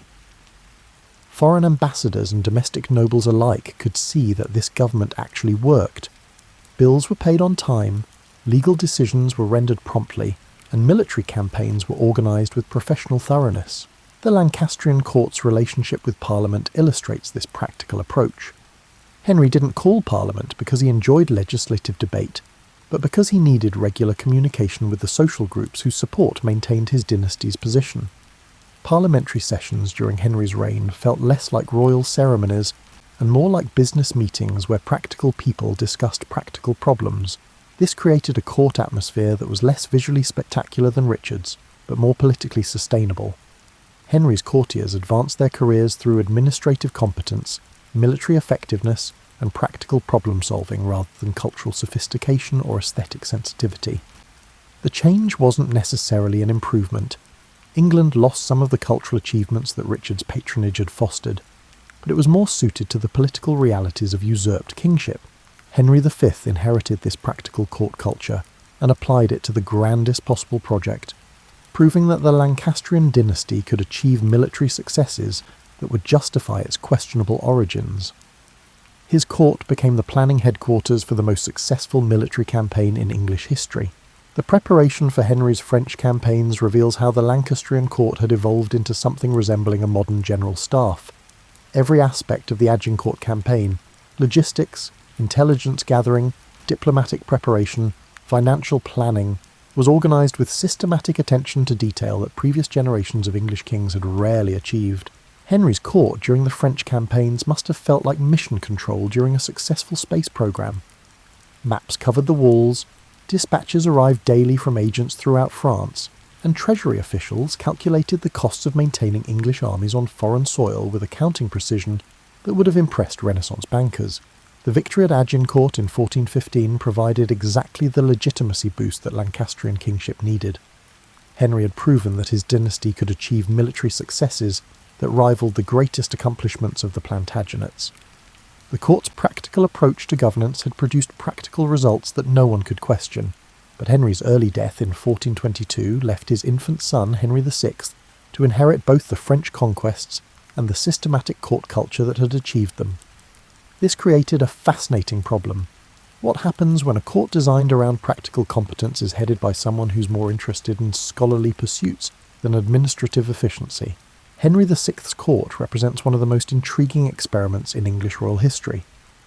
The king was genuinely pious, intellectually gifted, and temperamentally unsuited for the aggressive political leadership that his father's legacy required. His courtiers found themselves managing a kingdom on behalf of someone who was more interested in founding educational institutions than maintaining military conquests. The result was a court where practical administrators gradually took over the functions that previous kings had performed personally. This might have worked if Henry's nobles had been content with administrative kingship, but many of them had their own ideas about how royal authority should function. Henry VI's court was too well organised for its own good, which contributed to the start of the Wars of the Roses. The efficient administrative systems that Henry IV and Henry V had created continued to function even when the king himself provided minimal leadership. This allowed ambitious nobles to use royal administrative machinery for their purposes, turning the crown's own governmental effectiveness against Lancastrian authority. By the 1450s, the Lancastrian court had become a place where formal governmental procedures continued, while actual political power shifted toward noble factions that were preparing for civil war. The courtiers who'd created England's most efficient medieval government found themselves managing the systematic destruction of the dynasty they'd served so effectively. Edward IV's court after 1461 faced the peculiar challenge of governing a kingdom where everyone had just learned that kings could be overthrown by subjects with sufficient military support and political determination. The Yorkist solution was to create a royal. The court was so magnificently impressive that people would forget how recently the dynasty had come to power. Edward understood that successful usurpers need to establish legitimacy through demonstration rather than argument. His court became a showcase designed to prove that Yorkist kingship represented not just political change but cultural advancement. Every ceremony, every architectural project, and every diplomatic reception was planned to demonstrate that this dynasty governed with a sophistication that justified its hold on power. The Yorkist court's daily routine reflected this strategy. Morning administrative sessions handled governmental business with efficiency that maintained continuity from Lancastrian practices, but afternoon and evening events showcased royal magnificence that surpassed anything England had seen since Richard II's aesthetic experiments. Edward's personal style contributed significantly to this atmosphere. The king was exceptionally tall, strikingly handsome, and possessed the sort of natural charisma that made people want to be associated with his court. Foreign visitors consistently reported that Edward looked like what they expected a king to look like, which provided exactly the sort of visual legitimacy that usurped dynasties particularly needed. But the Yorkist court's real innovation was its approach to economic policy. Edward IV was the first English king to understand that royal authority in the late 15th century needed to be financially self-sustaining. His court developed trading relationships, investment strategies, and revenue-generating systems that made the crown less dependent on parliamentary grants than any previous medieval dynasty. This economic independence allowed Edward to create a court culture that combined political effectiveness with cultural sophistication. Royal patronage during his reign supported architectural projects, manuscript illumination, and musical innovations that demonstrated England's growing cultural confidence. The court became a place where practical governance and aesthetic achievement reinforced each other rather than competing for royal attention. Edward's marriage to Elizabeth Woodville in 1464 illustrates both the strengths and the complications of this approach. Elizabeth wasn't a foreign princess whose marriage would cement diplomatic alliances. She was an English widow whose family connections could strengthen domestic political networks. The decision was politically practical but socially controversial, creating court factions that would influence English politics for decades. The Woodville family's rapid advancement through royal favour created the medieval equivalent of nepotism concerns, but their actual administrative competence was generally impressive. Elizabeth's relatives brought new energy and fresh perspectives to court positions that had sometimes become routine under previous dynasties. Edward's court during the 1470s represented the high point of Yorkist achievement. The king had successfully combined military effectiveness, administrative competence, and cultural sophistication in ways that seemed to justify the Wars of the Roses as necessary modernisation rather than destructive civil conflict. The brief restoration of Henry VI in 1470 to 1471 provided an inadvertent demonstration of how much English royal court culture had evolved under Edward's leadership. Henry's restored court felt archaic and ineffective compared to the Yorkist innovations that courtiers had recently experienced. When Edward returned from exile to reclaim his throne, he found that many previously neutral nobles had decided that Yorkist kingship was simply more impressive than Lancastrian alternatives. Edward's sudden death in 1483 at age 40 ended this experiment in systematic royal magnificence before its long-term effectiveness could be fully evaluated. His brother Richard III inherited a kingdom where court culture had become central to political legitimacy, but where the specific elements of that culture were closely associated with Edward's personal charisma and leadership style. Richard III's court represents one of history's most fascinating studies in the relationship between political effectiveness and public perception. By most objective measures, Richard was a competent administrator who governed England efficiently during his brief reign.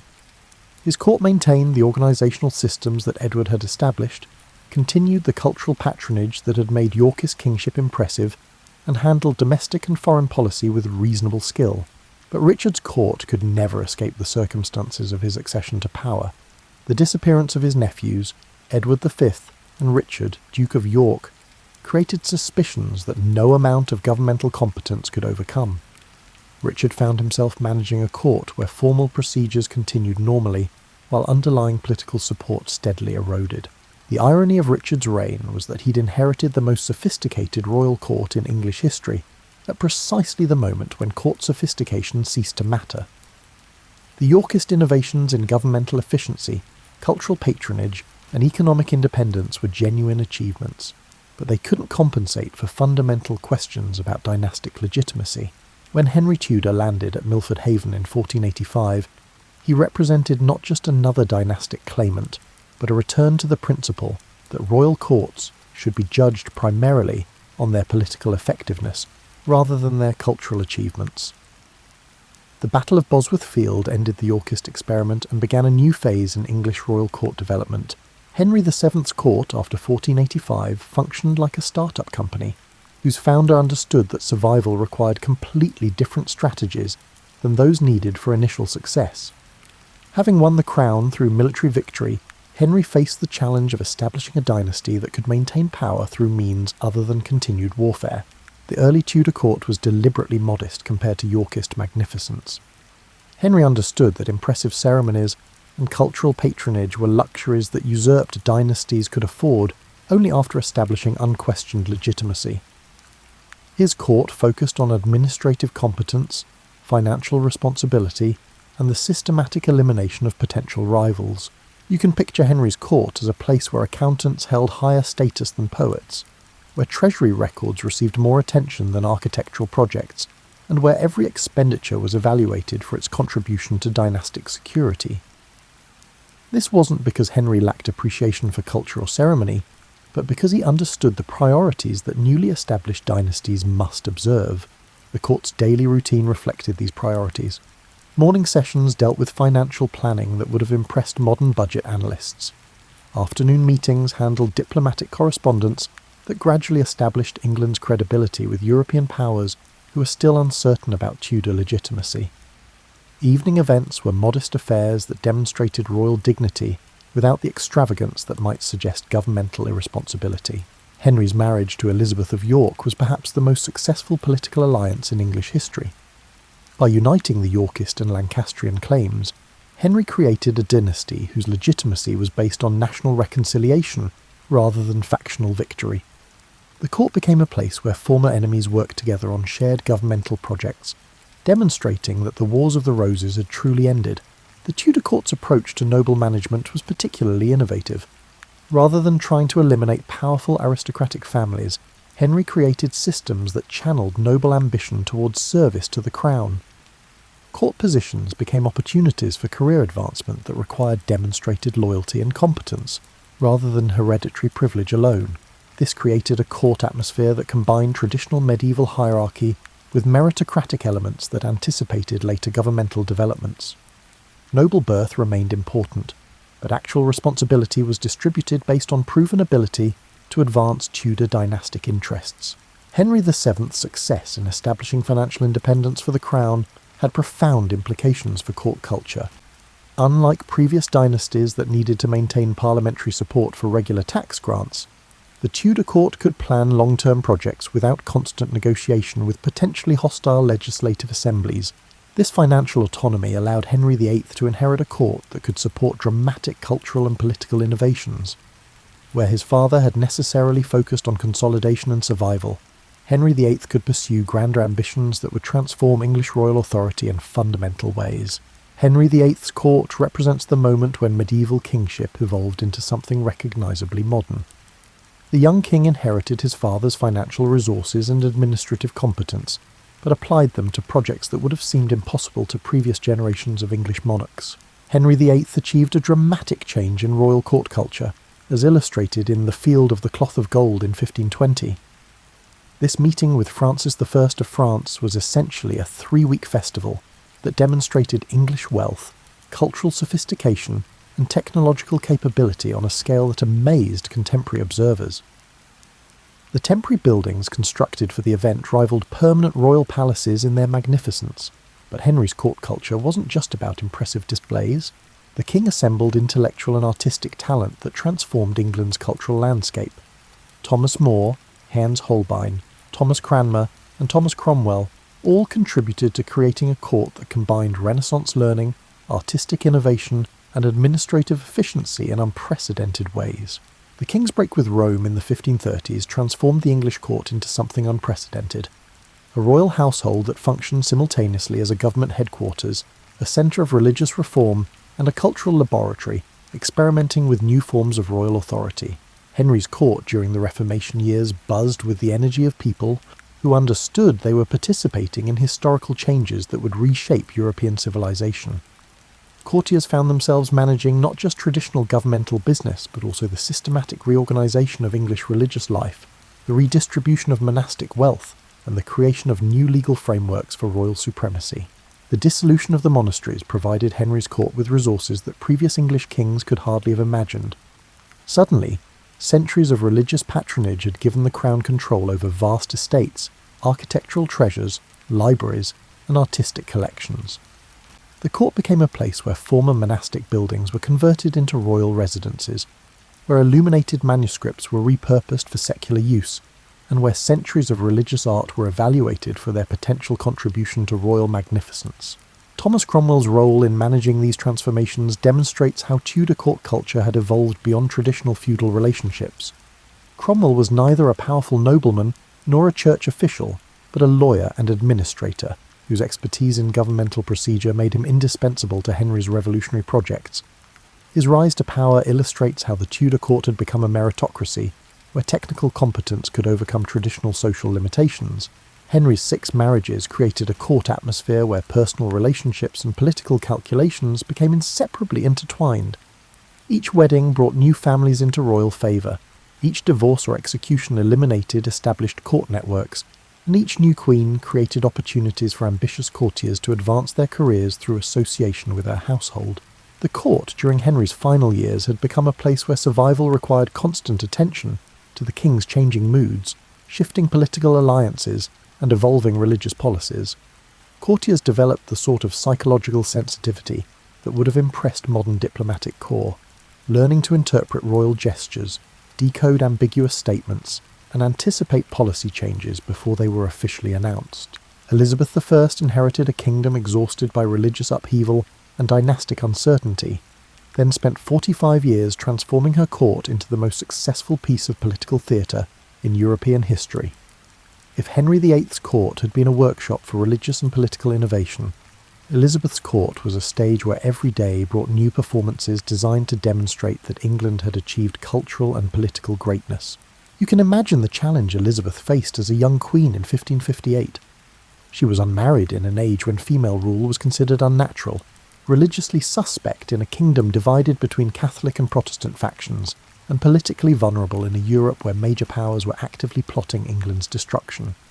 Her solution was to create a court culture so dazzling that domestic and foreign observers became too fascinated by the spectacle to focus on the underlying vulnerabilities. The Elizabethan court operated on multiple levels simultaneously. The surface level was pure pageantry, elaborate costumes, complex ceremonies, and artistic displays that made royal receptions feel like theatrical performances. But underneath the spectacle was a sophisticated intelligence operation that gathered information from across Europe, a diplomatic network that played major powers against each other, and an administrative system that managed England's transformation into a major commercial power.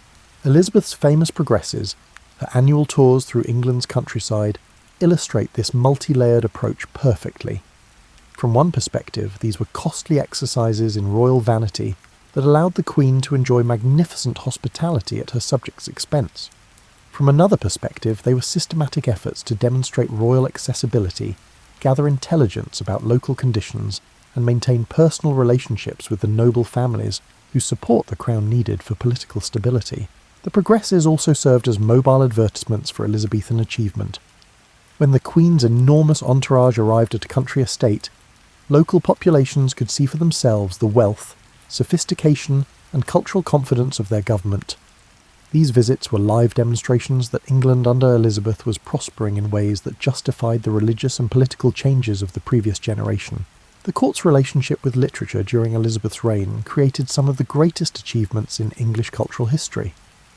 Edmund Spenser's The Fairy Queen was essentially an extended compliment to Elizabeth that happened to be written in some of the most beautiful poetry in the English language. Christopher Marlowe and William Shakespeare wrote plays that explored themes of power, ambition, and political legitimacy with psychological depth that still amazes modern audiences. But this wasn't just royal patronage of talented artists. Elizabeth understood that cultural achievement was a form of political power. When foreign ambassadors attended performances of Shakespeare's plays at court, they were witnessing demonstrations of English intellectual sophistication that carried diplomatic implications. A kingdom that could produce such art was clearly not the backward, isolated nation that hostile European observers preferred to imagine. The famous question of Elizabeth's marriage demonstrates how thoroughly she had integrated personal decisions with political strategy. Every potential marriage alliance was simultaneously a romantic possibility, a diplomatic negotiation, and a piece of theatrical performance designed to keep foreign powers guessing about English intentions. The Queen's courtship with various suitors, Philip II of Spain, Eric XIV of Sweden, Archduke Charles of Austria, and most famously Robert Dudley, Earl of Leicester, provided ongoing entertainment that distracted attention from more sensitive political matters. Elizabeth managed to keep multiple marriage negotiations active for decades without actually committing to any of them, using romantic possibility as a diplomatic tool with unprecedented skill. The court's response to the Spanish Armada in 1588 showcased Elizabethan political theatre at its most effective. Elizabeth's appearance before her troops at Tilbury, declaring that she had the body of a weak and feeble woman, but the heart and stomach of a king, was political communication that transformed a potential military disaster into a moment of national inspiration. The victory over the Spanish Armada validated all of Elizabeth's governmental strategies simultaneously. English naval innovations had proven superior to Spanish military tradition. Protestant religious conviction had apparently received divine approval, and Elizabeth's unmarried status, which critics had long considered a national weakness, suddenly appeared to be evidence of her unique dedication to England's welfare. The Elizabethan court during the 1590s felt like the headquarters of a successful revolution that had exceeded everyone's expectations. England had become a major European power despite lacking the traditional resources, vast territories, massive populations, abundant precious metals that other powers relied upon for their international influence. Elizabeth's achievement was to demonstrate that a relatively small kingdom could compete with continental empires through superior organisation, cultural sophistication, and political creativity. Her court became the model that later English monarchs would many attempt to emulate her, but few can match her unique combination of theatrical flair and practical effectiveness. James I's arrival in England in 1603 created a fascinating collision between Scottish royal traditions and Elizabethan court culture. James brought with him ideas about kingship that were theoretically more sophisticated than Elizabeth's practical approach, but proved less suited to English political realities. The Jacobean court resembled a university that had unexpectedly taken on governmental duties. James was genuinely learned. He wrote books on political theory, theology, and even tobacco control, but his intellectual approach to kingship sometimes conflicted with the practical political skills that successful English monarchy required. You can picture the culture shock that occurred when James's Scottish courtiers encountered the complex protocols of Elizabethan court life. The Scots were accustomed to more informal relationships between the king and his nobles, while English courtiers had developed elaborate ceremonial procedures that treated royal access as a carefully rationed privilege. The result was a court where two different styles of monarchy existed in constant tension. James preferred scholarly discussion and theoretical debate, while his English courtiers were more comfortable with the sort of political theatre that had made Elizabeth's reign successful.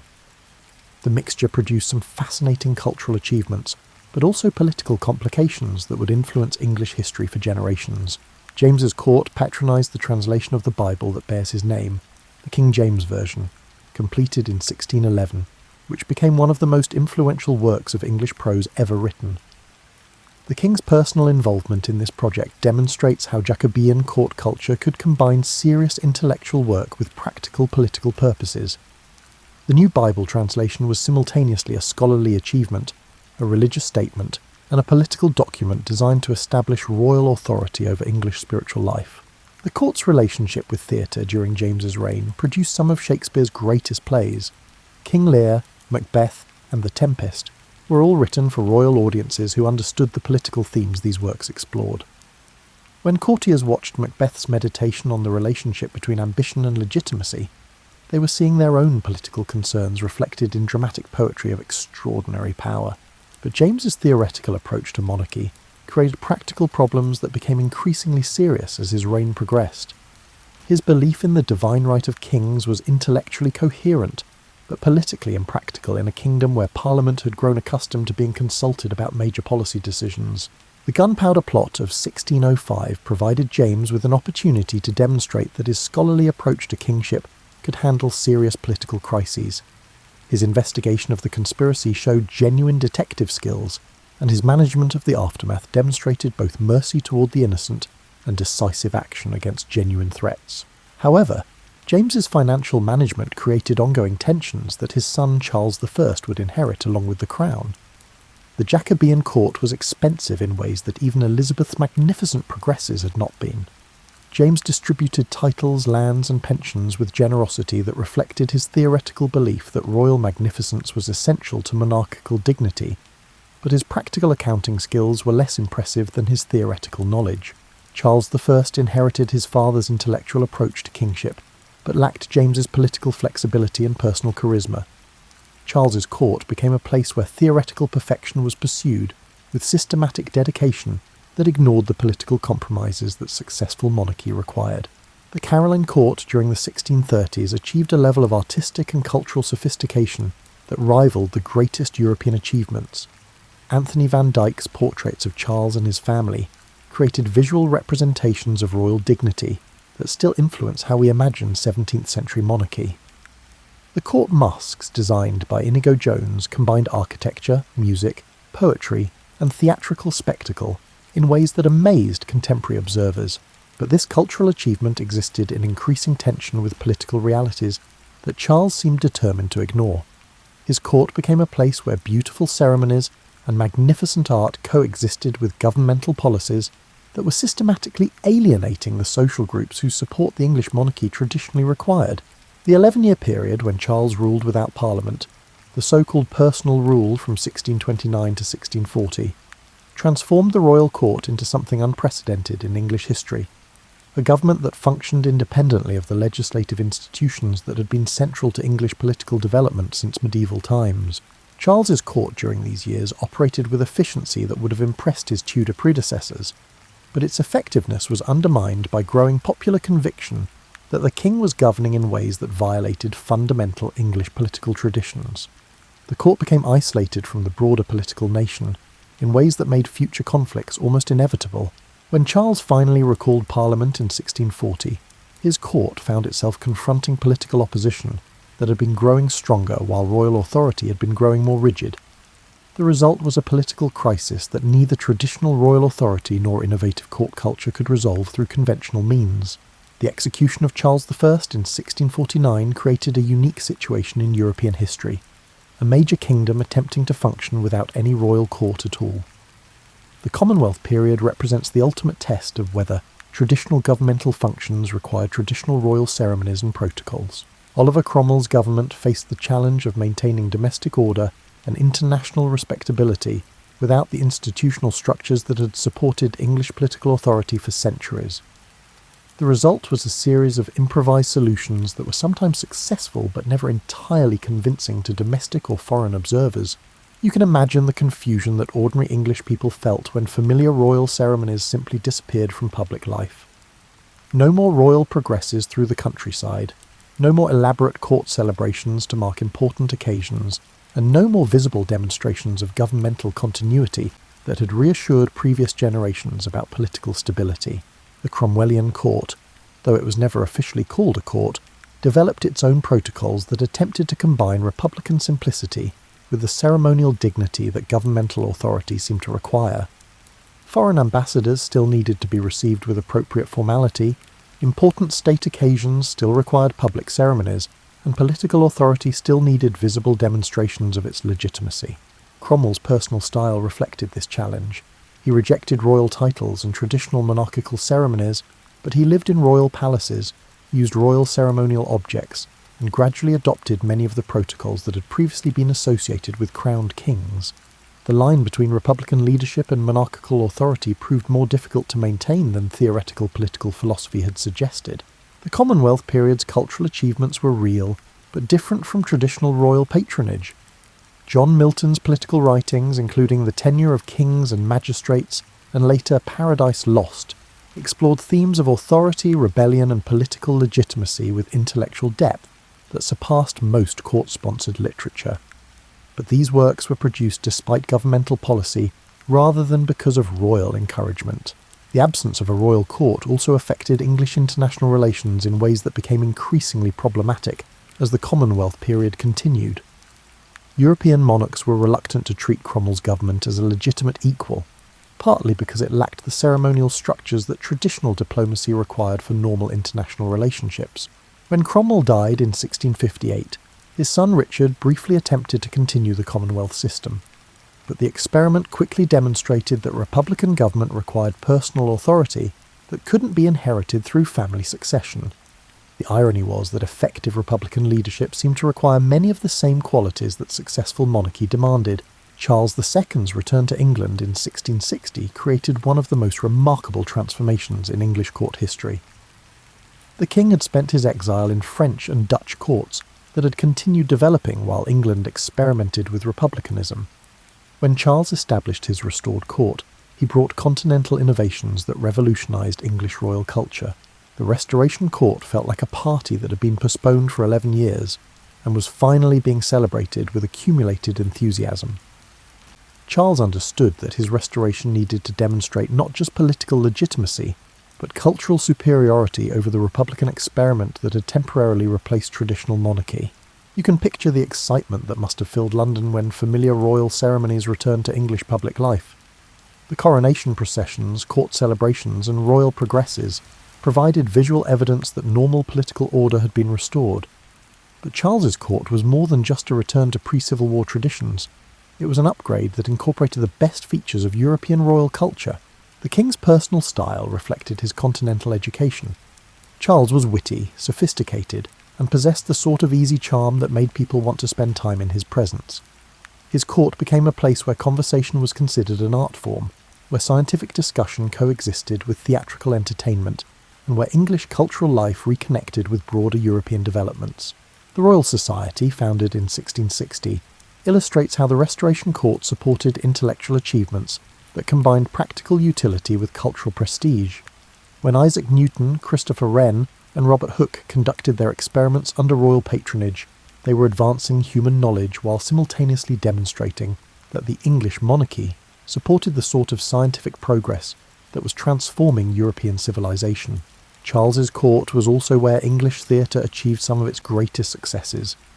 The king's enthusiastic support for dramatic performances helped create the conditions that produced Restoration comedy, a theatrical form that combined sophisticated social observation with entertainment that appealed to both courtly and popular audiences. But the Restoration Court's most significant innovation was its approach to religious diversity.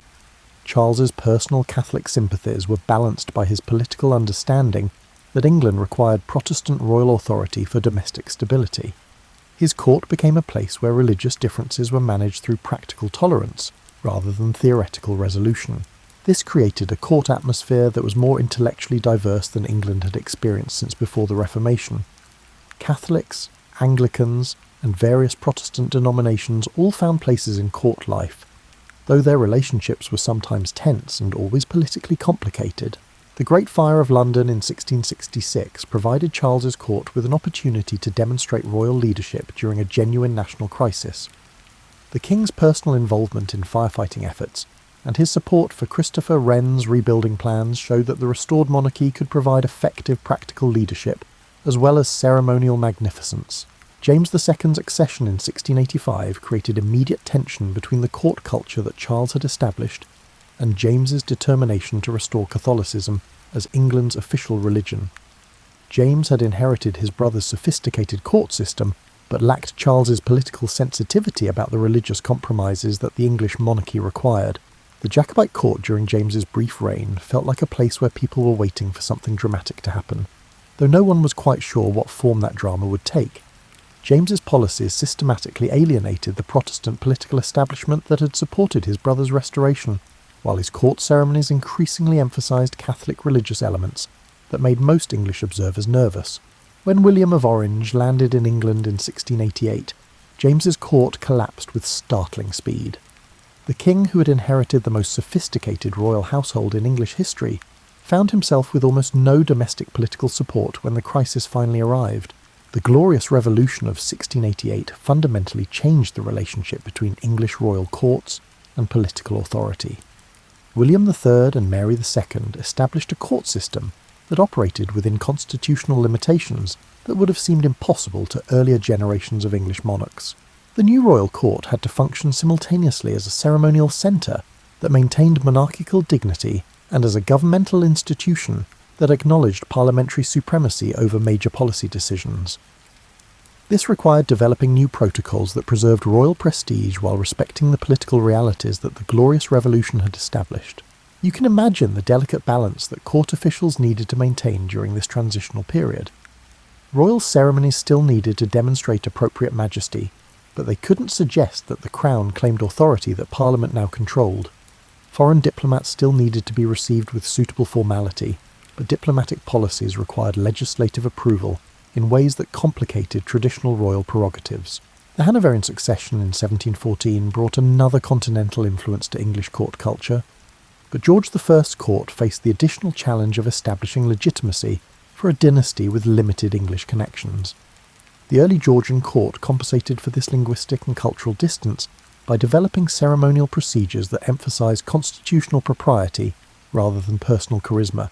George II's court achieved a more comfortable balance between German royal traditions and English constitutional requirements.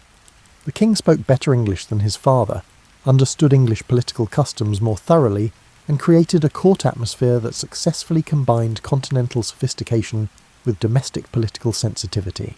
But it was during George III's long reign that the Georgian court system reached its mature form. George III was the first Hanoverian monarch who was thoroughly English in education, temperament, and political understanding. His court became the template for constitutional monarchy that would influence British royal culture for the next 2 centuries. The Georgian court's daily routine reflected these constitutional limitations. Morning sessions dealt with ceremonial business that maintained royal dignity without challenging parliamentary authority. Afternoon meetings handled diplomatic correspondence that required coordination with government ministers who were responsible to Parliament rather than to the Crown alone. George III's court during the American Revolution demonstrates how constitutional monarchy functioned during major political crises. The king personally opposed American independence, but his court had to manage a military conflict that was primarily directed by ministers who were accountable to Parliament. Royal authority and parliamentary government operated in parallel rather than in the hierarchical relationship that had characterised earlier periods. The court's response to George III's periodic mental illness created unprecedented constitutional challenges that required improvised solutions. The Regency crisis of 1788 forced Parliament and the royal household to develop procedures for managing governmental continuity, when the monarch was unable to perform his constitutional duties. These experiences established precedents that would prove crucial during the formal regency period from 1811 to 1820, when the future George IV governed on his father's behalf. The Regency Court represented the full flowering of Georgian royal culture, sophisticated, cosmopolitan, and expensive enough to scandalise contemporary critics. George IV's court as Prince Regent achieved a level of cultural patronage that rivaled the greatest European achievements. The rebuilding of the Royal Pavilion at Brighton, the planning of Regent Street and Regent's Park in London, and the support for artists, writers, and musicians created a court culture that combined aesthetic achievement with constitutional propriety. Victoria's accession in 1837 created a dramatic transformation in English court culture that reflected broader changes in social attitudes, economic relationships, and imperial responsibilities. The 18-year-old Queen inherited a court system that had been designed for Georgian royal lifestyle, but would need to accommodate Victorian moral expectations and global imperial duties. The early Victorian court faced the challenge of establishing respect for a young female monarch in an age when political authority was generally associated with masculine leadership. Victoria's solution was to create a court culture that emphasised moral authority, domestic virtue, and imperial responsibility rather than the personal charisma or cultural sophistication that had characterised earlier royal traditions. You can imagine the dramatic change in the court atmosphere that Victoria's moral standards produced. Where Georgian court life had celebrated wit, sophistication, and a certain tolerance for personal scandal, Victorian court culture emphasised duty, propriety, and the sort of moral earnestness that would have made earlier generations of courtiers deeply uncomfortable. Victoria's marriage to Prince Albert in 1840 established the partnership that would define Victorian royal culture for the next 2 decades. Albert brought German thoroughness and intellectual seriousness to English court life, creating an atmosphere where governmental efficiency, cultural patronage, and moral improvement were pursued with systematic dedication. The Victorian court's approach to ceremonial innovation illustrates this new seriousness of purpose. The Great Exhibition of 1851, organised under Albert's leadership, was simultaneously a celebration of British industrial achievement, a demonstration of imperial wealth, and a moral statement about the benefits of international cooperation and technological progress. Albert's influence on court culture extended far beyond ceremonial occasions. He reorganised royal finances, modernised royal estates, and established new standards for the sort of cultural patronage that the monarchy should provide. The Prince Consort treated royal duties with the systematic attention to detail that successful businesses required, applying commercial principles to monarchical responsibilities. The court's daily routine during Albert's lifetime reflected this business-like approach. Morning sessions handled administrative business with efficiency that would have impressed Tudor bureaucrats. Afternoon meetings dealt with the charitable organisations, educational institutions, and cultural projects that had become central to Victorian royal identity. Victoria's grief after Albert's death in 1861 transformed the court once again, this time in ways that created long-term problems for monarchical prestige. The Queen's withdrawal from public ceremonial duties meant that the Victorian court maintained its administrative functions while losing much of its symbolic visibility. The court, during Victoria's widowhood, operated like a governmental department whose chief executive had chosen to work from home. While royal business proceeded efficiently, the ceremonial aspects of monarchy, which served as public demonstrations of constitutional continuity, saw a significant reduction. This created opportunities for other members of the royal family, particularly the Prince of Wales, the future Edward VII, to develop alternative approaches to royal public life. Edward's court-in-waiting became a centre for the sort of social activities that Victoria's mourning had eliminated from official royal culture. The tension between Victoria's withdrawn approach and Edward's sociable style created 2 different models of royal behaviour that coexisted uncomfortably within the same constitutional system. The Queen's moral authority was unquestioned, but her son's understanding of royal ceremonial requirements seemed more suited to practical political needs. Victoria's Golden Jubilee in 1887 and Diamond Jubilee in 1897 demonstrated that the Queen's moral authority had created a new form of monarchical prestige. These celebrations weren't just British occasions, they were imperial festivals that demonstrated how Victorian royal culture had expanded to encompass global responsibilities. The Victorian court's final achievement was establishing the constitutional framework that would allow the British monarchy to survive the democratic transformations of the 20th century. Victoria's combination of moral authority, imperial responsibility and constitutional propriety created a template for monarchical relevance that proved adaptable to changing political circumstances. As we reach the end of our gentle journey through these centuries of royal courts, you might find yourself reflecting on how these ancient patterns still echo in contemporary life. The challenges that medieval kings faced, balancing personal desires with public responsibilities, managing competing interest groups, adapting traditional institutions to changing circumstances, remain remarkably familiar to anyone who observes modern politics or organisational leadership. English royal courts evolved from William the Conqueror's efficient Norman administration to Victoria's moral imperial authority, illustrating humanity's continuing experiment with the relationship between individual authority and collective governance. Each generation discovered that successful leadership required adapting inherited traditions to contemporary realities while maintaining enough continuity to preserve institutional legitimacy. Perhaps the most striking pattern is how consistently English royal courts served as laboratories for political innovation. The Magna Carta emerged from King John's administrative failures. Parliament developed from Edward I's financial needs. The Reformation grew from Henry VIII's personal circumstances, and constitutional monarchy evolved from the Glorious Revolution's political necessities. These weren't planned developments guided by theoretical political philosophy. They were practical solutions to immediate problems, created by people who were trying to make inherited governmental systems work under changing circumstances. The genius of English political development was its capacity to transform temporary expedients into permanent constitutional principles.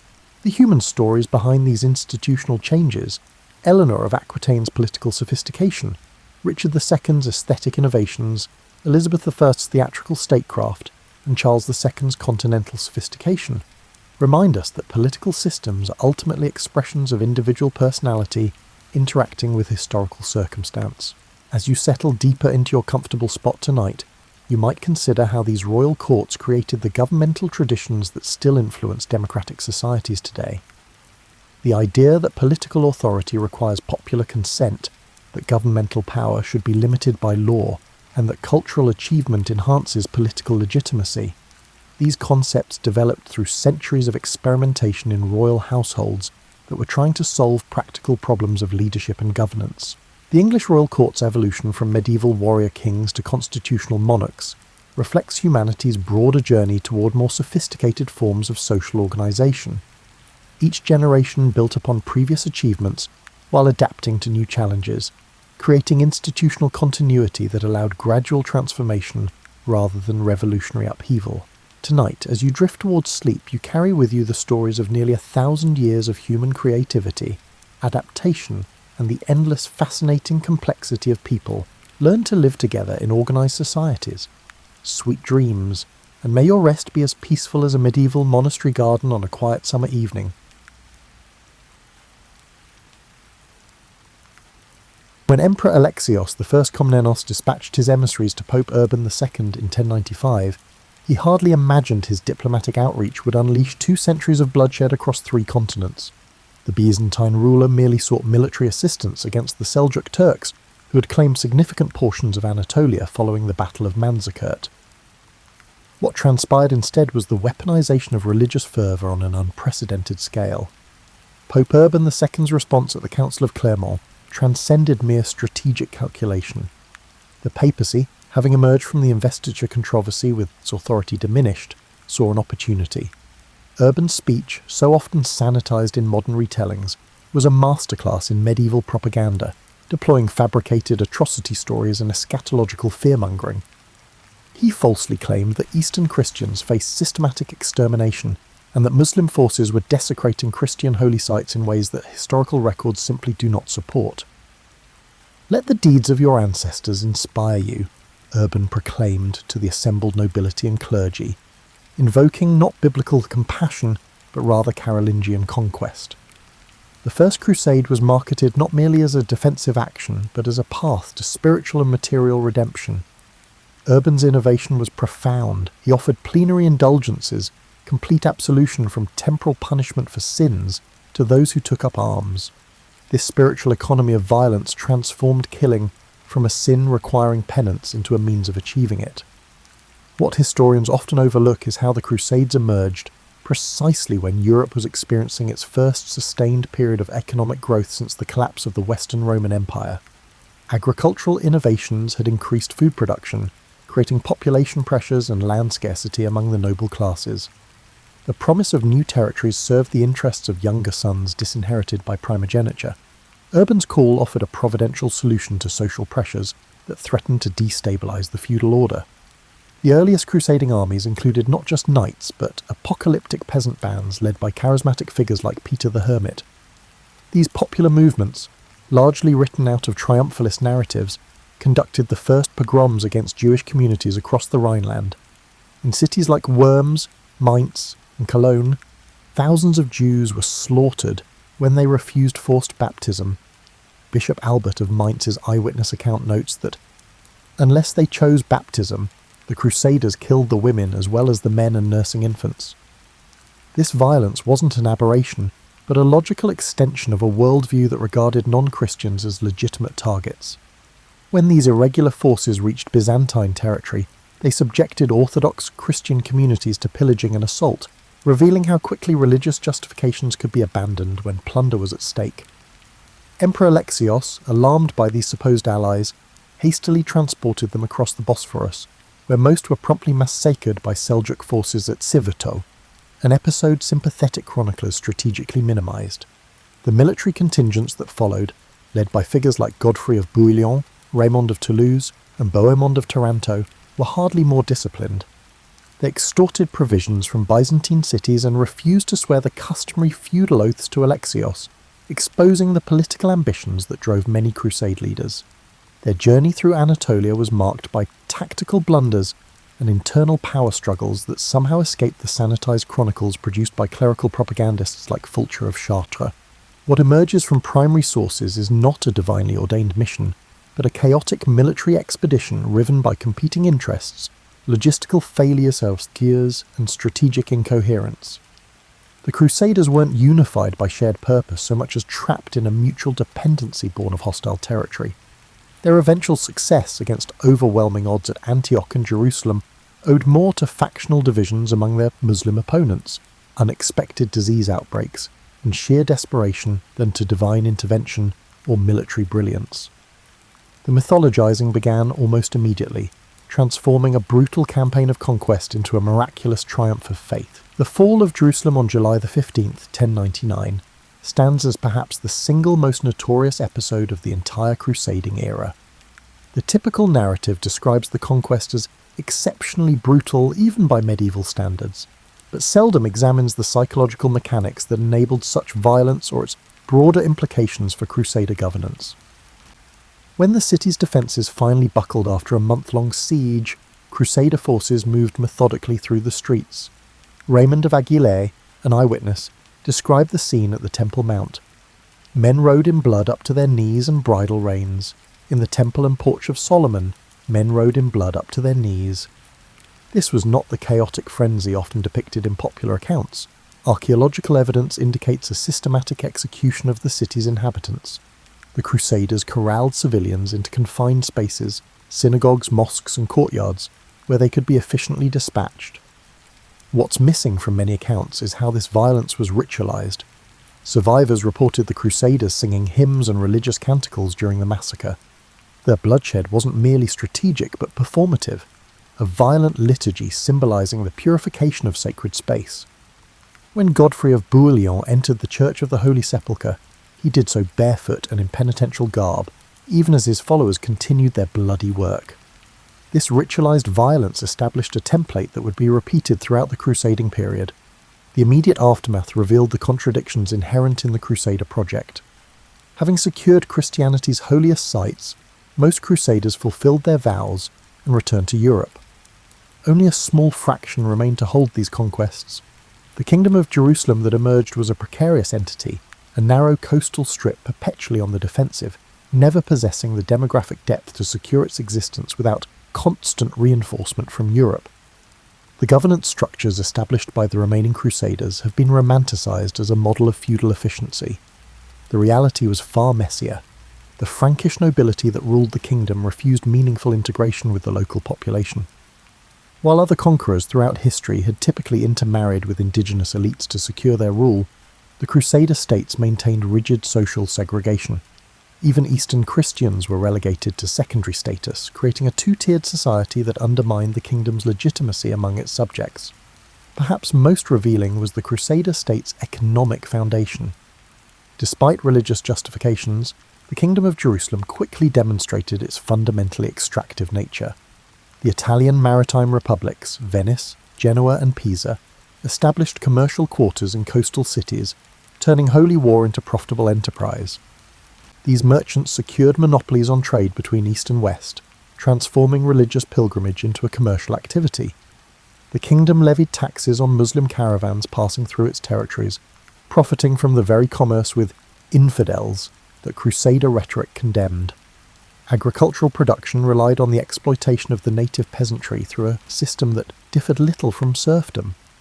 Indigenous farmers were subjected to oppressive taxation that channeled wealth to a thin layer of Frankish nobility.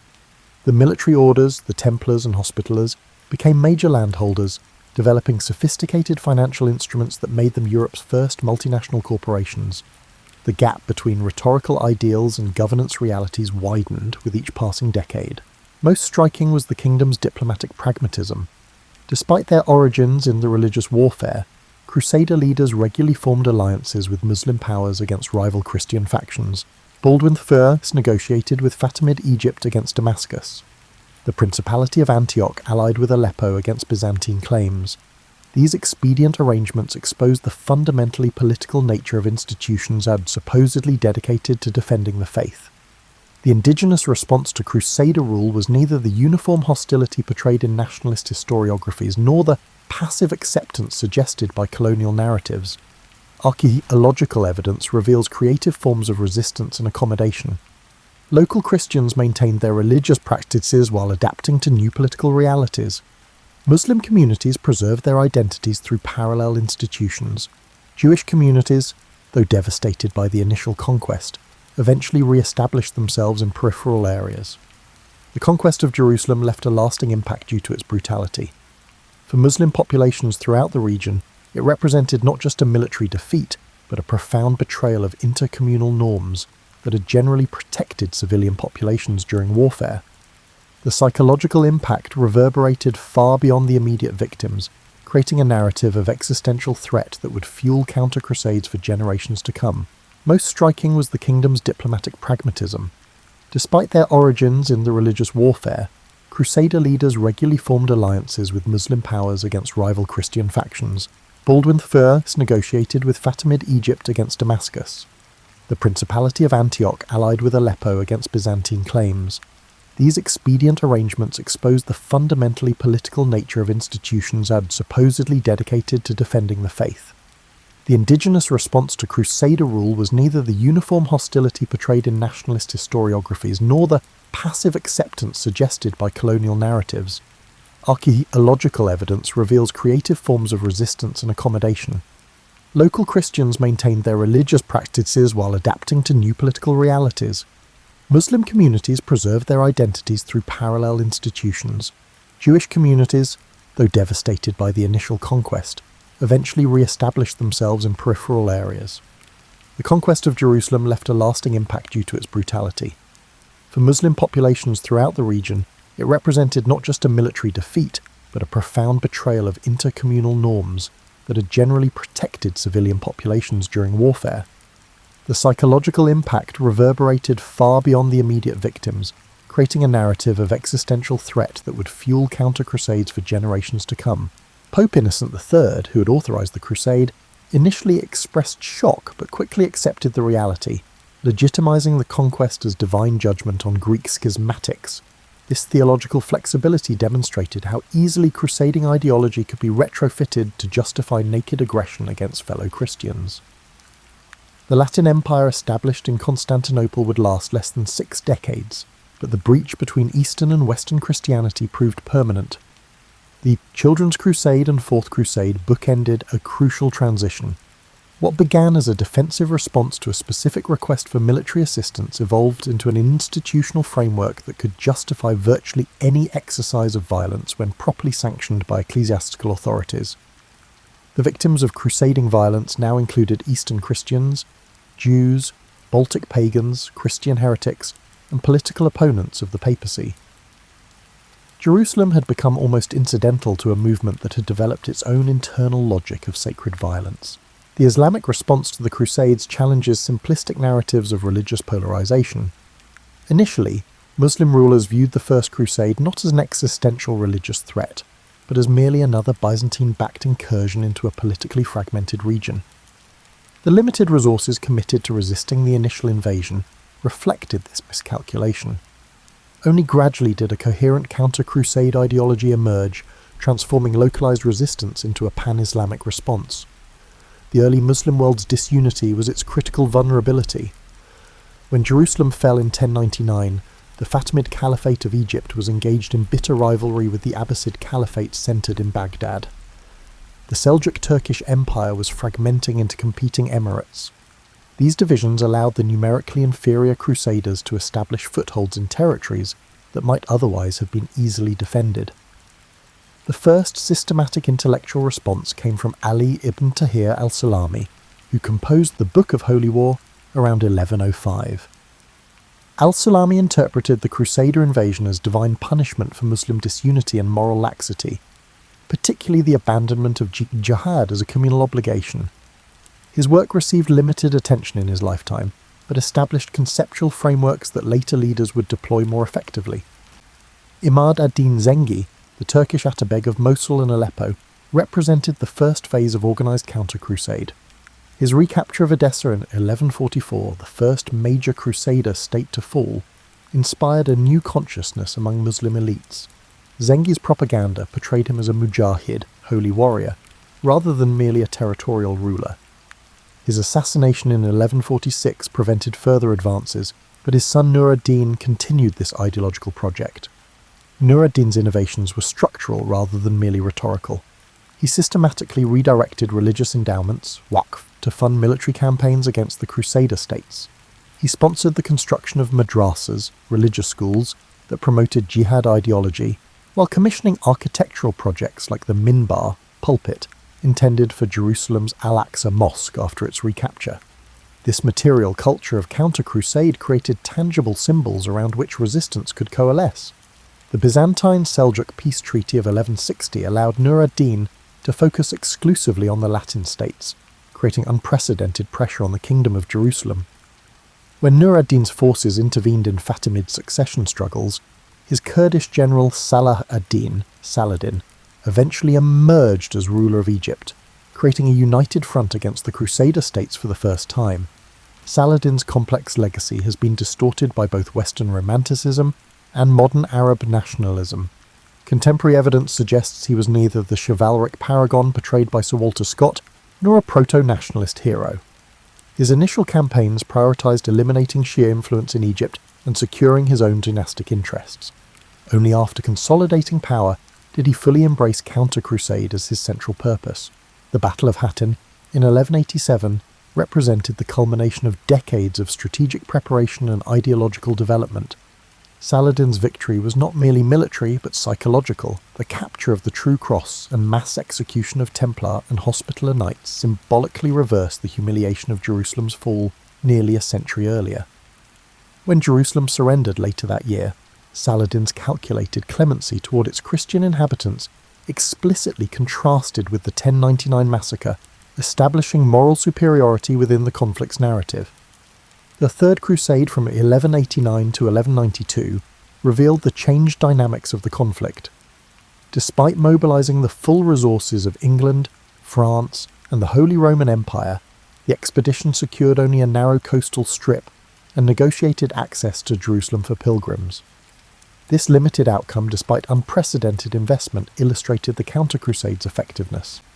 The Muslim world had developed institutional resilience against external aggression, while crusading had become a fiscally ruinous obligation for European monarchs. Less acknowledged in traditional narratives is how the counter-crusade transformed Islamic institutions. The military dominance of slave-soldier Mamluk units accelerated during this period, eventually culminating in the Mamluk Sultanate that would deliver the final blow to Crusader presence in the Levant. Religious endowments were increasingly militarized, diverting resources from civil development.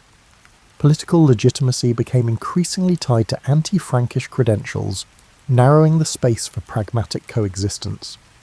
The Ayyubid dynasty established by Saladin initially maintained his balanced approach, but gradually succumbed to internal rivalries. When Ayyubid rulers negotiated the surrender of Jerusalem to Frederick II during the Sixth Crusade in 1229, they faced intense opposition from religious scholars and the general population.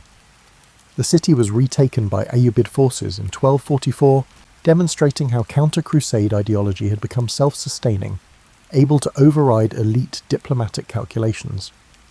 The Mongol invasions of the mid-13th century initially appeared to signal a new Christian-Muslim alignment against a common threat. The Mongols destroyed the Abbasid Caliphate in 1258, creating a political vacuum that transformed regional dynamics. When Mongol forces entered Syria, they allied with Christian powers against the Mamluks of Egypt, who had overthrown the Ayyubids. The Mamluk victory at Ain Jalut in 1260 halted Mongol advancement and paradoxically reinforced counter-crusade ideology by linking it to broader resistance against foreign domination. The final stage of the counter-crusade culminated in the systematic dismantling of Crusader territory under Mamluk Sultan Baybars and his successors. The fall of Antioch, 1268, Tripoli, 1289, and finally Acre, 1291, eliminated Latin presence in the Levant. These campaigns were marked by meticulous planning, technological innovation, particularly in siege warfare, and strategic ruthlessness. The centuries-long encounter had transformed both Islamic military organization and religious thought, creating new paradigms that would influence Muslim societies for generations to come. The brutality of the Crusades extended beyond the battlefield into the realm of cultural warfare. While physical violence claimed immediate victims, the crusading movement's assault on cultural identity and knowledge produced casualties that would never be counted. This dimension of Crusader brutality remains underexplored, overshadowed by more visually dramatic aspects of military conflict. The Library of Tripoli, reportedly containing over 3 million volumes, represented one of the medieval world's greatest repositories of knowledge. Crusaders systematically destroyed this irreplaceable collection when they captured the city in 1189. Raymond of Aguilé, who had earlier glorified the bloodbath at Jerusalem, described this destruction as necessary because many texts contained the abominable teachings of Muhammad. The specific targeting of libraries was not incidental but ideological, an attack on knowledge systems that challenged Latin Christian exclusivity. The Crusaders' cultural program extended to the built environment. Upon capturing Jerusalem, they immediately converted the Dome of the Rock into a church called Templum Domini and Al-Aqsa Mosque into Templum Solomonis. These appropriations were coupled with iconographic additions that overlaid Christian symbolism onto Islamic sacred spaces. Art historians have documented how Crusader modifications deliberately obscured or defaced Islamic inscriptions, while preserving architectural elements that could be incorporated into Christian narrative frameworks. Linguistic violence characterized the Crusader states throughout their existence. Despite ruling predominantly Arabic-speaking populations for generations, most Frankish nobles never learned the language of their subjects. This linguistic isolation was not merely practical but ideological, a refusal to engage with local cultural frameworks. When administrative necessity required translation, this work was typically performed by local Christians or Jews, creating mediated power relationships that reinforced colonial hierarchies. The Crusaders' ideological impact extended beyond the immediate conflict zones. In Europe, the movement accelerated the development of a persecuting society that would reach its full expression in the late medieval period. The juridical framework was gradually turned inward, providing templates for persecuting domestic minorities after being established to identify and punish enemies of the cross abroad. The Fourth Lateran Council of 1215, which formalized much crusading theology, also mandated that Jews wear distinctive clothing, institutionalizing their otherness. Intellectual casualties included the severing of philosophical and scientific exchanges that had previously flourished across religious boundaries. The translation movement centered in Toledo and Sicily, which had transmitted critical Greek texts preserved in Arabic commentaries, faced increasing suspicion. As crusading ideology hardened boundaries between Christian and Muslim intellectual worlds, opportunities for cross-fertilization diminished, delaying European access to crucial classical knowledge for generations. Even artistic production was militarized. The Chanson de Roland, initially composed before the First Crusade, was expanded and modified to incorporate crusading themes, transforming a regional conflict into an existential struggle between Christianity and Islam. This literary weaponization created cultural templates that would influence European perceptions of Muslims for centuries. Similar transformations occurred in visual arts, where depictions of Muslims became increasingly stereotyped and dehumanized in manuscript illuminations and church sculpture. Women's experiences during the crusading period reveal particularly complex dimensions of cultural violence. Anna Komnena's Alexiad documents how female Byzantine nobles were forced into marriages with crusader leaders, creating bloodline claims to eastern territories. In the crusader states, policies regarding intermarriage shifted according to demographic necessity rather than principled acceptance. Local Christian families permitted temporary accommodations with Frankish women when they were scarce, but these arrangements remained exceptional rather than normative. The cultural legacy of crusader brutality survived long after the military conflicts ended.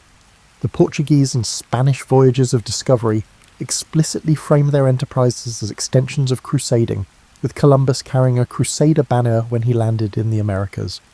The juridical frameworks developed to dispossess Muslims and Jews in Iberia following the Reconquista were directly transported to the Americas, informing colonial practices toward indigenous populations. The papal bulls that divided the New World between European powers explicitly reference crusading precedents. In the Muslim world, the cultural memory of crusader aggression created enduring suspicion toward Western intellectual traditions.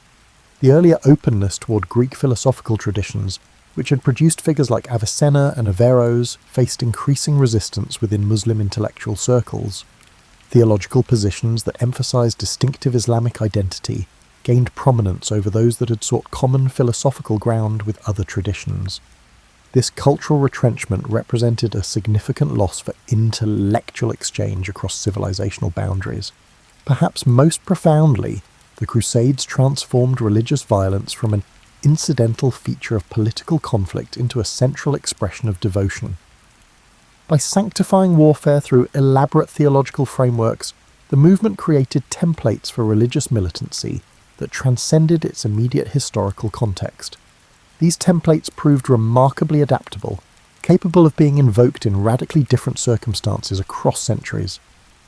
The cultural brutality of the Crusades thus extended far beyond the immediate violence of conquest and occupation, reshaping how religious communities understood themselves in relation to others.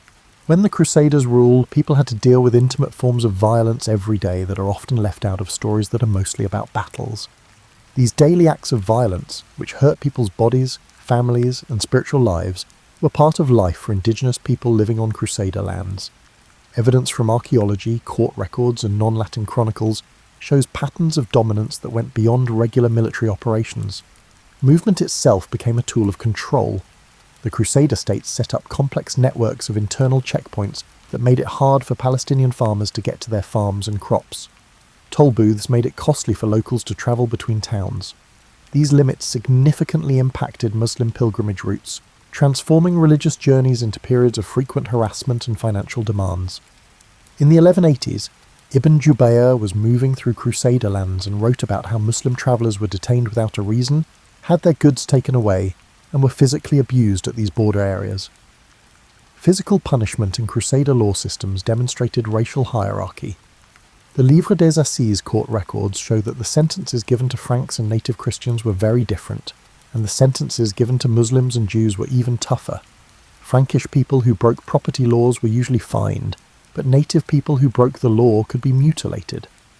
Written reports of different punishments are backed up by archaeological evidence from burial sites. Skeletal remains show patterns of amputated limbs and trauma consistent with judicial torture that are more common in non-Frankish cemeteries. Under Crusader rule, homes turned into dangerous places. Latin settlers were given more property rights than native people, and native landowners were often turned into tenants on land that their families had owned for generations. In cities, housing was separated, with Muslims and Eastern Christians living in separate areas that got more crowded as Latin settlers moved in and took the best spots. Archaeological digs in Ecre and Tyre during the Crusader era show the stark difference between the large Frankish compounds and the more crowded native areas. Getting to water, which was important in the temperature of the Levant, became another way of controlling people. The Crusader government changed the flow of water to help Latin towns and military bases, which messed up traditional irrigation systems. In Jerusalem, cisterns were increasingly reserved for Frankish use. These restrictions meant that native people had to drive farther to get water. This hydraulic colonialism entirely changed farming methods and community habits that had developed over hundreds of years to make the best use of water. During the Crusades, religious experience changed in big ways. Muslims and Jews could practice their faiths, but there were many restrictions. In many places, going to the mosque was limited. So Muslims from rural areas often had to go to cities for Friday prayers, where they could be watched more closely. In places where there were many Christians, the call to prayer at hand was not allowed. The ban stopped a key part of Muslim life. Jewish communities had to deal with new rules about building and fixing up synagogues. Archaeological evidence showed that Jewish religious buildings were purposely left out of urban makeover projects. There were many problems for Christian villages in the East. Theoretically, they shared the same faith as the Crusaders, yet their distinct religious beliefs and liturgical practices were increasingly undermining each other. The Latin Patriarchate regularly replaced Orthodox bishops with Latin-appointed ones, disrupting the historical lines of succession within the Church. Latin power stepped in and took away the religious freedom of Greek, Armenian, Syrian, and Coptic Christians. Their actions caused divisions within these Christian communities that lasted longer than the Crusader states themselves. During the Crusades, it was challenging to start a family and be sexual. When Latin men married local Christian women especially, it caused complicated legal questions about inheritance and status. These unions placed their children in a challenging situation, frequently facing abuse from both sides.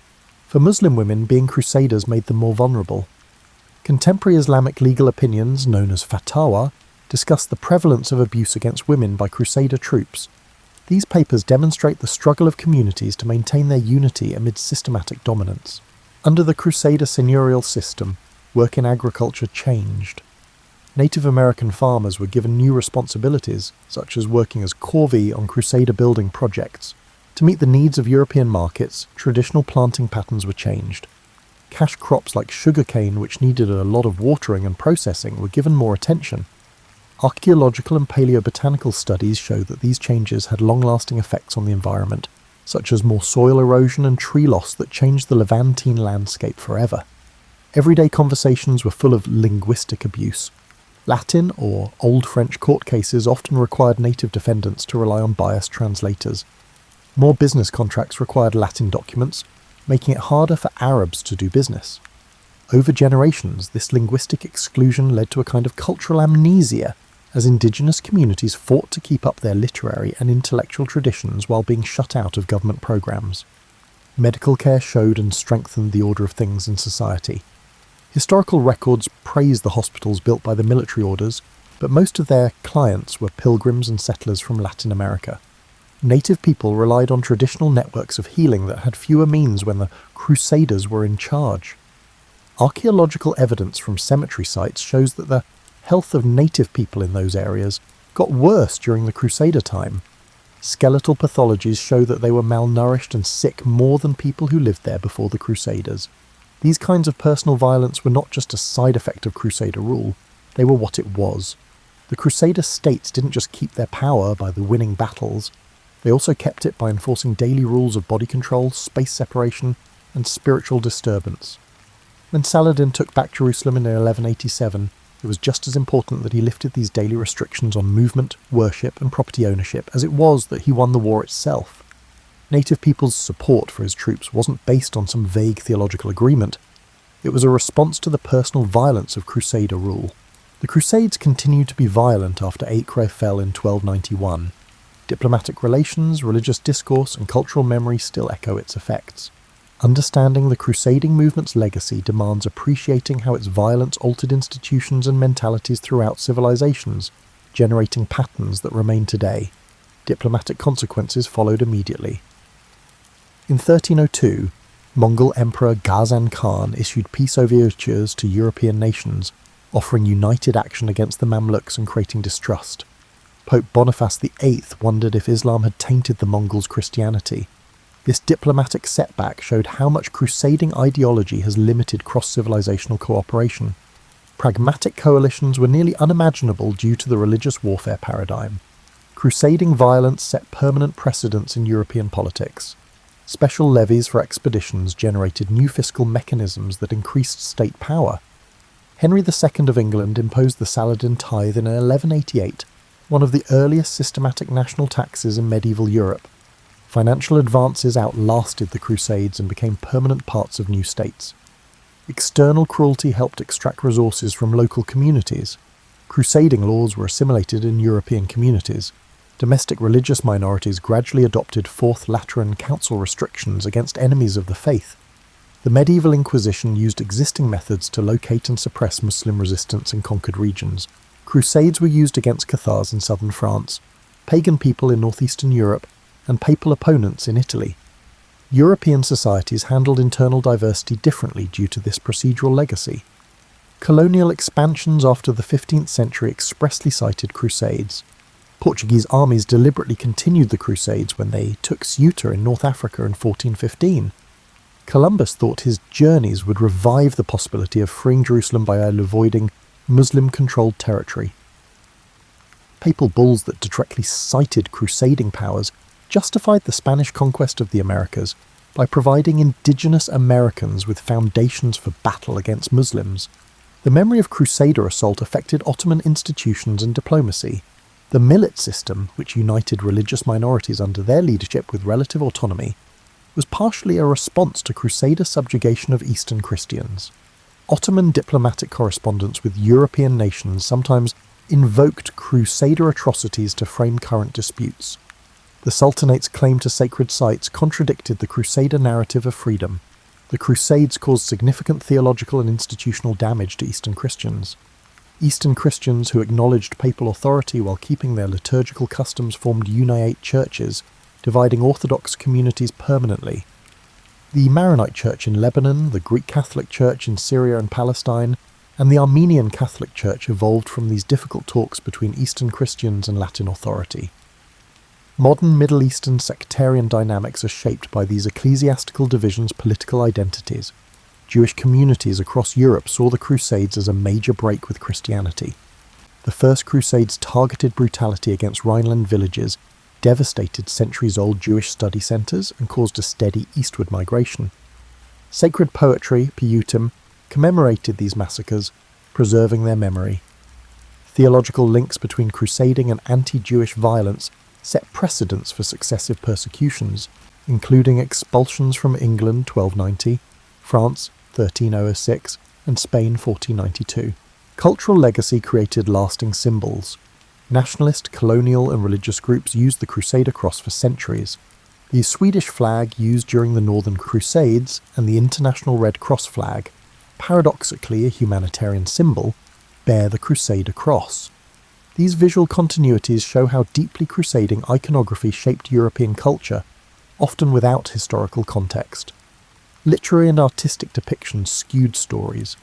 Medieval epic poems like the Song of Roland made Muslims into monsters, shaping European perceptions for generations.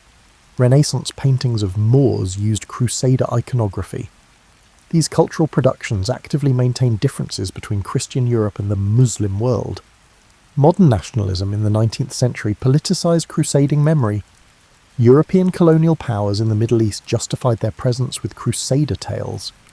Press coverage purposely evoked Crusader imagery when British General Allenby invaded Jerusalem in 1917. Syrian French Mandate authorities rebuilt Crusader castles as proof of their dominance. Arab nationalist organizations defined their struggle as continuing Saladin's liberation of Jerusalem in response to colonial appropriations. Political discourse about the Crusades shows their unfinished business. The immediate uproar demonstrated the lasting impact of the term when President George W. Bush referred to the War on Terror as a crusade in 2001. Extremist movements in Western and Muslim countries use crusading iconography, showing the conflict's enduring relevance to modern problems. Excavations continue to reveal Crusader violence's material legacy. Recent excavations at Caesarea Maritima found Frankish and Christian mass graves from Baber's 1265 conquest.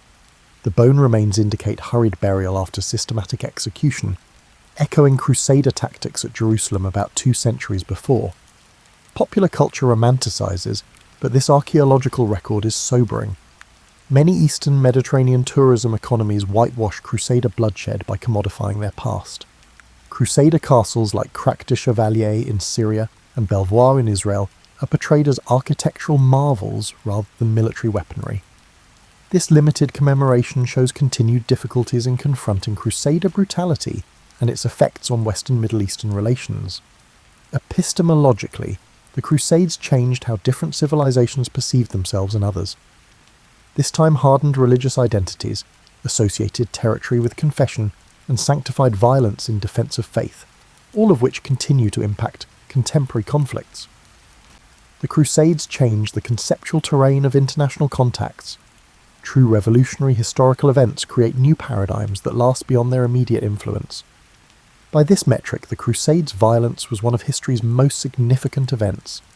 After nearly a millennium, Urban II's fatal sermon at Clermont continues to impact our world because it cuts to the heart of how civilizations identify themselves and others. Crucifer violence haunts modern discourse as the Middle East struggles with recurrent wars and Europe grapples with religious and cultural identity. Addressing this history's enduring legacies requires understanding its complexity beyond triumphalist narratives and simplistic condemnations. The Crusades' cruelty was a revolutionary historical process with lasting effects.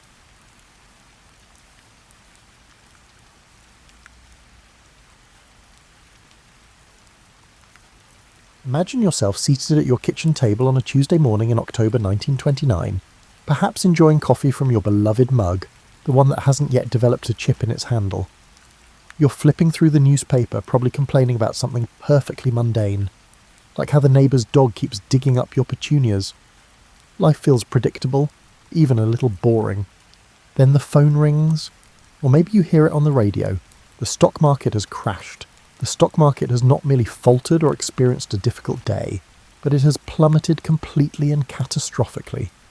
Within hours, everything you thought you knew about your comfortable little world starts shifting beneath your feet like sand. Now you might be thinking, what does Wall Street have to do with my dinner table? Get ready to learn that everything is connected in ways that will make your head spin. Before the crash, American kitchens were experiencing a period of prosperity. Electric refrigerators replaced the old ice boxes that required actual blocks of ice. Consider how you might explain that to someone today. Yes, dear. A man came by twice a week with frozen water. No, we couldn't make our own. Cooking became easier with the newfangled appliances, and grocery stores brimmed with an abundance of options that would have left your grandmother dizzy.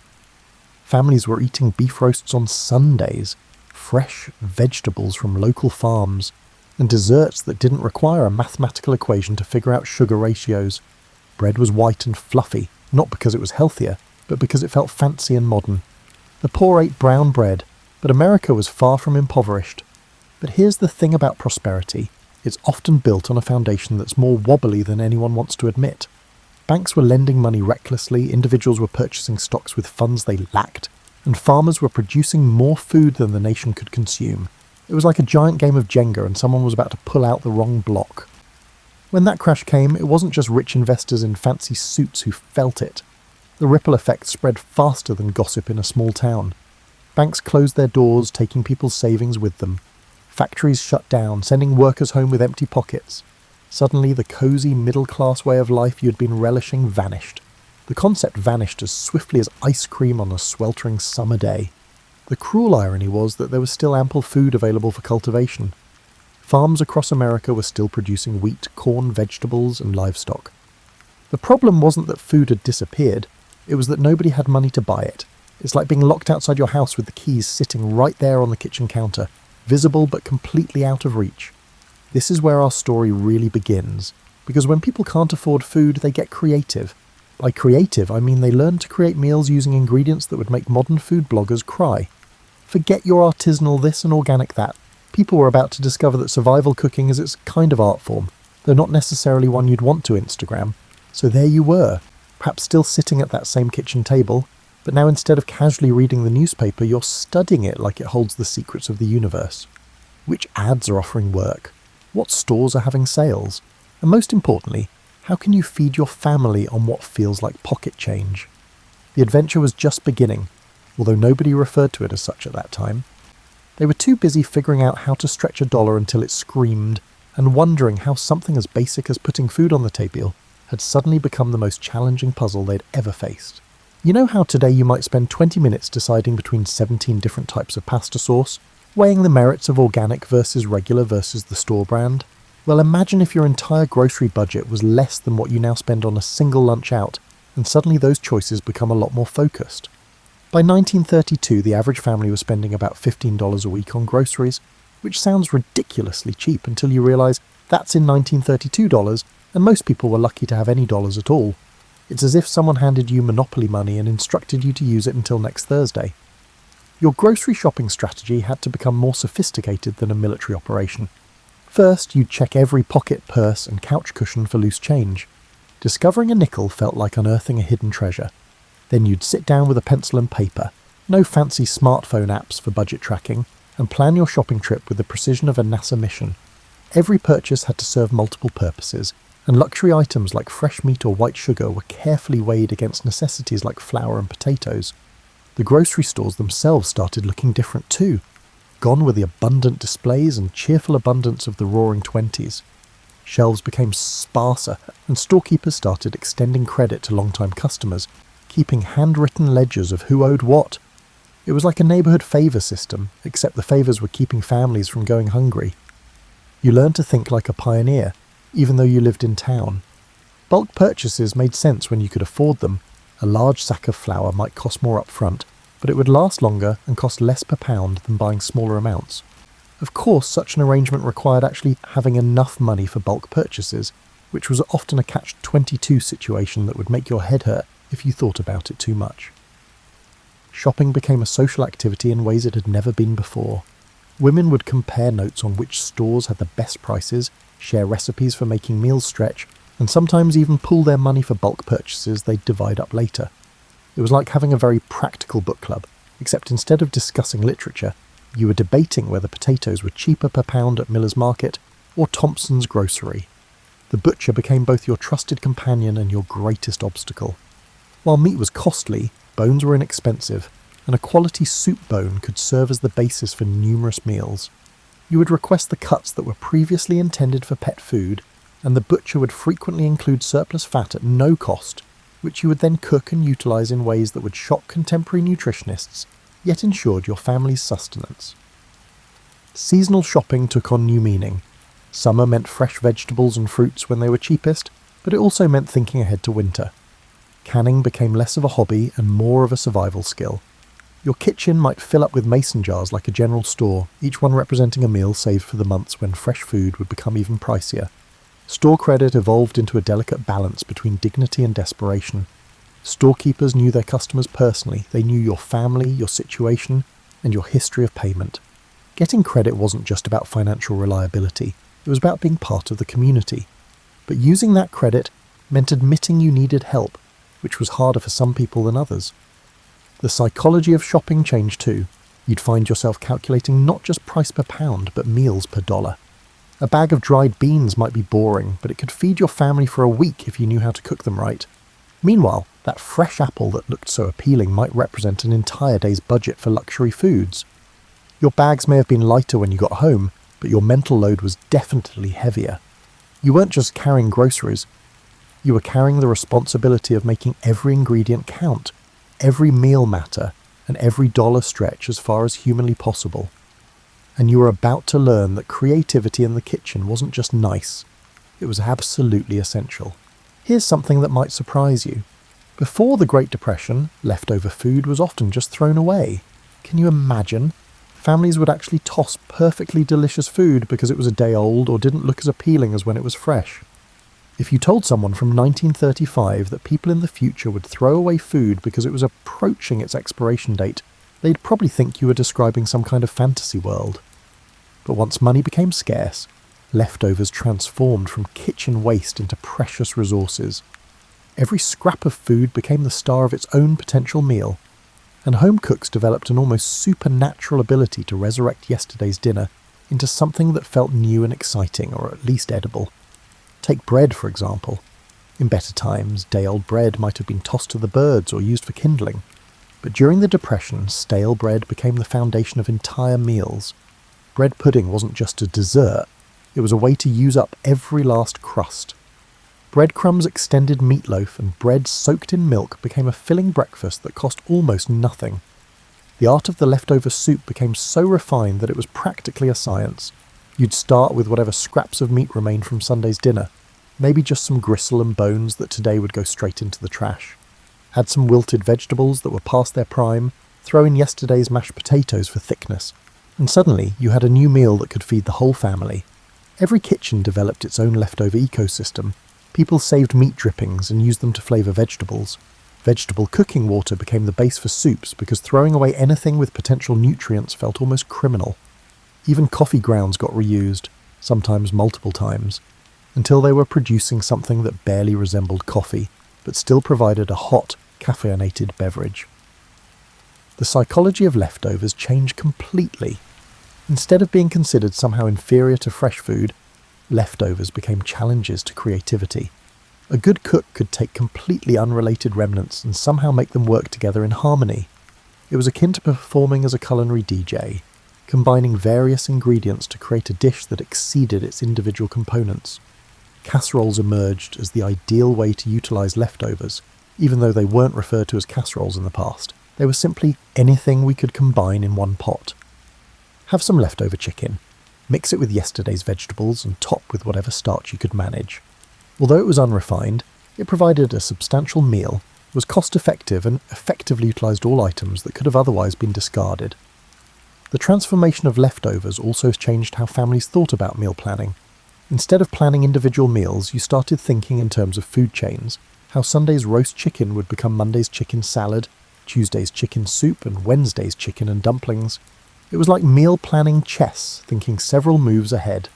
Children grew up with an entirely different relationship to food waste than their parents had. Not only was leaving food on your plate considered bad manners, but it also represented a significant waste of family resources. Kids learned to clean their plates not because of starving children in far-off countries, but because that leftover bite might be tomorrow's lunch.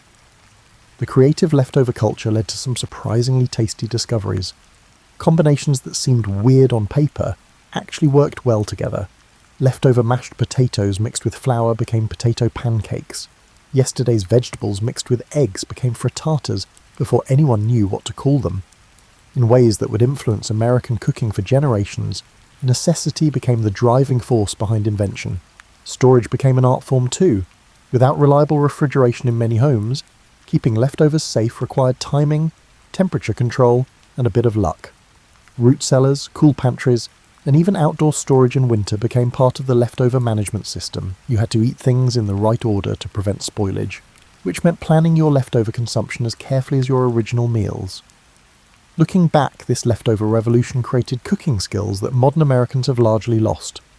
These skills, such as the ability to look at random ingredients and see potential meals, to stretch food beyond its obvious uses, and to waste absolutely nothing, were not just survival skills from the Depression era.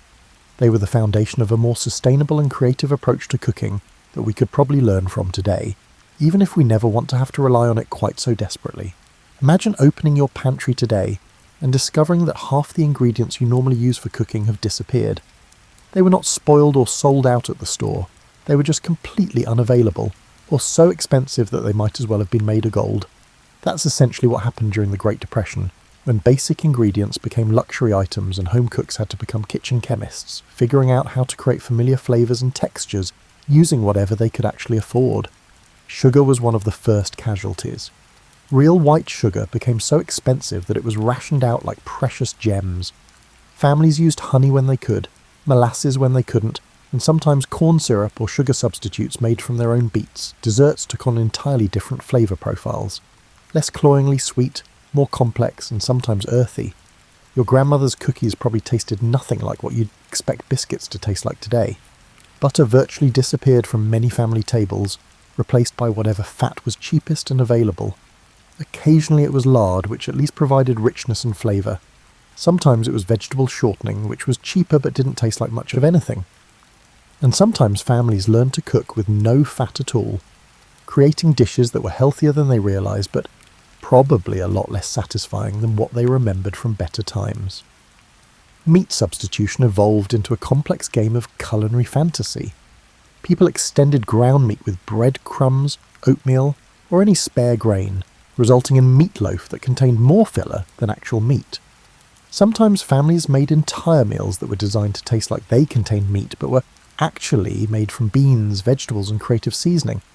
It was like culinary theatre. Everyone pretended it was the real thing, and occasionally the pretending was so good that it almost worked. Coffee was another heartbreaker. Real coffee became so expensive that families started mixing it with chicory, dandelion root, or whatever else could provide a bitter hot beverage that felt like coffee in the morning. Some substitutes weren't terrible. Chicory actually has a pleasant, earthy flavour. Others were more about the ritual than the taste, because starting the day with a hot cup of something was psychologically important, even if that something bore only a passing resemblance to actual coffee. Vanilla extract, which today you buy without thinking, became a luxury item that required creative substitution. Families learned to use almond extract sparingly, or to make their own flavourings from whatever was available. Some learned to make vanilla from scratch, though the process was time-consuming and the results were hit or miss. Baking became an exercise in making desserts that tasted good, without relying on the flavour enhancers that had become too expensive. Milk was often watered down or substituted entirely. Powdered milk, when available, was mixed thinner than recommended to make it last longer. Sometimes families made milk from other sources. Nut-based beverages weren't trendy health choices, but desperate substitutions for something that had become unaffordable. Children grew up thinking that thin, slightly off-tasting milk was normal, not knowing they were drinking a diluted substitute for the real thing. Even salt, something we take completely for granted today, sometimes required substitution. Families learned to use herbs, vinegar, or other flavour enhancers to improve food taste without relying on salt they couldn't afford. Gardens became medicine cabinets and spice racks, with families growing whatever they could to add flavour to otherwise bland meals. The psychology of substitution was complex. On one hand, it was practical and necessary. You used what you had because you didn't have choices, but it was also a way of maintaining normalcy and dignity. Calling a bean and grain patty a meatloaf wasn't just about flavour. It was about preserving the feeling that your family was still eating recognisable traditional meals. Some substitutions worked so well that they became permanent parts of American cooking. Others were abandoned as soon as better times returned, though they remained in family memories as reminders of when creativity wasn't just helpful. It was essential for survival. The substitute culture also created a generation of cooks who understood ingredients in ways that modern cooks often don't.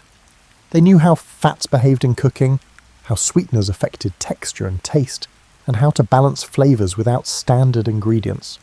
They became masters of working with what they had rather than the recipes they assumed they could buy. This ingredient flexibility created a uniquely American approach to cooking that valued resourcefulness over authenticity, creativity over tradition, and making do over giving up. It was always creative and fed families when they otherwise would have gone hungry, even if it wasn't tasty. You've probably seen those perfectly manicured suburban lawns, right? Every blade of grass precisely the same height, not a dandelion in sight, maintained with the dedication usually reserved for religious practices. During the Great Depression, those immaculate lawns would have been viewed as the epitome of wasteful foolishness. Every square foot of available land became potential food production, and families learned that vegetables were a lot more valuable than ornamental grass. The transformation of American yards happened almost overnight. People who had never grown anything more challenging than houseplants suddenly found themselves studying seed catalogues like they were textbooks, trying to figure out how to turn their backyards into miniature farms. It wasn't exactly like the trendy urban gardening movement you see today. This wasn't about being eco-conscious or eating locally. This was purely a matter of survival. Your garden planning had to be strategic in ways that modern gardeners can barely imagine. You had to plant what would yield the most calories per square foot, store well through winter, and grow reliably in your specific soil and climate. Potatoes became the backbone of many family gardens because they were filling, nutritious, and could be stored for months. Beans were popular because they added protein to the diet and improved the soil for future crops. The seed situation was its kind of economics lesson. Due to the high cost of good seeds, families learned to save seeds from their best plants, forming informal seed banks that neighbours and relatives shared. Trading seeds became a social activity. You might trade your extra tomato seeds for someone else's extra bean seeds, creating a community network that helped everyone increase their food security. Tools were another challenge. A good shovel or hoe was an investment that many families couldn't afford, so tool sharing became common. Neighbours would coordinate their gardening schedules so they could pass tools back and forth, or families would make do with improvised tools, old kitchen spoons for planting seeds or homemade watering systems created from tin cans with holes punched in them. The process of learning was steep and unforgiving. Modern gardeners can look up solutions to their problems online, but Depression-era gardeners had to rely on neighbours, library books, and trial and error. If bugs devoured your beans or your tomatoes succumbed to blight, it not only represented a gardening setback but also a family food emergency. Pressure to succeed made every gardening decision feel crucial. Preservation became just as important as growing.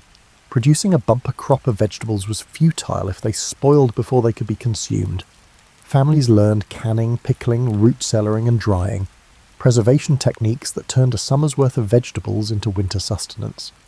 Your kitchen might be filled with mason jars lined up like soldiers, each one representing security against future hunger. Urban gardening took on new meaning when every available space was pressed into service. Rooftops, vacant lots, and strips of land beside railroad tracks, anywhere that could support plant life, became potential sites for food production. City dwellers learned to grow vegetables in containers, window boxes, and any patch of soil they could claim or borrow. It was like an entirely different relationship with urban stone space, where every square foot was evaluated for its food-producing potential. The social dynamics of gardening changed too.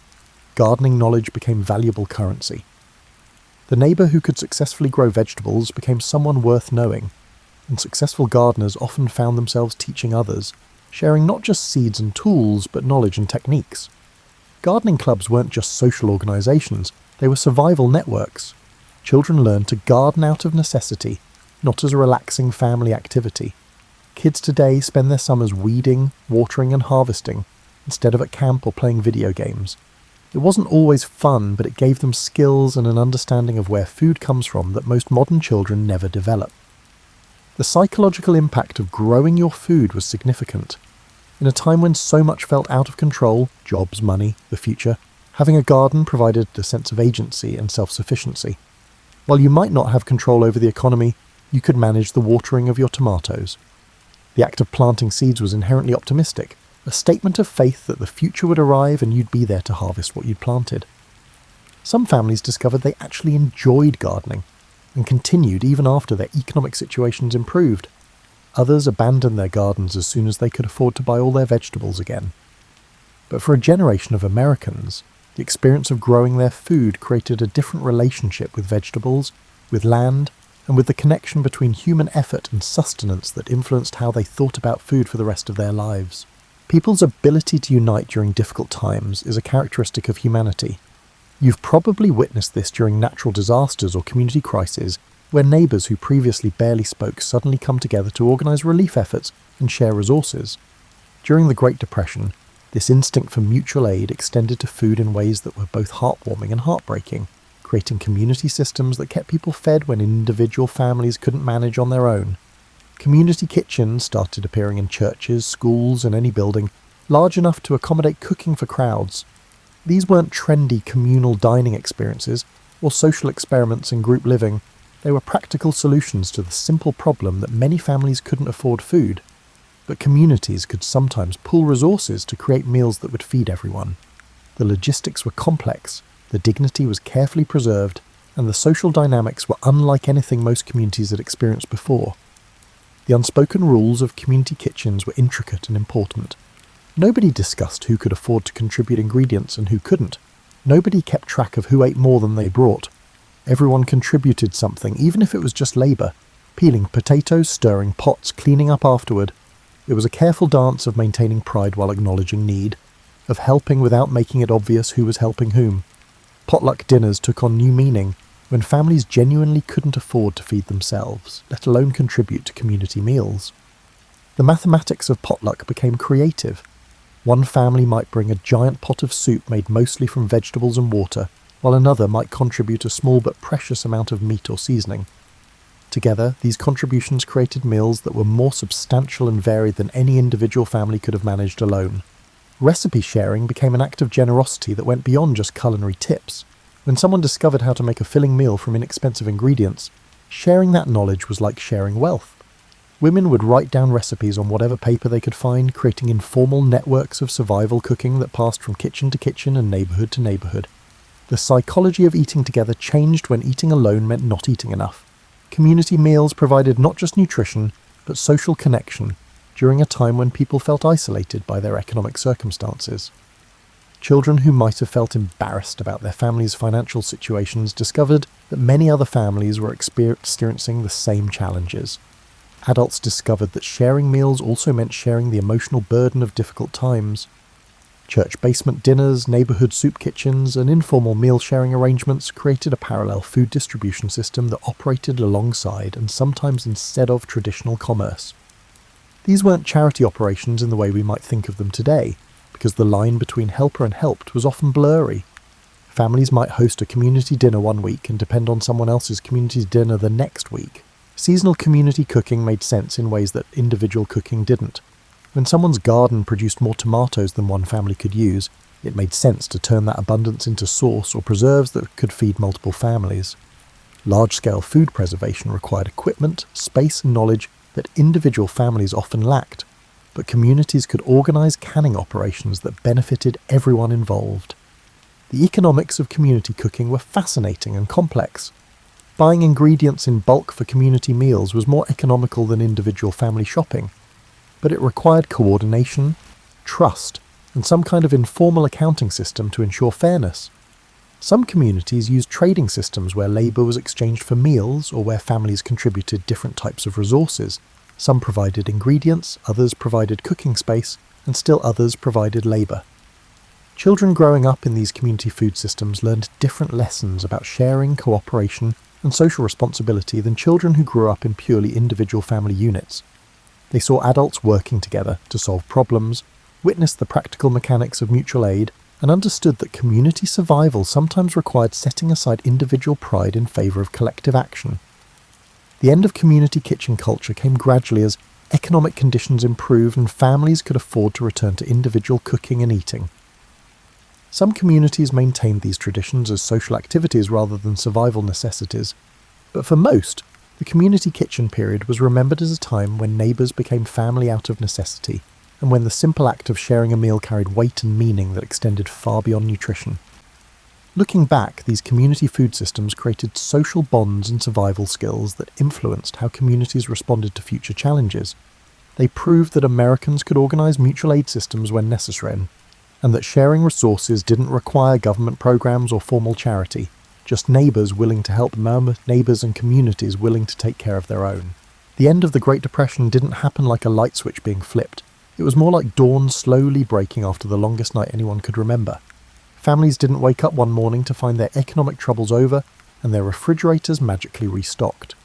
Instead, prosperity gradually returned, permanently altering Americans' relationship with food. World War II played a strange role in ending food scarcity for some families, while creating new types of rationing for others.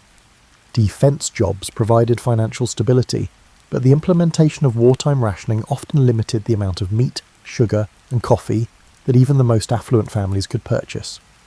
It was like having money, but being told you could only spend some of it, which was frustrating and forced continued creativity in the kitchen.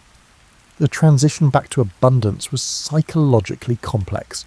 You'd think that people who had to stretch every ingredient would waste food once they could afford it, but that's not what happened. Many families continued Depression-era cooking habits for years, decades, or even the rest of their lives. Once you've learned to see potential meals in food scraps, it's hard to unlearn that skill, even when you don't technically need it anymore. Children who had grown up during the Depression carried forward different attitudes about food than their parents had originally possessed. They knew how to cook from scratch, how to substitute ingredients, how to make meals stretch, and how to waste nothing. These skills served them well during future economic downturns, but they also influenced American home cooking in ways that lasted for generations. The grocery store experience transformed as abundance returned, but it never quite went back to the carefree shopping of the 1920s. People who had lived through the Depression maintained habits of price comparison, bulk buying when items were on sale, and stocking up against future shortages that might never come. The psychological scars of scarcity created shopping behaviours that persisted long after scarcity ended. Restaurant culture slowly returned, but it was different too. The casual throwing away of restaurant food that had been common in the 1920s was replaced by more careful eating, taking leftovers home, and appreciation for meals that someone else had prepared. The experience of not being able to afford to eat out made dining out feel more special and less routine when it became possible again. Food technology advanced rapidly in the post-war years, partly in response to lessons learned during the Depression about food preservation, nutrition, and efficient cooking. Frozen foods, improved canning techniques, and new appliances were developed with an understanding of how families actually cooked and ate during difficult times, not just during prosperous ones. The social aspects of food sharing evolved too. Potluck dinners, community meals, and neighbour-to-neighbour food sharing didn't disappear when they were no longer necessary for survival, though they became more about social connection than economic necessity. Communities that had learned to eat together during hard times often continued eating together during good times, maintaining bonds that had been forged over shared meals and mutual aid. Garden culture persisted in modified forms. Many families continued growing vegetables, not because they had to, but because they wanted to. The skills they'd learned during necessity became hobbies, and the victory gardens of the Depression era evolved into the recreational gardening that became a suburban staple in later decades. The recipes and cooking techniques developed during the Depression became part of American culinary tradition. Desperately created dishes became comfort foods associated with family, tradition, and resourcefulness. Casseroles, hearty soups, and creative uses of leftovers remained popular long after they stopped being economically necessary. Perhaps most importantly, the Great Depression created a generation of Americans who understood the difference between wanting food and needing it, between eating for pleasure and eating for survival. This distinction influenced how they raised their children, how they thought about waste, and how they appreciated abundance when it returned. The legacy of Depression-era food culture wasn't just about specific recipes or cooking techniques. It was about resilience, creativity, and the understanding that survival sometimes requires reimagining your relationship with basic necessities. Families learned that they could adapt to the unexpected, that communities could support each other through mutual aid, and that meals could be satisfying and meaningful even when they weren't elaborate or expensive.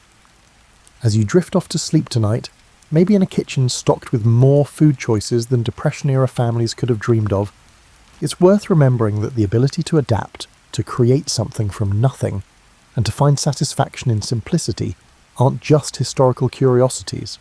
They're human capabilities that remain available to us, skills that our grandparents and great-grandparents developed out of necessity, but that represents something valuable about human creativity and resilience. The Great Depression taught America that food is never just about food. It's about community, creativity, survival, and the remarkable human ability to make the best of whatever circumstances life serves up, even when those circumstances are nothing like what anyone ordered.